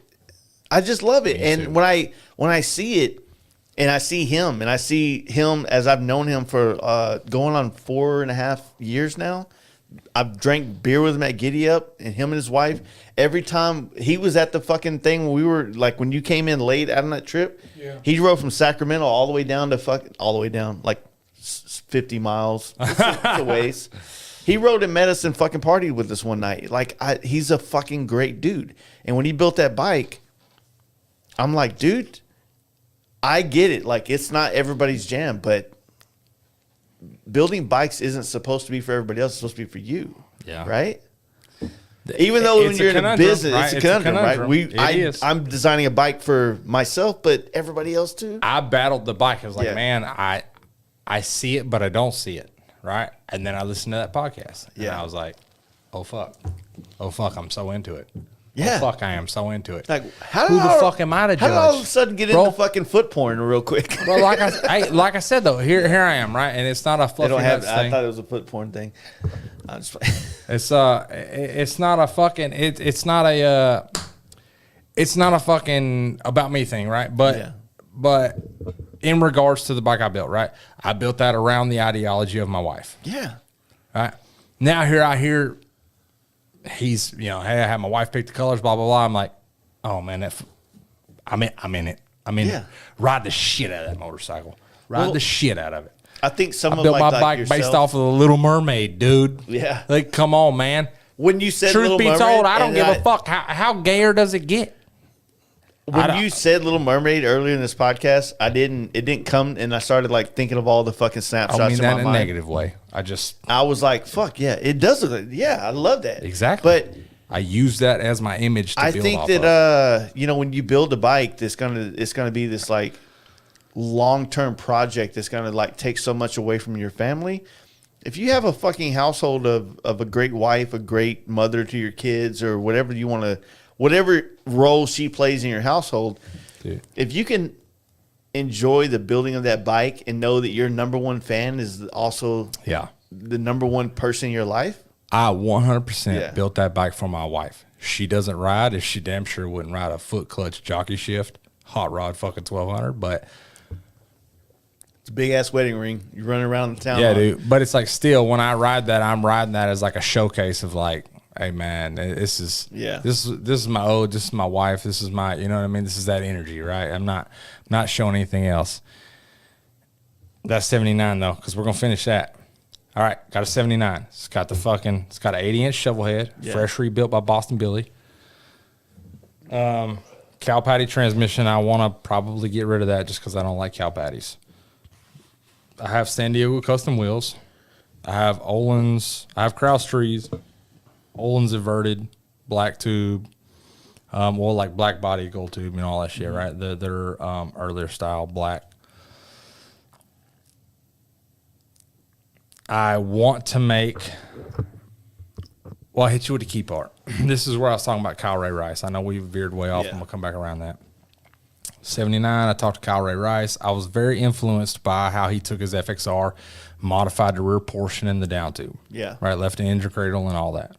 I feel that same way. I'm gonna leave the engine cradle for the shovel head and the 4-speed body, all that. I'm gonna modify the down tube. I'm gonna modify the rear portion. Cut the rear portion off. Ironic that you brought up Dream Rides John as like our primary reference point during all this tonight. Yeah. At Wheels of Steel. I already had this bike in my mind.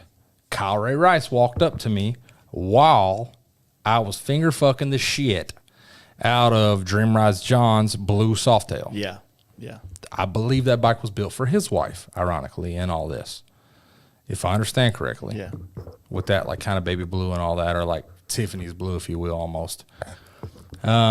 Maybe not a Tiffany's blue, but is it the blue Pro Street he built like 2 years ago? It's a modern Softail. It's got a track dynamic swing arm. Very blue and chromey. Yeah, I know what you're talking about. Yeah, that's a lowrider. Yep. Yeah, I think it's a lowrider. Yes. Yeah. So I seen it had a track dynamic swing arm. This is what cued me in. So my next build, I know we took a long circle to get here. Yeah. My next build, I'm gonna take a 79 FXS. I'm going to keep that fresh built 80-inch shovel head because my whole everything started on shovel head. Mm-hmm. And who I am and who I created myself to be was on vintage Harley. So I'm not fucking off that 80-inch shovel head. I'm not doing it. Yeah. You can fight me. 80-inch fresh built crank up shovel head, probably a 5-speed transmission. It will be kicked. I'm going to run an open belt drive. There's going to be very high mounted Frisco mids. It's going to be Kraus aluminum trees, Olin inverted front end. Probably going to build my bars. They're probably going to be stainless, but they're going to be like a Moto Yeah. T-bar style. I have Krause master cylinders, or not Krause. I have Behringer, master cylinders controls for a hydraulic clutch and front brake. So there'll be matching controls up at the fucking T-bars. I have Behringer brakes, Behringer rotors, San Diego custom wheels. It's making your words weird. Oh, she bringing them in, huh? No, it's just like I'm thinking too hard what the fuck it is. When I cut that rear half off, I want to buy a Track Dynamic 2018 and newer soft-tail triangle swing arm with the monoshock design.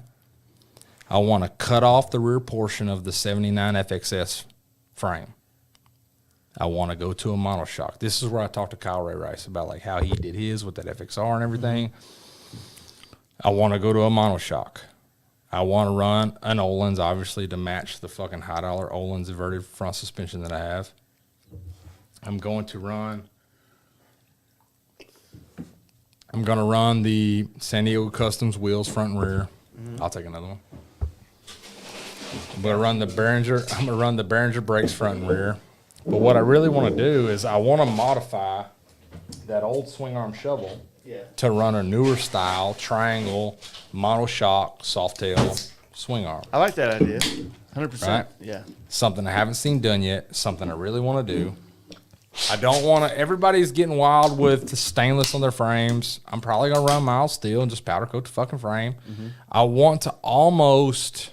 My personal goal is I want to create it as if you have to take a second and figure out that wasn't a stock Harley Davidson design. I want you to almost battle like the goddamn, okay, that's a soft tail frame. Fuck. No, it's not. That's a shovel head motor and a 4-speed. Shit, but that's kick, but that's wide. Is that a 5-speed? Is that a 6-speed? Okay, monoshock. I want you to have to fucking process what the fuck is going on there. Honestly. And then when it's all said and done. So a performance stock custom. Yeah. I would like to build a hot rod shovel, but because I have a resto mod. Yeah, but because I have a very fucking classy shovel head motor, fresh rebuilt, never fired, I'm not gonna fuck that off. I'm not gonna do it. So the front half of the bike, well, I'm not gonna say the front half, neck, motor, all that, we'll say vintage Harley, and it's gonna be tagged and registered as a vintage fucking Harley Davidson. It's a 79 Harley Davidson FXS. I actually love every aspect of this. But when it shows up at a show, I called it a resto mod in my mind. Now, Matt, I may be fucking incorrect about that, but I called it a fucking resto mod, right? Because it's like, okay, Harley, y'all come out with a monoshock true inline frame. There's no flex points. I'm with you. Okay, Harley, I'm following you. I feel you. I'm with you. Okay. Right? But my entire fucking life with Harley was created on a fucking shovel head. Yeah. My absolute heartbeat is involved inside of a fucking shovel head. So, but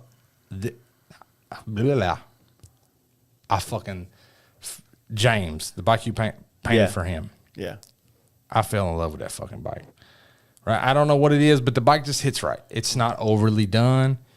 Like the paint kind of steps the bike up, but the rest of the bike is very kind of modest. It's like it all kind of falls in line. He didn't get crazy with the motor and drive and all that. It's a very dependable bike. He's rode it all over the fucking country.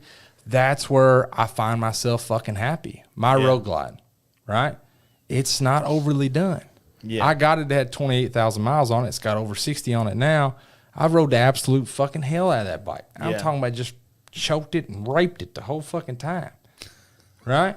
Real shit. Never thought about like choking my bike and just real shit. Yeah, just, I love it. I love it. Choking and raping the whole fucking time I've rode it. Right? And so if it doesn't start tomorrow, I'm not disappointed in it. Hey, it gave me everything I wanted it to be. I get it. I've been rough. Yeah. So there's been a few bikes that have kind of like gave me that, not that same feeling, but just that kind of like, man, okay, that bike could be fucking cool. I love shovel heads. I love classic shit. I love inverted front ends, which is really what cued me into James's bike. Yeah. Right? That fucking, what do they call the that? stock, like the Sport Glide front end. Sport Glide, there you go. Yeah.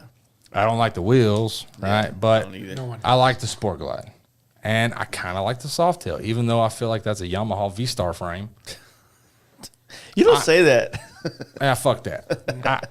There's a portion of me that likes it, right? So that's my next. His bike motivated me to like, okay, Well, I think want to do it. everybody.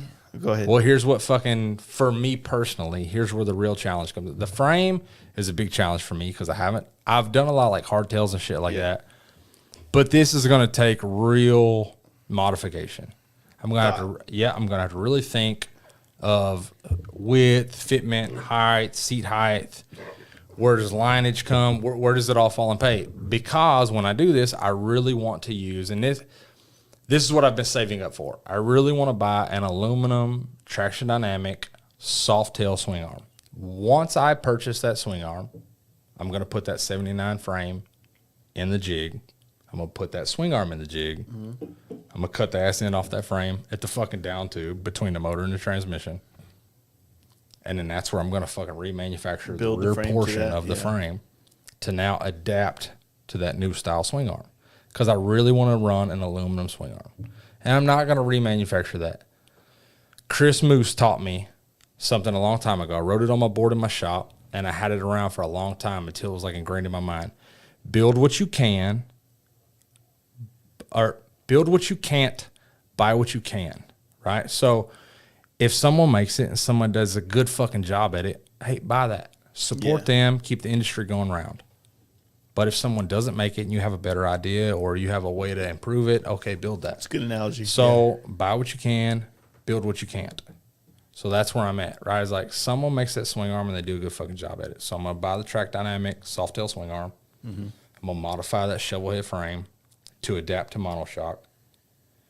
I'll get rid of, because back then they had an oil tank and a battery sitting side by side. I'm going to get rid of all that. Both of those things different places. Yeah. Yep. I'll move all that. I'll move the wiring harness. I'll remanufacture all that shit myself. Run where the down tube was and the gap between what would have been oil tank and battery. That's plenty of room to run that monoshock. So now I can run that aluminum swing arm in the monoshock right up to where the down tube would have been. Gives me plenty of travel room. Yeah. I just have to remanufacture that rear portion. That's a good challenge. I think with that frame jig you got and the complexity and the options it gives you to put. I mean, I was looking at it and I have no idea about it. I never looked into it, but just all the different motor options it gives you to like place how different motors would fit in things, different transmissions, different widths of fucking tail ends with the rear axles and things like that. I think I've been saying this for a while. I feel like people. I feel like the guys that are going to take what's now and build the one-off customs geared towards what's popular now are the ones that really define these cultures that are going on right now. And it sucks to say because we were talking about TBJ. I think he was designing the bikes that we would all fucking love and appreciate now 10 years ago. Yeah.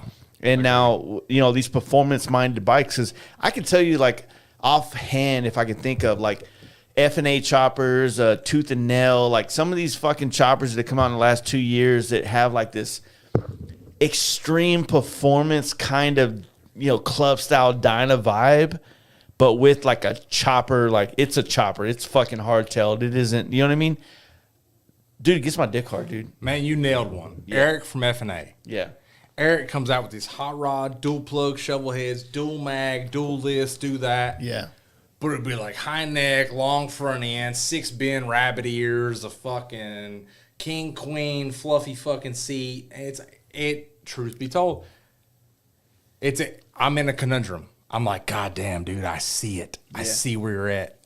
But the problem is the rest of the motherfuckers don't. You either have the dudes that are like, man, I fuck with that motor and I fuck with all that power. And you have the dudes that are like, man, I fuck with those 6-bins and that silly seat. So how many people can you kind of like convert? I mean, how many dudes can you turn out, as we say it in our? I'm gonna try to do them all. Yeah, if you can build. If I could stop oil changes tomorrow, and I could do anything. Yeah. My absolute from my heart, from day one, and still stands today. The number one thing that Justin Lee Kelly and fucking Hang 'em High Customs has wanted to fucking build from day fucking one is performance choppers. Everybody says, oh, chopper, can't have front brakes. All the time. Dudes are like, man, I'm building a chopper. I'm like, cool, man. How you building your front end? Oh, I'm doing the 8-over, fucking 6-pin rabbit ears, no front brake. I'm like, God damn it. Yeah. Like, hey, fuck that. D-rake, tuck, get it in tight, dual disc front end. Man, ride this bitch. Yeah. You know, so for me, and what I really want to build is I love choppers, but I've spent my whole life racing. I raced motocross and was in the Army. I fucking played around on crotch rockets. Now I'm fucking riding hot rod Harleys. It's like I want to truly build my name in this industry as performance fucking choppers. Yeah. It's truly what I want. I don't care about the fads. I don't care about anything. From day one, still standing 5 years later today, if someone says, what's Justin want to do? If I came and said, fuck it, I got a blank checkbook, what do you want to do? I want to build you a performance chopper. I'd really like to build you a hardtail twin cam performance chopper. Yeah. I'd like to build you a motor that could go over 30,000 miles without needing fucking rebuilt. Yeah. Because I'll fuck around and do 30,000 in a year. Who wants to rebuild their fucking motor every fucking year? Yeah. No one. That was the thing about Josh's bike. He had the whole thing, but he also did a twin cam swap on it. So he had like the best of both worlds, where you have the chopper look, but you also have the reliability of a twin cam. Who else is kind of doing something very like I'll say performance touring, not performance bagger, is Corey, Main Drive Cycles. Yeah. That's Another a class. fucking- yeah. That's a classy motherfucker when it comes to building a bike. When I think of Corey, I think of him, and if you know both TBJ and Corey, they're kind of they're cut from the same cloth. Yeah, they really are. Yeah. Corey is he's like the Christian version of TBJ. He's very subtle. If you didn't do, very subtle. He's soft spoken. He's soft spoken, but he doesn't he doesn't smoke or do or drink or that doesn't mean he's not stern in his stance. He is. I was just thinking about him the other day because he has made some posts. He's very humble too. Yeah. I think people undermine Corey because he's nice, he's humble, he's soft spoken. Like, don't get Corey fucked up. One of my favorite builders, man. Straight up. Yeah. I didn't know he was from here. I never thought I'd get to meet him in a personal level. You know what I mean? None of that shit, right? I've always been infatuated with his work because it always has such subtleties, but often you don't see what he's done unless you know what the fuck you're looking at. And if you know what the fuck you're looking at, then you see you're like, holy shit. I fell in love with his Softails. He did a couple of Softails where he would, like the Softails you like with the mono underneath the frame shocks. And he would hardtail them, or he would turn like a nice little Frisco style tank on it. And I remember the first I've done 2 podcasts with him, and I was just thinking about literally like either today or yesterday. I was like, how's Corey doing? Because I know he's building that fucking M8 FXR. Yeah. But on another note, the first one I did a podcast with him in his garage up in North Dallas, and he had 2 bikes in there that were fucking sick as shit. Fucking sick as shit. I would love to own them. Nothing like what the people think that I probably would ride, but because I love those bikes, I just don't have the ability to own them. I can't afford to buy a chopper from a homie, right? He just has a fucking style that is dope, but he's also like a huge nerd in a different world industry-wise that he does really well on. So his like motorcycle things become kind of like a secondary business of a way to export ideas that he has. Yeah. His to build Frisco stuff. mids. If he builds 10 and puts them up, they're gone. Instantly. Gone. Gone. Yeah. You know, that's how I found out about him. Somebody said, Yeah. hey, man, check out these mids. I was like, oh, dope. Those are fucking cool. That's how I found out about him. I wanted to buy a set of his fucking mids the whole time. I never could. Every time I go to check them, they were cycles, gone. Yeah. Yeah. And I was just like, finally, I met him years later. It was like, no fucking way. He got into FXRs pretty heavy within the last couple of years, and then he decided to do this M8. So no fucking everybody knows the M8 fucking FXR has been done. Yeah. But not done the way he's doing it. And that's why I love the chopper ingenuity that comes from guys like yourself and him and a lot of other people. He's going to do it to where a person that doesn't know Harley, like me and you, right, or other individuals, right? This is where I draw a very heavy portion of my drive, my motivation, and my vision from Corey, right? He's going to build that bike, and when it's finished and it's sitting in a parking lot outside of a fucking Quick Trip, Yeah. he pulled up front, he went in to buy fucking water. You're going to walk by it, and you're going to fucking wonder, did Harley make that? Or is that a custom motorcycle? Yeah. That is where the quality, the thought, the engineering, the ingenuity, all that shit. There's a portion of crazy fucking choppers that I love. Yeah. But then there's a portion of those guys like that were even TPJ. Yeah. Even his bike. If you didn't know what the fuck you were looking at, you walk by them and be like, man, did Harley make that? Yeah. I'm like, nah, man, I created that. Nah. Yeah, I did that. It's that fine line. Shit. It was like when everything fucking flows. And that's Corey on this FXR that's coming. He's been going slow. He's been very methodical. He gives you little teasers of it. It's like, I'm fucking salivating to see this motherfucker. Yeah. I can't stand it. Well, like because I know when it comes out, I'm even gonna question. Yeah. Hold on now, did Harley make that? I've already got a Get the fuck bunch outta here. of questions. Well, like you said, the FXR M8 has already been done several times, but not to his level.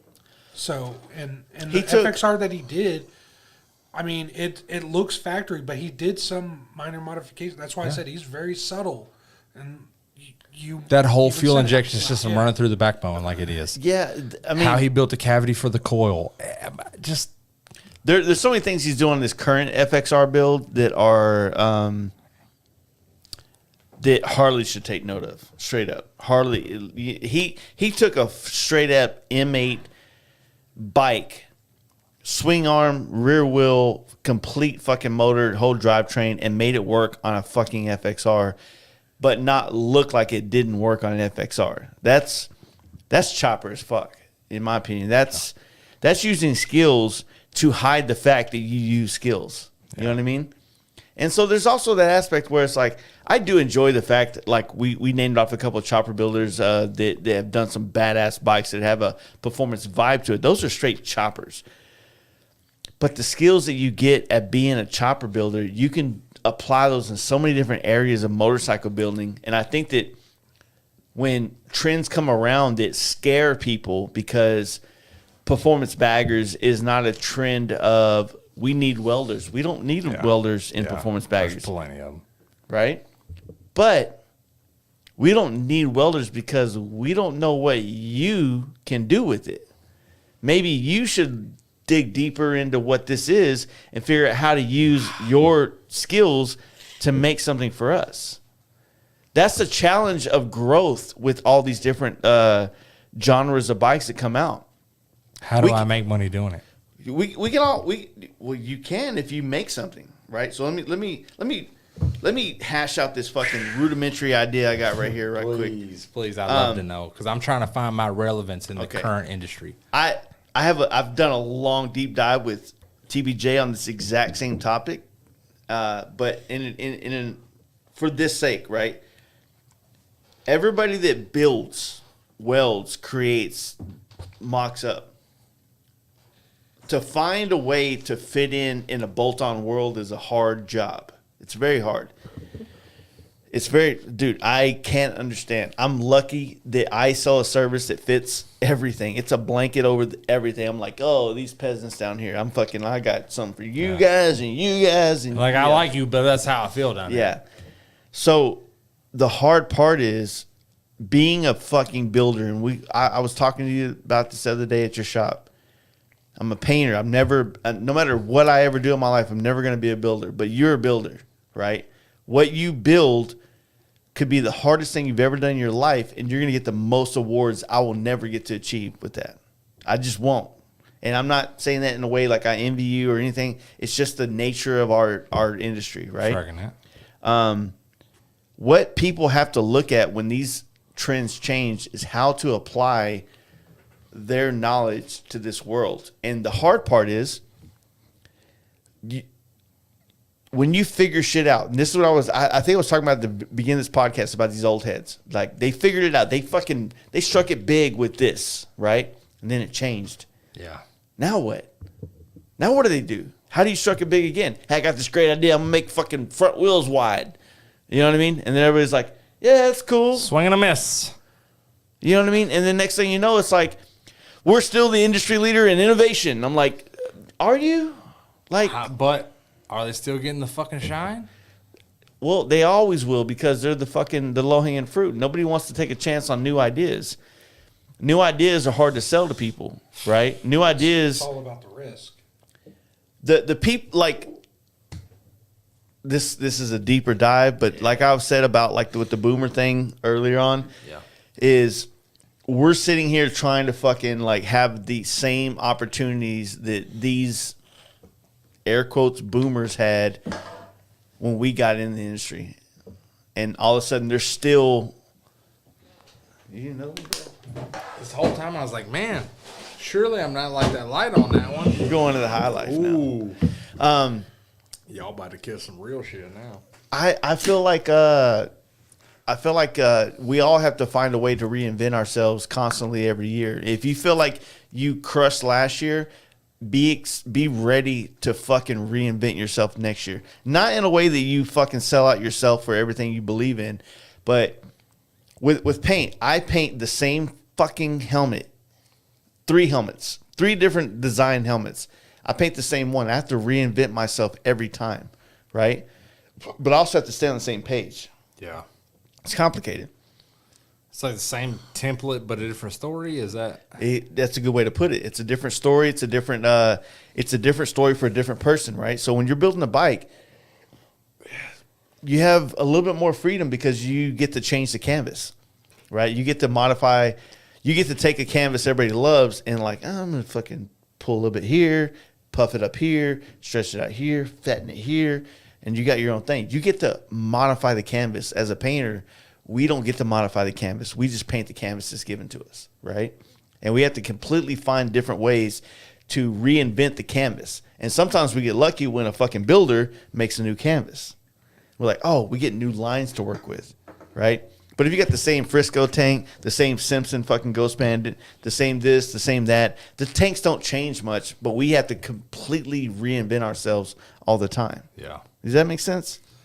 That's tough though, because like the same sense as a builder, right? Even the same sense as a tech. When a customer comes to you and you know he has this intake and you know he already has this exhaust, because what do guys buy first? Intake and exhaust. They want the cool looking air cleaner. They don't even give a fuck. Want that rap. They don't give a fuck what the air cleaner does in its performance. Yeah. They give a fuck what the air cleaner looks like. So many people don't understand the actual genuine performance of air delivery. Mm-hmm. So they'll buy what they think looks cool. Then they'll buy exhaust that they've heard fucking works great. I buy everything off of looks before performance, 100%. Hey, you know, different strokes. So anyhow, I'm the worst at that. So then a guy comes in and says, well, I want this cam because I heard this cam works great. Well, this cam may work great with this intake or this exhaust or blah, blah, blah, blah, blah, right? But there's a fucking recipe to that. Yeah. Sometimes you get fucking lucky. You get lucky with the right recipe of intake, exhaust, and cam. Mm-hmm. Or, you know, that recipe. But I see so often a guy buys an intake because that's what he fucking, oh man, this one fucking looks cool. Or this exhaust fucking looks cool. Well, it's too short or it's too long or it's whatever you want it to be. And then they buy a cam that doesn't fucking match that. Yeah. And I constantly battle trying to help them put together that fucking recipe. Right? Like you were talking about, like, man, if a guy comes in, he wants this helmet or that helmet or whatever, right? Like, we as techs still fucking deal with that. Yeah. A guy doesn't come in and say, hey, man, I want a cam, put what I need in there. That's not how that works. The guy comes in and says, man, my cousin told me goddamn Woods, what it, you know, like, I just use that as reference. Like, I run a Woods 777 just so I'm not harsh on my motor. I can love get that plenty cam. of fucking power. I've ridden it across the country. Yeah, dude. I can't tell you how much I love that fucking cam. I run an S&S intake. I have a Woods 777 cam. I have a Bassani full-length exhaust. My fucking torque numbers. Yeah.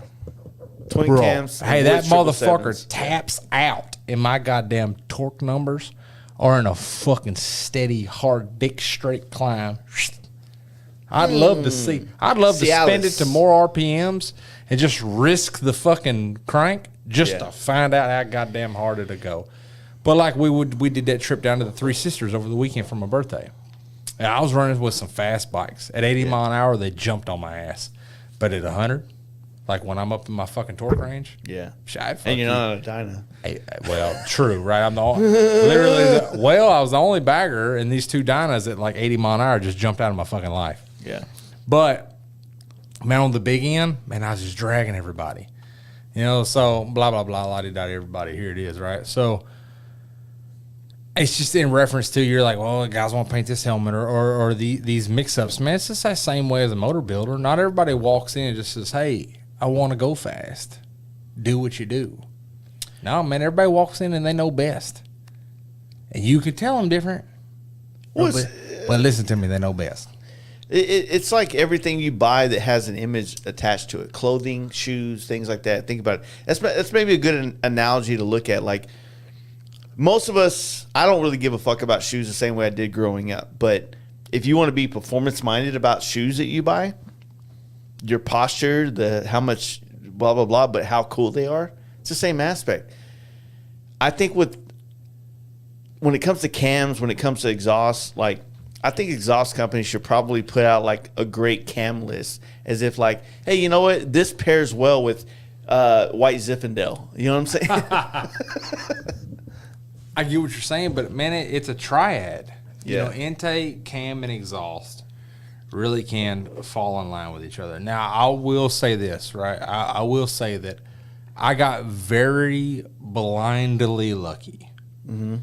I got a deal on my exhaust. I got a deal on my intake, and I really wanted to run a Woods cam. So I ran the Woods 777 because I knew with my stock 103 I wasn't pressuring anything, right? Yeah.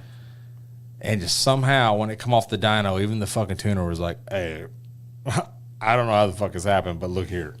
Yeah. It showed me my fucking, the AFR line was straight as an arrow. So you got a 12, right? Through the fucking root. Yeah, 12. So my first bagger I bought brand new was a 12. I did a Woods 777. I did a Vance and Hines dual. It was the X-Pipe dual stainless exhaust they just came out with back in the day. And I remember going to the dyno tuner at the time. Was the shit back then. Yeah, it was back in the day. Today it still Everybody exists. laughs at it. But that Woods pipe, I mean, I was stoked because I got like 95 horsepower out of that cam with a 103 with that exhausted cam and a performance machine elbow air cleaner.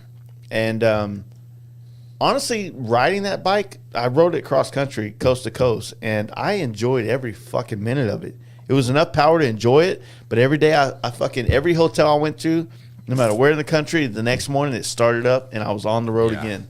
And that's my thing with it. I didn't expect it to make the power it made. Yeah. I want to say it was 112 horsepower and like 116 or 118 foot-pounds of torque. The S&S intake, 777, and the Bassani full-length exhaust. Whew. It all just fell in line. And going into it, my tuner was like, all right, man, hey, how do you want to do this? I was like, hey, all I give a fuck about is air fuel. If that air fuel line is proper the whole way through, the whole pool, the numbers are the numbers. Yeah. This is where people don't understand. They're like, hey, man, I ain't got my bike dyno tuned. No. Did your fucking dyno tuner spin your bike to show you high numbers? Or did he tune your bike? Because any fucking tuner, right? Me and Mark talked about this from Texas Performance. Yeah. A guy can get on the fucking dyno and show you crazy high numbers. But maybe you're lean in one spot. Maybe you're hella rich in one spot. Maybe you're like your tune, your actual tune, may be fucking shit. Yeah. So when I look at the air fuel line, the air to fuel ratio the whole way, I want that air fuel line to look like fucking Robin Hood shot an arrow through that motherfucker. I want it to be perfectly fucking straight the whole way. What my numbers are, they're what my numbers are. Mm-hmm. That's between my intake, my cam, and my exhaust, or maybe whatever other work I have done, but primarily those three components. If I have a dip, if I have a rise, if I have a high lows, whatever, those are on those three components. That's where I fall in we'll call it a conundrum with my fucking customers of like, hey man, listen, I'm going to tune for the air fuel ratio. I'm going to give you a good clean tune. If you have a flat spot, hey man, that's cause you chose shitty fucking exhaust. Yeah. Or you chose a shitty fucking cam. And sometimes you can't convince a person out of that until they fucking see it. And that's hard to compete with reality. Facebook. You know, Facebook groups, man, they indoctrinate people so much better. You know? But I experienced that a lot, and that's all I was fucking referencing. Dude, we gotta wrap it up, man. Hey, you know me, man. I'm here till you tell me to stop. It's a good time all the time. We're gonna have to put this last hour basically on Patreon, but I've enjoyed it, man. I usually, honestly, man, I never get to come in here and do a podcast with you and watch the time. And I hate doing it because we talk about so many interesting things. We kind of waterfall into so many different interesting scenarios about how this works because we're both kind of in the industry, but we're also both at heart loving the custom side of culture of what we deal with, right? And, dude, I love it, man. Are you planning to come to camp out? Yes. I say that just because, like, Fandango comes to mind. A lot of people are on me about Fandango, especially after last year and winning the fucking drag races and all that shit. But I originally signed up as a dealer vendor for Fandango this year. Yeah. But I found out I get my oldest son this year for spring break. Now, mind you, Kentucky spring break's a lot different than Texas. Oh, okay. So his spring break's up in April. So I'm going to have my son for spring break. I won't be there for Fandango this year. Which that sucks because a lot of people are looking at me to fucking come out there and raise hell, and I'd love to, but my son's far more important than that. For sure. Right? So I'll be doing that. But as far as the camp out right now, it's on our fucking family schedule. I'm going to be down there. You got to bring the wife out, man. You think she'll come? Man, you know what? I think she'll fucking excel there with her personality. She and parties, dude. 100% not a gig at my wife whatsoever. Yeah. Like, she loves to come out. I'm trying to find a very professional way to put this. When we first got together, I was I was living a very different lifestyle. I wouldn't say it that way. Man, I don't know how to. Shit. Are you working it out? Are you figuring it out?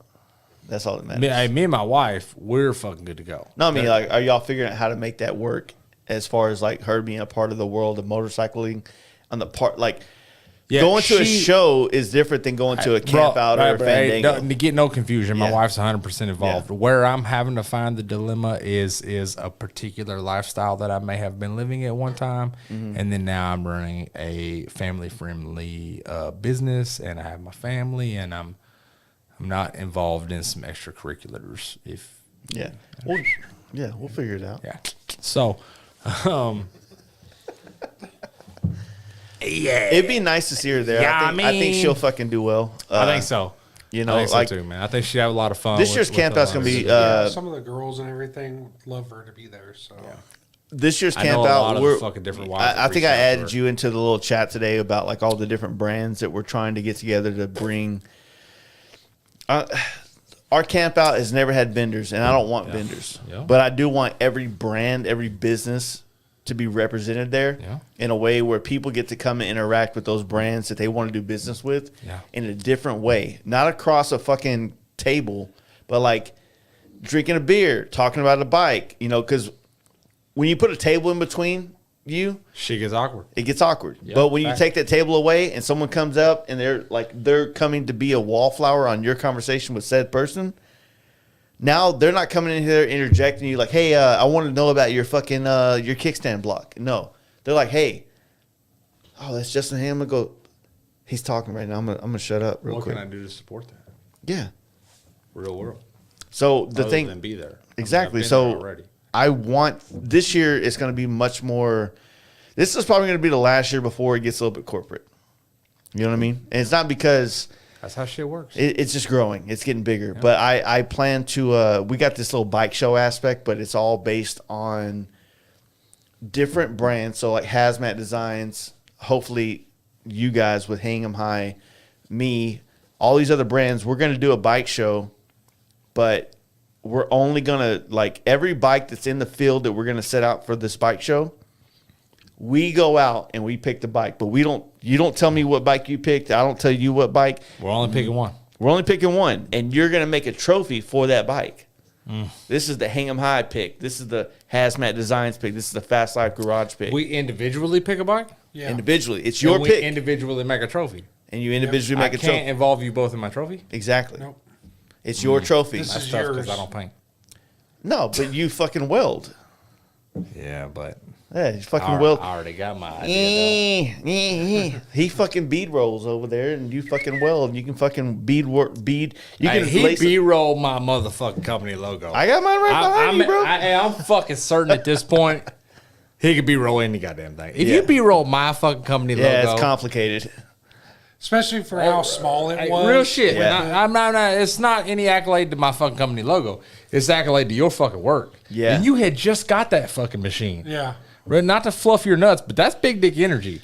When I walked in here for that last year and you had that, I even told my wife, I was like, this motherfucker didn't. Dude, the way you looked at it when I showed you, that was like... Well... That was actually I was fucked up. I was like, nah, there's no fucking way. It was a conversation that we had in the last podcast with the FXR Show podcast about how they were getting belt buckles and rings for winning events.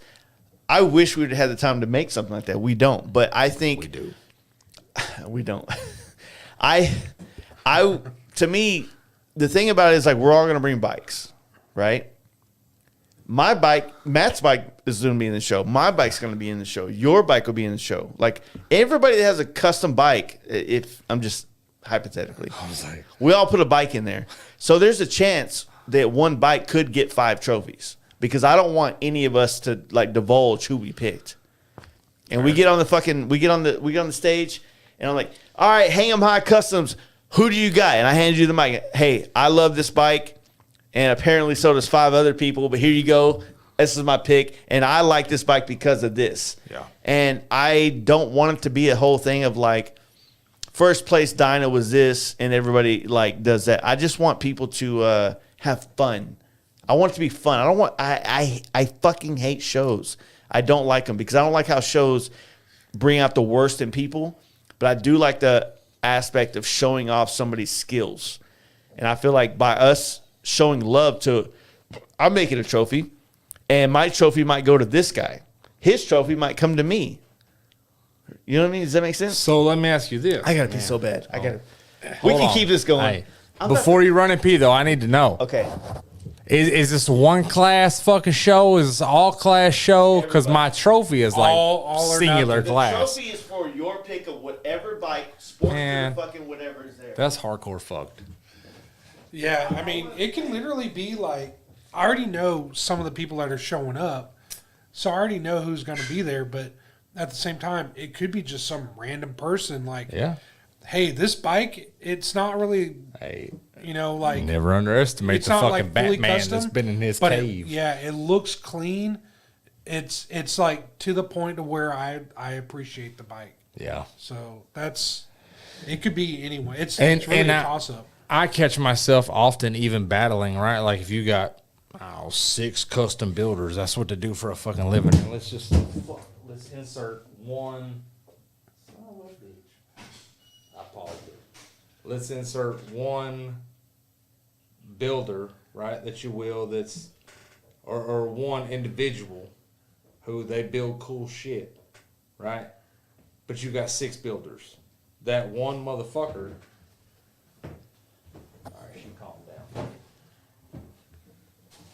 You know, I'm good. I started to spill the shit out of my one. Elbowed the fuck out of it. My fault. All right, so what were you saying?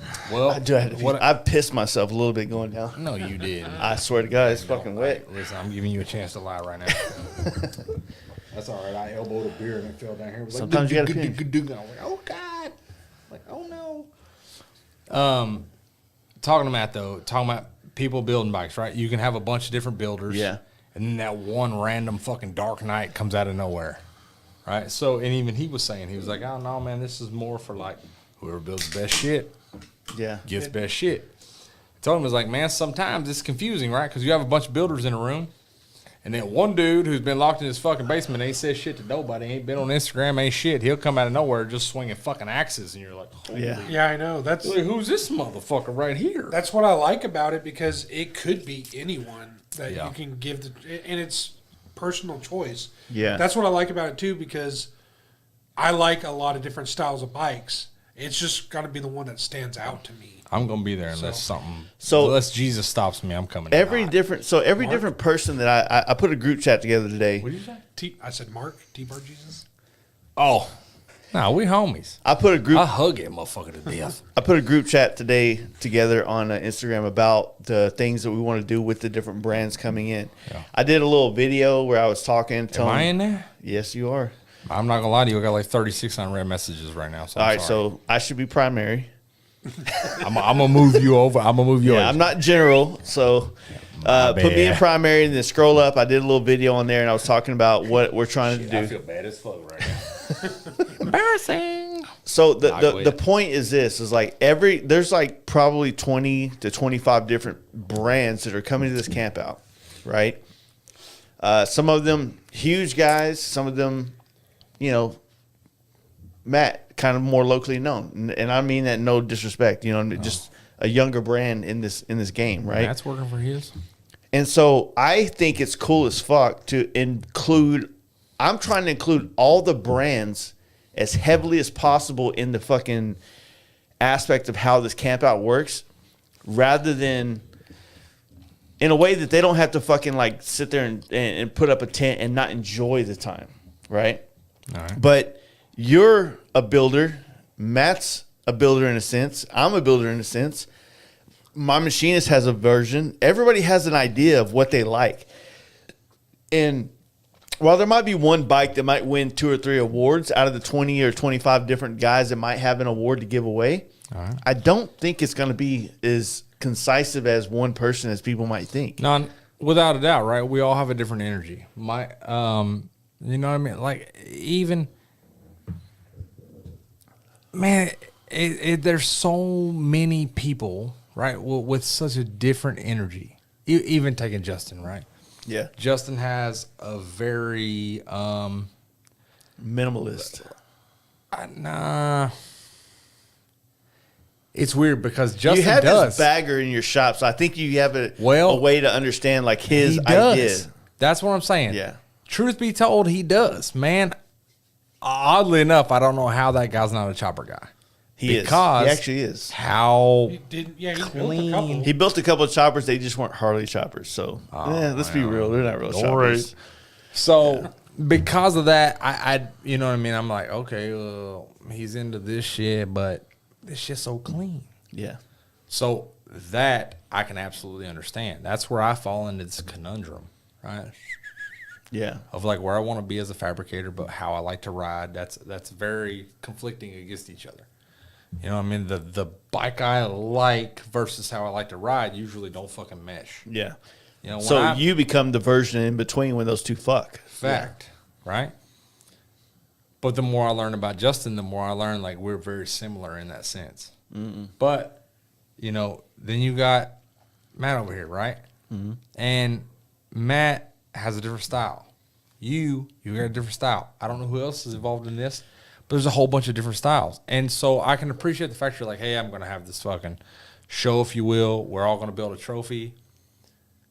But at the same time, I come into it like, man, where is it? Like, oh, there's how many ever people you've included in this, right? Let's just say there's 10. All right, there's 10 people, there's 10 trophies, but there's no categories. Exactly. So who's putting energy into what category? Are we all categories energizing the same category? Because like obviously he's going to be more paint and body, and I'm going to be more like I'm going to be more paint and body as well. Yeah, and I'm going to be more like weld and metal finish. I'm going to be like more finish. And I want you to be that because more minute. You're going to find something you love about a bike that I don't see.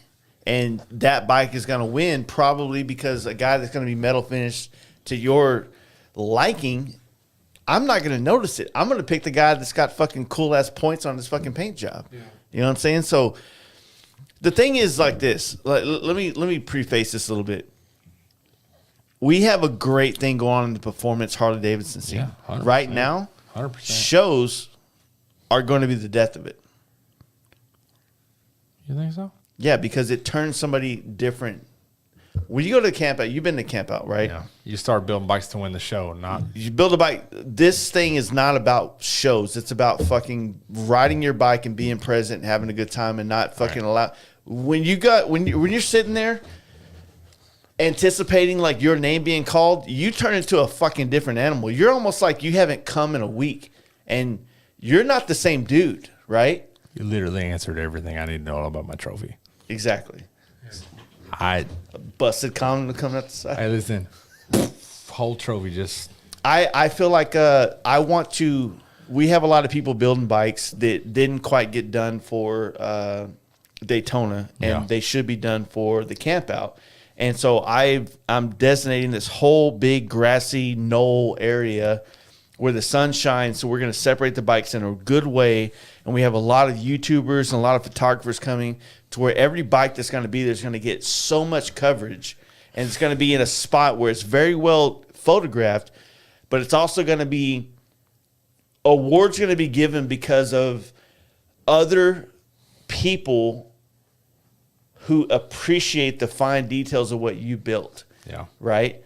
And it's not about like nobody gets to walk away and say they had the baddest bagger of the camp out.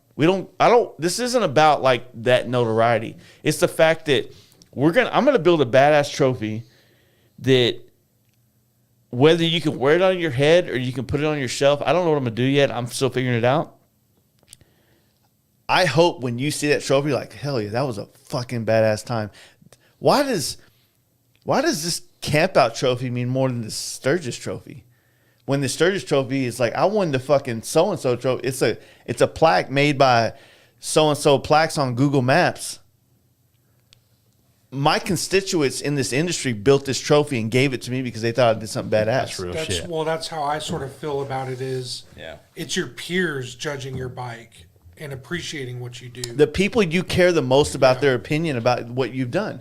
And those guys are going to judge your bikes and give you trophies. And don't get me wrong, somebody's going to be butthurt. No matter what, when you put a bike in a fucking field and ask people to fucking give you a trophy for it, somebody's not going to get a trophy. It's going to hurt for some people. But I don't want it to be about that. I want it to be a way so the camp out has grown beyond a center campfire. It used to be like one fire and we all came to it. Now there's fucking 40 campfires. Everybody's got their own thing going on. But if every night, at least for an hour or two, I can get everybody to come to the stage by the big fire and we can fucking all congregate together and then kind of maybe mosey on back to where we came from at that point, then most people are going to get the point of this whole thing, right? Yeah. And the thing about the show is I never wanted the camp out to get to vendors or shows. And this is the compromise of bringing vendors in and a show, but the goal is you're not paying $1,300 or $13,000 to be in Daytona to have a tent up. You can bring the Hang 'em High tent and set your camp up, and that's the fucking Hang 'em High tent, and they got this shit out the ass over there if you want to come get fucking blitzed. You got that. I want dudes to come there and go, you know what, man? Maybe not all 500 or 1,000 or whoever shows up goes and gets the fucking Hang 'em High experience. But if like 10 dudes show up and they're like, dude, I fuck with you, man. I love it. And then you get a build. You might get an opportunity out of the camp out to do a bike, or maybe you get an opportunity to build a bike and one of these guys give you the canvas. You never know where it comes from, but it comes from being present to things and doing it and living it and being true to who you are, which is why I've always fucked with you, because you are true to who the fuck you are. Yeah. You know what I'm saying? 100% uncompromised. Exactly. All I want to do with this camp out, as it's growing and getting beyond the fucking intimacy that it was that I've enjoyed, is to try to keep it as a fun thing where at the end of the day, you know, I'm going to put my bike in the show. Yeah. I obviously I'm not gonna give myself a trophy, but maybe you give the trophy to me. I don't know. You probably won't. I'm sure everybody's not gonna give me a trophy. I'm gonna have 2 bikes in there, but come on, dude. Oh, this dickhead. Oh, here you go. Here you go. Come in with that one. Everybody's gonna be hanging out like, hey, I'm trying to just show you some love, but Hey, what if by chance you Okay. happen to quote unquote assemble a bike that is in the show? Can you vote for that bike? no, I mean, are we talking I've about? been to plenty of truck Are we talking about shows where Jetty's it's, bike that you're gonna be under having together? construction. So I was just Are you? Do you think you'll have Jetty's bike done for that? purposely not do it. I'm just saying, like There's Jetty. a lot that goes into that. There's 2 things with that. I don't have the paint. There's Yeah. a lot of different. There's a lot of facets that go into that. Number one, right? I love Jetty, and Jetty's one of those customers that truly respect my wife, my family, my time, my energy, everything. gets it. He Right? gets it, yeah. So if I say, "Hey man, ain't happening," he wouldn't ask a fucking word. He would respect it, and it would go on. I'm gonna add some pressure on you. But well, hear me out. But he would also, like at the same time, if I was like, "Yeah, I don't know, I could probably do it," he'd be like, "Okay, it's happening." Yeah. He would make sure that I didn't just cave. Now, that being said, big parts, key parts, most of it is there, done, and available. They just need to be retrieved. Right? Yeah. I have the fucking new power plant. There's some Frame, there's wheels some are other there, facets of right? that. I have frame wheels. I was like, I don't want to divulge too much, but that's his bike, that's his business. I'm not going to disrespect the man like that. A lot of things are, I will say, relatively available, but assembling a bike, tuning, these a are lot all. to it, You yeah. don't just do this overnight. You know what Yeah. I mean? So there's a lot that goes into this. This stretches that out. You know what I mean? Even if we said tomorrow, hey, fuck everybody in my shop, I'm putting Yeah. everything on Jetty. I need at least fucking 2 weeks. Real world. Yeah. You know what I mean? Hardware, this, that, torque, put together, try it, this, fitment, that. The hub situation. There's a lot of fucking going on there that is very slow, time sensitive shit. Yeah. So I don't know, man. That's a Let me give you this right here. Maybe this can be motivation, or it can be whatever you want to take it as. oh god. We've just talked about in this podcast the 5 hours of it because I knew I wasn't getting out here without at least 6 hours. We've talked about how this call me, industry I call you. has kind of overlooked us, right? And so to throw you on a guilt trip,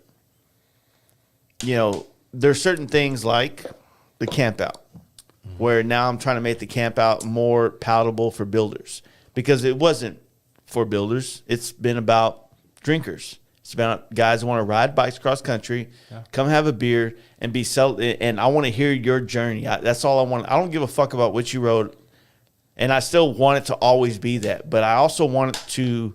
Can't ever be that. I want Past that. Yeah, we are past that at the point. It's hard fact. I want people that have built bikes I want people that built bikes to be able to come here and get the utmost exposure available from everybody. And so what we've been accumulating here is not just. Here's the thing about exposure, right? We grew up in the magazine. We grew up in Easy Riders and Hot Bike and fucking all these other publications, Road Iron, all this shit about bikes, right? They're not around anymore. And the ones that are still around, they're not knocking on our doors, right? So now it's up to us to create the new medium where people fucking come and find out about what we're doing. Yeah. And so that's why I've taken on this kind of, I want to do my own magazine. I don't have the resources to do it. I don't have the support from people to do it yet. And I don't want to put it on them. I also don't have the time to do it. But the camp out, I've acquired a lot of photographers, a lot of moto vloggers, a lot of YouTube guys, a lot of people that are going to be at this camp out. That everything going on in this camp out is going to be on multiple YouTube channels, multiple photographer channels, and whatnot. So what I've done is I've taken away, fuck me, right? Fuck you too. I've taken, or what I'm trying to do is I'm taking away the power of everybody that's kind of slighted us. Everybody that slighted us, not you. Other people who have looked at our generation of bikers as we're not worthy of the limelight. And I'm trying to create the place where we get all the fucking attention from the people that actually give us attention. Magazines don't do that anymore. Right? They don't. All right. So if I have 5 YouTubers and each one of those fucking dudes are in our scene with 100,000 plus fucking followers and they're doing videos about you and maybe they're fucking, hey, Justin, hang 'em high. Like, dude, this bike is sick. What? And all of a sudden you're on 5 different YouTube channels that has 250,000 fucking views on it. I mean, I'm with you. You can't go to Sturgis and get that. I'll see it. You know what I'm saying? See where you're at. And so I'm trying to take the Mr. Beast approach to this shit and use social media to the advantage of bringing the right people to the camp out to expose the right people at the camp out. Does that make sense? I'm with it. I mean, we've been such a minority in the Harley scene, but it's actually growing to be the majority of it because we're the younger crowd. You know, the boomers and everything, it's not going to last. They ain't going to do it, though. Yeah. They're not going to gas us off. Well, they're not going to because I don't think they respect the fact that we are known. I don't think they this deep cup. No, I want to say it because I'm fucking drunk right now. I'm going in. Fuck it. I want to say it because I don't think that I don't think they respect us because we got known on social media. I think 100%. They look at like, oh, this dude's like a builder or a painter or whatever, but he also has X amount of followers. Yeah, I want you to. And I feel like they don't respect us because like we might have used the tools. Is that your old lady or mine? That might be mine. Come in. It's yours. Hey, I'm gonna hit on some real shit now. I want it. I don't know where you're cutting the fucking this one from that one, and fuck it, whatever. If I'm never allowed back on this motherfucker, I'll at least listen to me. I'll at least know for a goddamn fact it's because I said some real shit. Yeah. Right? I'm not calling them has-beens. I'm not has-was, has goddamn anythings. Yeah. Right? They built it to where it is. But every dog has his day. I have a fucking wolf hybrid at my house right now. He's getting fucking old. He's showing signs of old. I had to call my old man and make fucking decisions on him here recently. Yeah. I view myself in that same motherfucking light, right? Yeah. You can be a fucking wolf. You can be a bad motherfucker, but you eventually, someone's going to come around and take your position in the pack. Yeah. Right? I'm not saying, oh, man, I'm calling everybody out. I'm going to get in her circle and get my ass whooped. I'm not saying that, but at the same fucking time, I'm telling you, goddamn, hey, I'm coming in hot. Yeah. And if you can't respect my fucking work, yeah, and you feel like you need to mistreat me, if you feel like you need to take my money, yeah, and not send me my motherfucking parts. Let me grab this motherfucking microphone real quick. Let me put this motherfucker in my mouth like a goddamn New York hooker. Right? If you feel like you need to take my money, my time, my energy, and not give me my parts, yeah, my fucking respect, my goddamn anything else involved in that, if you think, oh man, this is another motherfucker with an Instagram account, you got me 92 kinds of fucked up. 92, motherfucker. Now listen here. That's how many fucking flavors in Dr. Pepper. Hey, dog, listen here. And I ain't saying that to be an arrogant fuck. I love it. I've had my motherfucking ass whooped, but I wake up every motherfucking day ready to get it fucking again. Yeah. Right? So any of these cats out here that think that, I've been on top for a while and goddamn I'm here and I'm going to run it to the fucking end, look in your fucking mirror, dog, because I'm right fucking here. Yeah. Yeah, dude. And I ain't saying this to you in any arrogant matter. You paint all you fucking want. You any of this shit all you want. Your paint, you know what your paint don't do? Don't take it disrespectful. Your paint don't hold a motherfucking frame together at 90 miles an hour. It doesn't. Your fucking paint don't hold anything together. Your fucking paint ain't holding nobody's motherfucking life together. But my fucking work is. If right? you do and I'm wreck, not bashing you. yeah, I get wreck you. shit's different. Dog. If you That's- wreck your bike with my paint on it, that's- you'll probably get shared more on Instagram. Let's That's be a real. fact. Truth be told, you're getting a higher insurance claim if you have Jace paint your shit, right? So you should have both of us work on your shit, and then you're fucking maxed out. Yeah. Insurance is tapped. However, I agree with you 100%, man. There's a lot of responsibility that goes and into and what it's you do. it's not at all an arrogant sense, right? It's just, You know your worth. man, been doing this for a while now. When the first time I came on here, I was very modest. I held my tongue. I held my energy. I held who I am. I made sure that I didn't overstep myself. I didn't overstep any work that I had done at the time. I didn't overstep anything that would make me be, pardon me, darling, but an arrogant fucking cunt. Yeah. It's 5 years later, dog. Yeah. And 5 years ain't shit to some cats.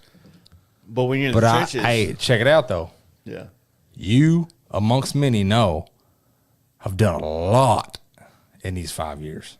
Yeah, I agree. And, I mean, and not in an arrogant sense. I met I've had you, several like I said, I accomplishments. met you at the Danger Dan podcast, and I don't even know if you can get that still, but No, I think in it's out, yeah. 2017, we sat in a fucking chopper place, Yeah. did a podcast, and then I even announced on that podcast I was starting this podcast. You did. And That's so, fact. with that being said, that was 5 years ago, essentially this year, right? Yeah. And I had already been in the industry for fucking 12, 13 years Yeah. at that time.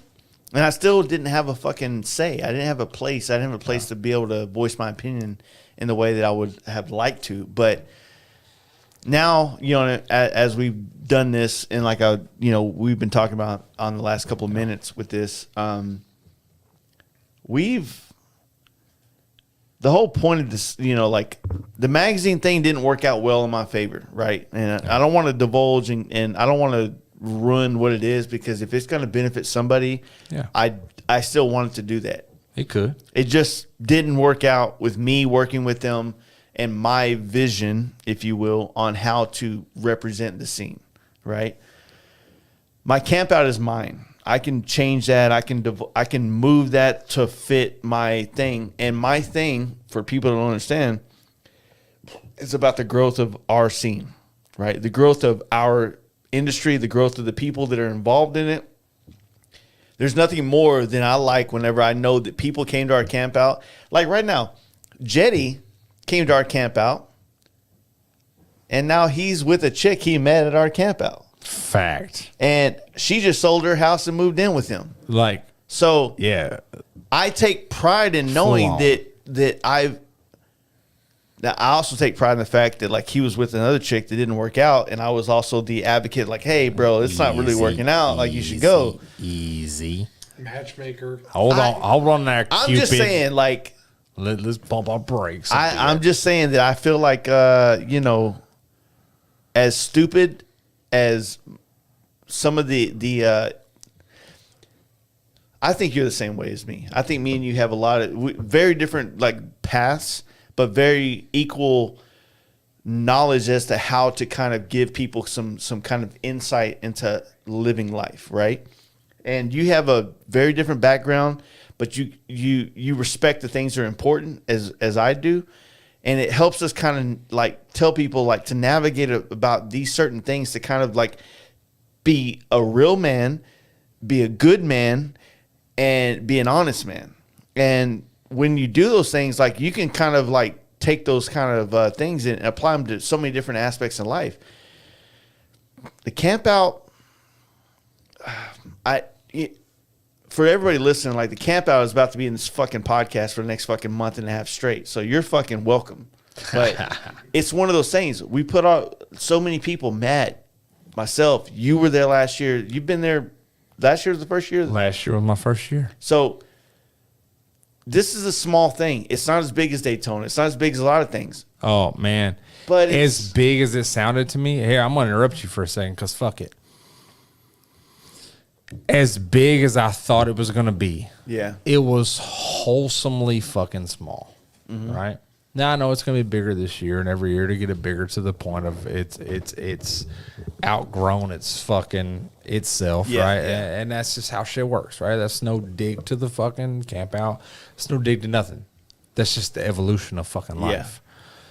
Nonetheless, though, I feel fortunate that I got to see it in what a lot of people claim to be its last year of like its real purity, right? Last year it was very pure, very original. Grassroots. Yeah. So this year it'll have a little bit different vibe to it. I think after this year, once you feel out how the left and right limits were, you'll make your decisions of how you want it to go, and it'll go as such. You know, I'm going to participate as invited because I appreciate that. I had a good time last year. Yeah. I plan to have a good time this year. I'll do whatever needs to be done to make sure I can facilitate it being a good time this year. Because truthfully, it was, man. Last year, I showed up and as many guys as came to me like, oh, shit, you're hanging my customs. Oh, shit. Hey, what's up, Justin? They would acknowledge one portion, but they would acknowledge the other. I just got to be fucking me. And that's so fucking rare.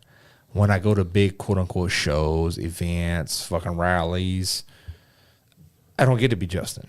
There, I could just be Justin, right? And You if don't a have to dude, sell yourself and either. if a dude seen I was a little too fucked up, he was like, "Hey, good to see you," and he dipped. He didn't make me feel bad about it. He didn't whatever, right? Because me and Robbie partied. We have a good fucking time. Yeah. That's the point. I want people to. So, this has been my thing, right? So, like, I have a lot of sponsors, a lot of different brands, a lot of different products, right? And some people may or may not like the way that I say why I use a product. Yeah. And that product and that service, a lot of it has to do with things that have nothing to do with that product or that service, right? I was like, so I went from Olin's to Legends. A lot of people were like, hey, how does it feel? I'm like, honestly, pretty close. The camera's on me, right? Okay. It's pretty close, but I haven't got to ride a lot of things. But here's the deal about that. As a quick kind of understanding of my perspective, right? Yeah. All the things that we have going on, I've never seen Olin's at one event. Yeah, they have been. They have been at fucking Daytona. They have been at Sturgis, but they have no presence in our world, right? Other than there, and unless you're the guy that's spending a lot of money. So let me tell you, from a guy that's running Olin's, right? Yeah. Not to interrupt you and not to be disrespectful, right? But in a light set of someone who has invested the money into Olin's, and I've invested in the money into Fox as well. Yeah, Fox did me well, but I'll be honest, I got Fox through my distributorship. Yeah. All right. So a middleman between me and Fox offered me an opportunity to run Fox. No complaints. Worth the money that I personally paid. Yeah. As a dealer distributor. Olin's paid full price. Went full in. Right? Zero fucking love. Zero fucking time. Zero fucking attention. Now. But because of suspension, that's hard to say. Yeah. Suspension by Smarty. Yeah. It makes the Olin's experience more palatable because you have an expert to kind of lean on, right? True. It's a catch-22, right? Yeah. If someone says, hey, what's your energy like with the company? My energy with the company is low. What's your energy with the product? High. Exactly. My energy with the product, truth be told, I'm not going to lie to no man. I said that from the beginning. Through the fucking roof. Yeah. Through the fucking roof. I love the product. Do you get that like, oh, man, I just spent a bunch of money with you and you're going to make me feel good about it? No, you don't get that. There's certain people. 98 mile an hour, hung off the fucking side of that bitch in the turn, that's where you get that clap on the back. I agree. And that's a hard catch. Some people don't feel that. Some people don't get that. Some people are never going to reach past the limit of one to find the other. Yeah. That, to me personally, that is where the fucking conundrum falls in. I have customers that are running one and don't see the value in the other. Yeah. And I'm like, well, man, truthfully, you're not going to like this, but likely you're never going to see the value in the other. It's until you're in that fucking A class. I could sort of see this whole thing with certain paint manufacturers. Oh yeah. So, you know, until you're running in the fucking A group, until you're running in the front of the pack, because you as don't find a the guy that's value put in that shit. 40-something thousand miles on Olin's, I will not say that one's better than the other. I will say I've ran one for 40,000 miles, and I've ran one for 5, and I haven't accumulated enough time to say that one's better than the other. That's enough miles on the interstate to say one thing. It is on the interstate, but let's go hang a cheek off the side of a saddlebag. So that's the problem with my Olin's. I haven't been in a place to really fucking bang side to side on the bars. But at the end of my Olin's trip, I couldn't ride straight without it wobbling. That was why it was getting weird for me. So that's my last expression with that, and it's unfair to Olin's because no, it's not for unfair. 30,000 miles they were great, but the last 10 it was like Well, all facets of suspension come into play, right? I have customers that are like, hey man, look, I'm willing to spend X amount of dollars, I'm looking for X ride, and I'm looking for X miles. Olin's, absolutely fucking phenomenal on the track. They have a very small, even if you talk to Carol Burks, they have a very small service interval. So when you're like, man, my shit started to get all over the road, I went to Legends. Yeah. It's probably because they just needed serviced. True. But who wants to spend, and I'm devil's advocate. Listen to me, I am the absolute worst devil's advocate. Yeah. Because from a guy who's running 30+ thousand miles a year, but at the same time, I rate my bike like it owes me money. Yeah. I'm looking for both sides of the fucking spectrum every single fucking year. And my yearly mileage exceeds Olin's service interval. Yeah. Right? So I've been looking at Pro Action suspension. But no one as a dealer vendor supplies that. I have to go direct to Pro Action. Right? That's just something I've been looking at, right? Yeah. If we're going to talk about real behind the scenes shit. But that's kind of thing that we need to happen from a shop is to find the inadequacies that we have with like suspension to find the best interval for us guys that are doing. Because I do about 20 to 25,000 a year on the road. Yeah. So, you know, people look into me and say like, hey man, I know you ride. What do you recommend? And I'm like, I had good things with Olin's and I had good things with Legends so far. But here's the other angle, right? It's the other angle that, like, when I was saying earlier in this podcast, or earlier a few minutes ago, because this podcast is long as fuck, the things that I promote to people are the most unique things about their business. Do you need another one? I guess. Please, shit. I was like parched and went for one. I was like, look at that right there. Matt, goddamn sniper. So, this is the thing I was trying to educate, or not educate, but tell people, like, look, if you work in this industry, if you live in this industry, if you live and die by it, you start to look at your economy in this industry in a much different light.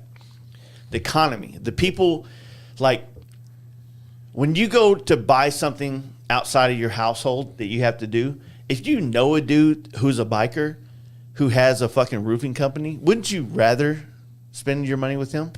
Fact. You know, I had a friend do my roof this year. Yeah. If you have a biker friend who has a dry cleaning company, wouldn't you like to just make sure your dry cleaning goes through that company? But, man, that's kind of a catch-22. Support those who support you, right? I mean, now you're talking about the roofer thing. You talked about the roofer thing. The dude who did my roof, he's not a biker. He don't own a fucking Harley. But I know him. That's why I'm saying if he's not a biker. He comes to me for welding and fabrication and shit like that. So he's still a customer. He's a customer. Yeah. I know him to be a good human. The thing is, like, so maybe that's where I'm off. Our scene, our industry, what we live in, this thing that we've inherited that we don't have full control of, but we somehow inherited it. So, like, it's this is the thing that people don't understand is, like, for some reason, our generation owns the narrative of whether or not this lives or dies. You know what's fucked though? 3 years ago, maybe even 2 years ago, it wasn't ours. It wasn't. This full circles back to the shit we talked about in the beginning. Not to go there, but you're like, hey, man, how do we go from those motherfuckers keep the fucking energy till we get the energy? But at the same time, as the business owners on this side of the fucking industry, we're starting to feel the weight.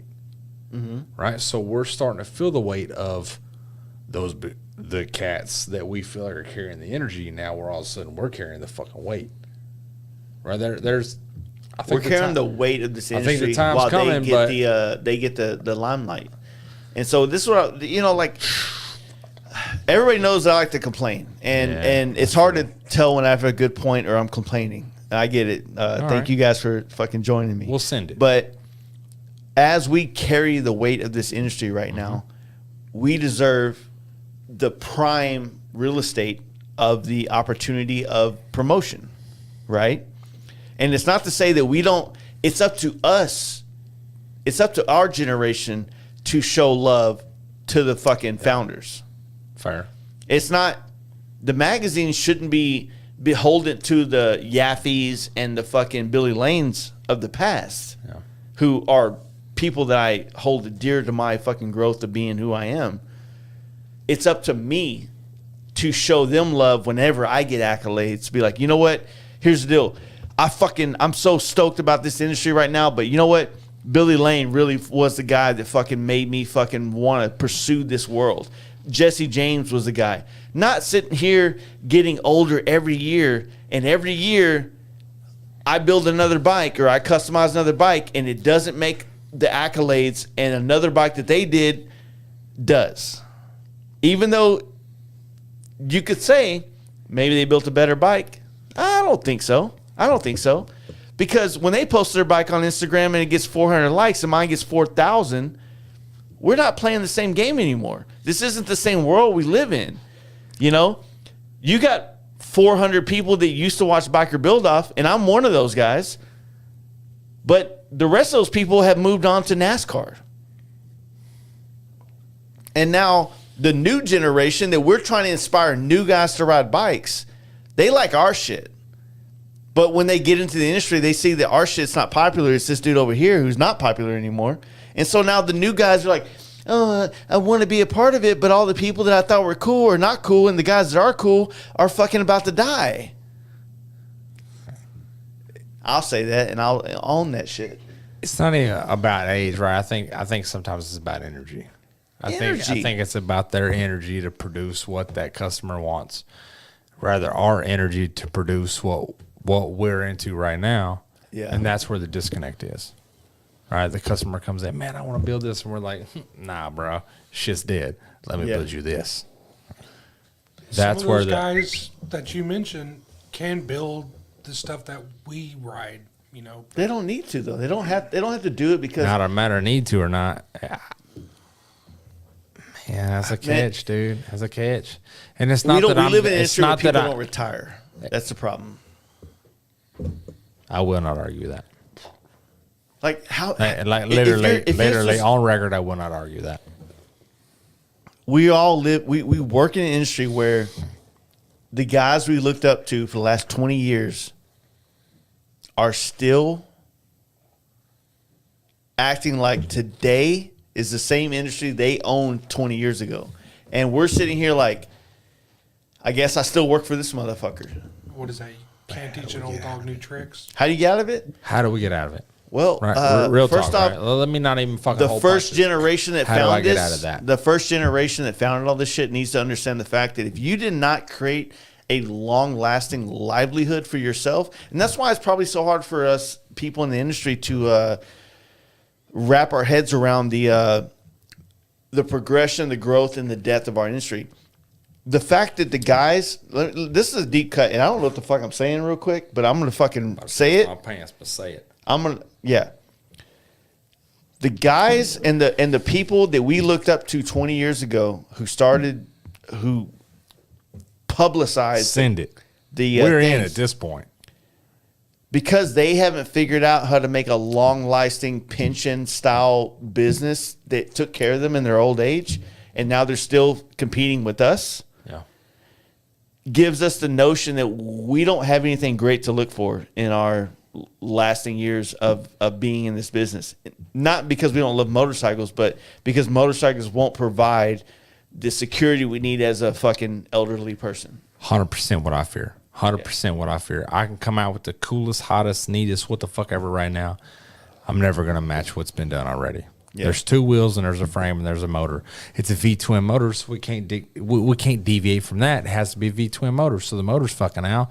Transmission can get snazzy, but we got anywhere from 4 to 6 speeds. Already done that. Baker even did 7. So where the fuck we at on that? Okay, there's closed drive and there's open drive. We fucking did that. So there's fucking frames. We've gotten pretty goddamn crazy with frames. We've gotten pretty goddamn crazy with handlebars. We've gotten pretty goddamn crazy with wheels. So where the fuck am I supposed to go, Jace?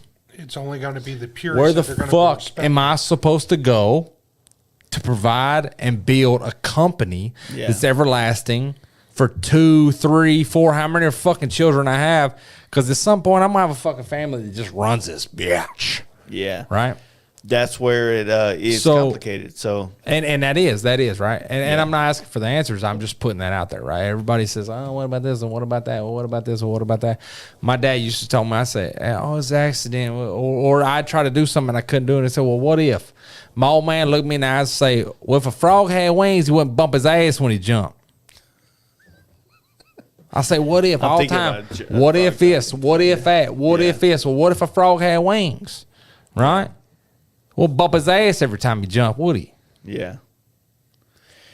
But and people laugh at that shit right now, but when you slow down and think about that, you out on the pond bank hunting fucking frogs, you trying to get frog legs for your family for dinner. Watch a fucking frog jump. Soak that shit in for a minute. He hit harder than a motherfucker. If he had frogs, if he had legs, if he had wings, shit, blah, blah, he wouldn't. Yeah. Right?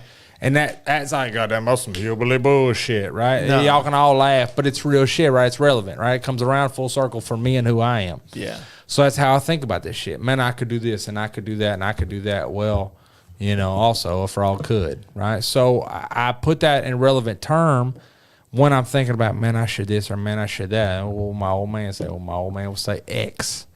And y'all was like, oh man, that's some fucking hillbilly shit. No, well, hey, it's relative as fuck. I'm on your page because I don't want to be the guy that complains about what we do or do not have. I don't want to be that guy.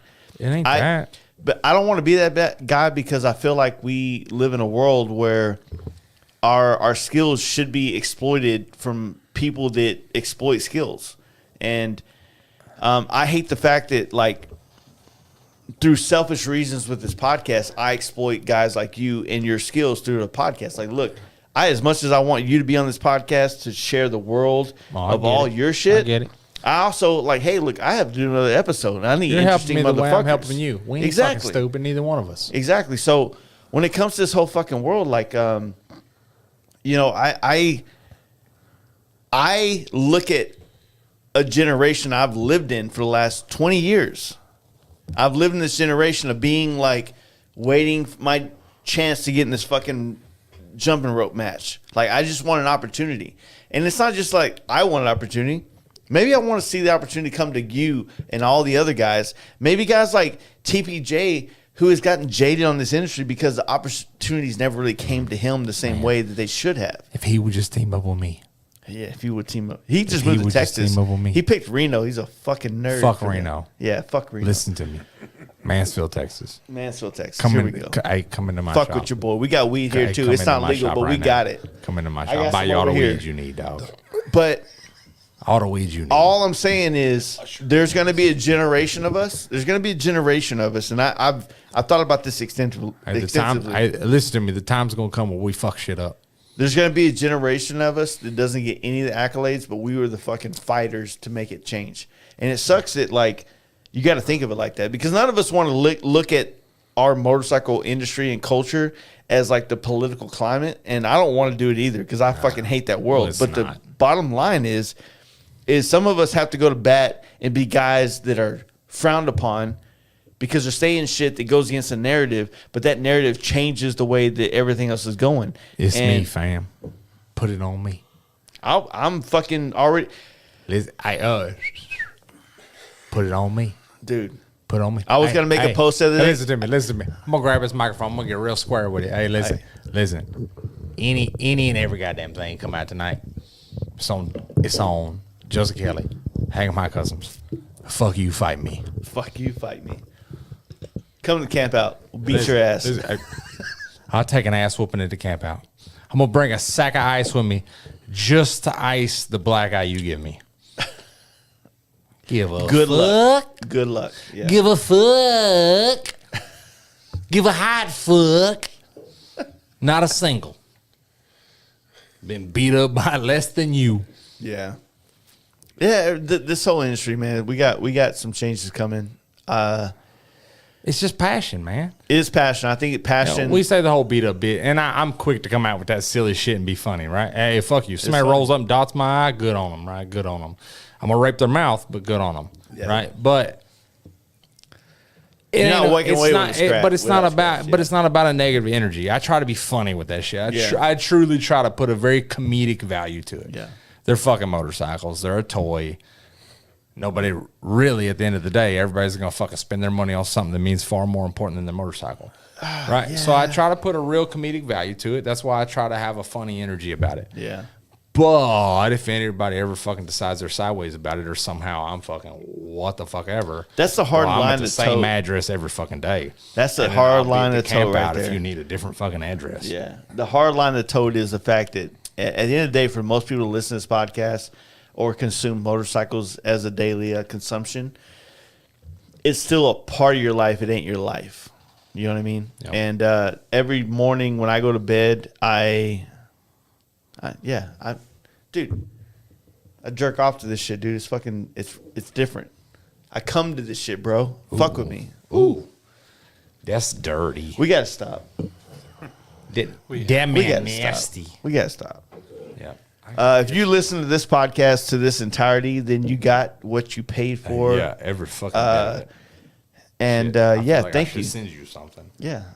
Like I hope it, and I want to see not only Mr. Justin Hang 'em High, but I also want to see Alyssa Kelly up in that motherfucker at the camp out. Baby. I feel like you two, you're a power couple. You're like the Beyonce and Jay-Z of the fucking the Dallas, Texas chopper scene. I fucking love it, man. Hey, listen to me, man. Not chopper scene, the bike customizing scene. Let's be real. Hey, all bullshit aside, man, I'm never once gonna take a step on that fucking ladder my fucking wife ain't on already. Oh, dude, she's the best. She came to one of our you guys purest of heart. I wouldn't. You guys came to the one of the step above my queen anniversary parties, and I just remember seeing her. So much fun here too. I remember her seeing you guys.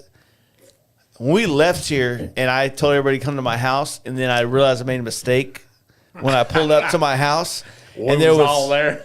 Everybody was there, and I was like, I was like, fool, you can't park in the train tracks. I was like, what's over here? They were like, bitch, you got to come closer to the house.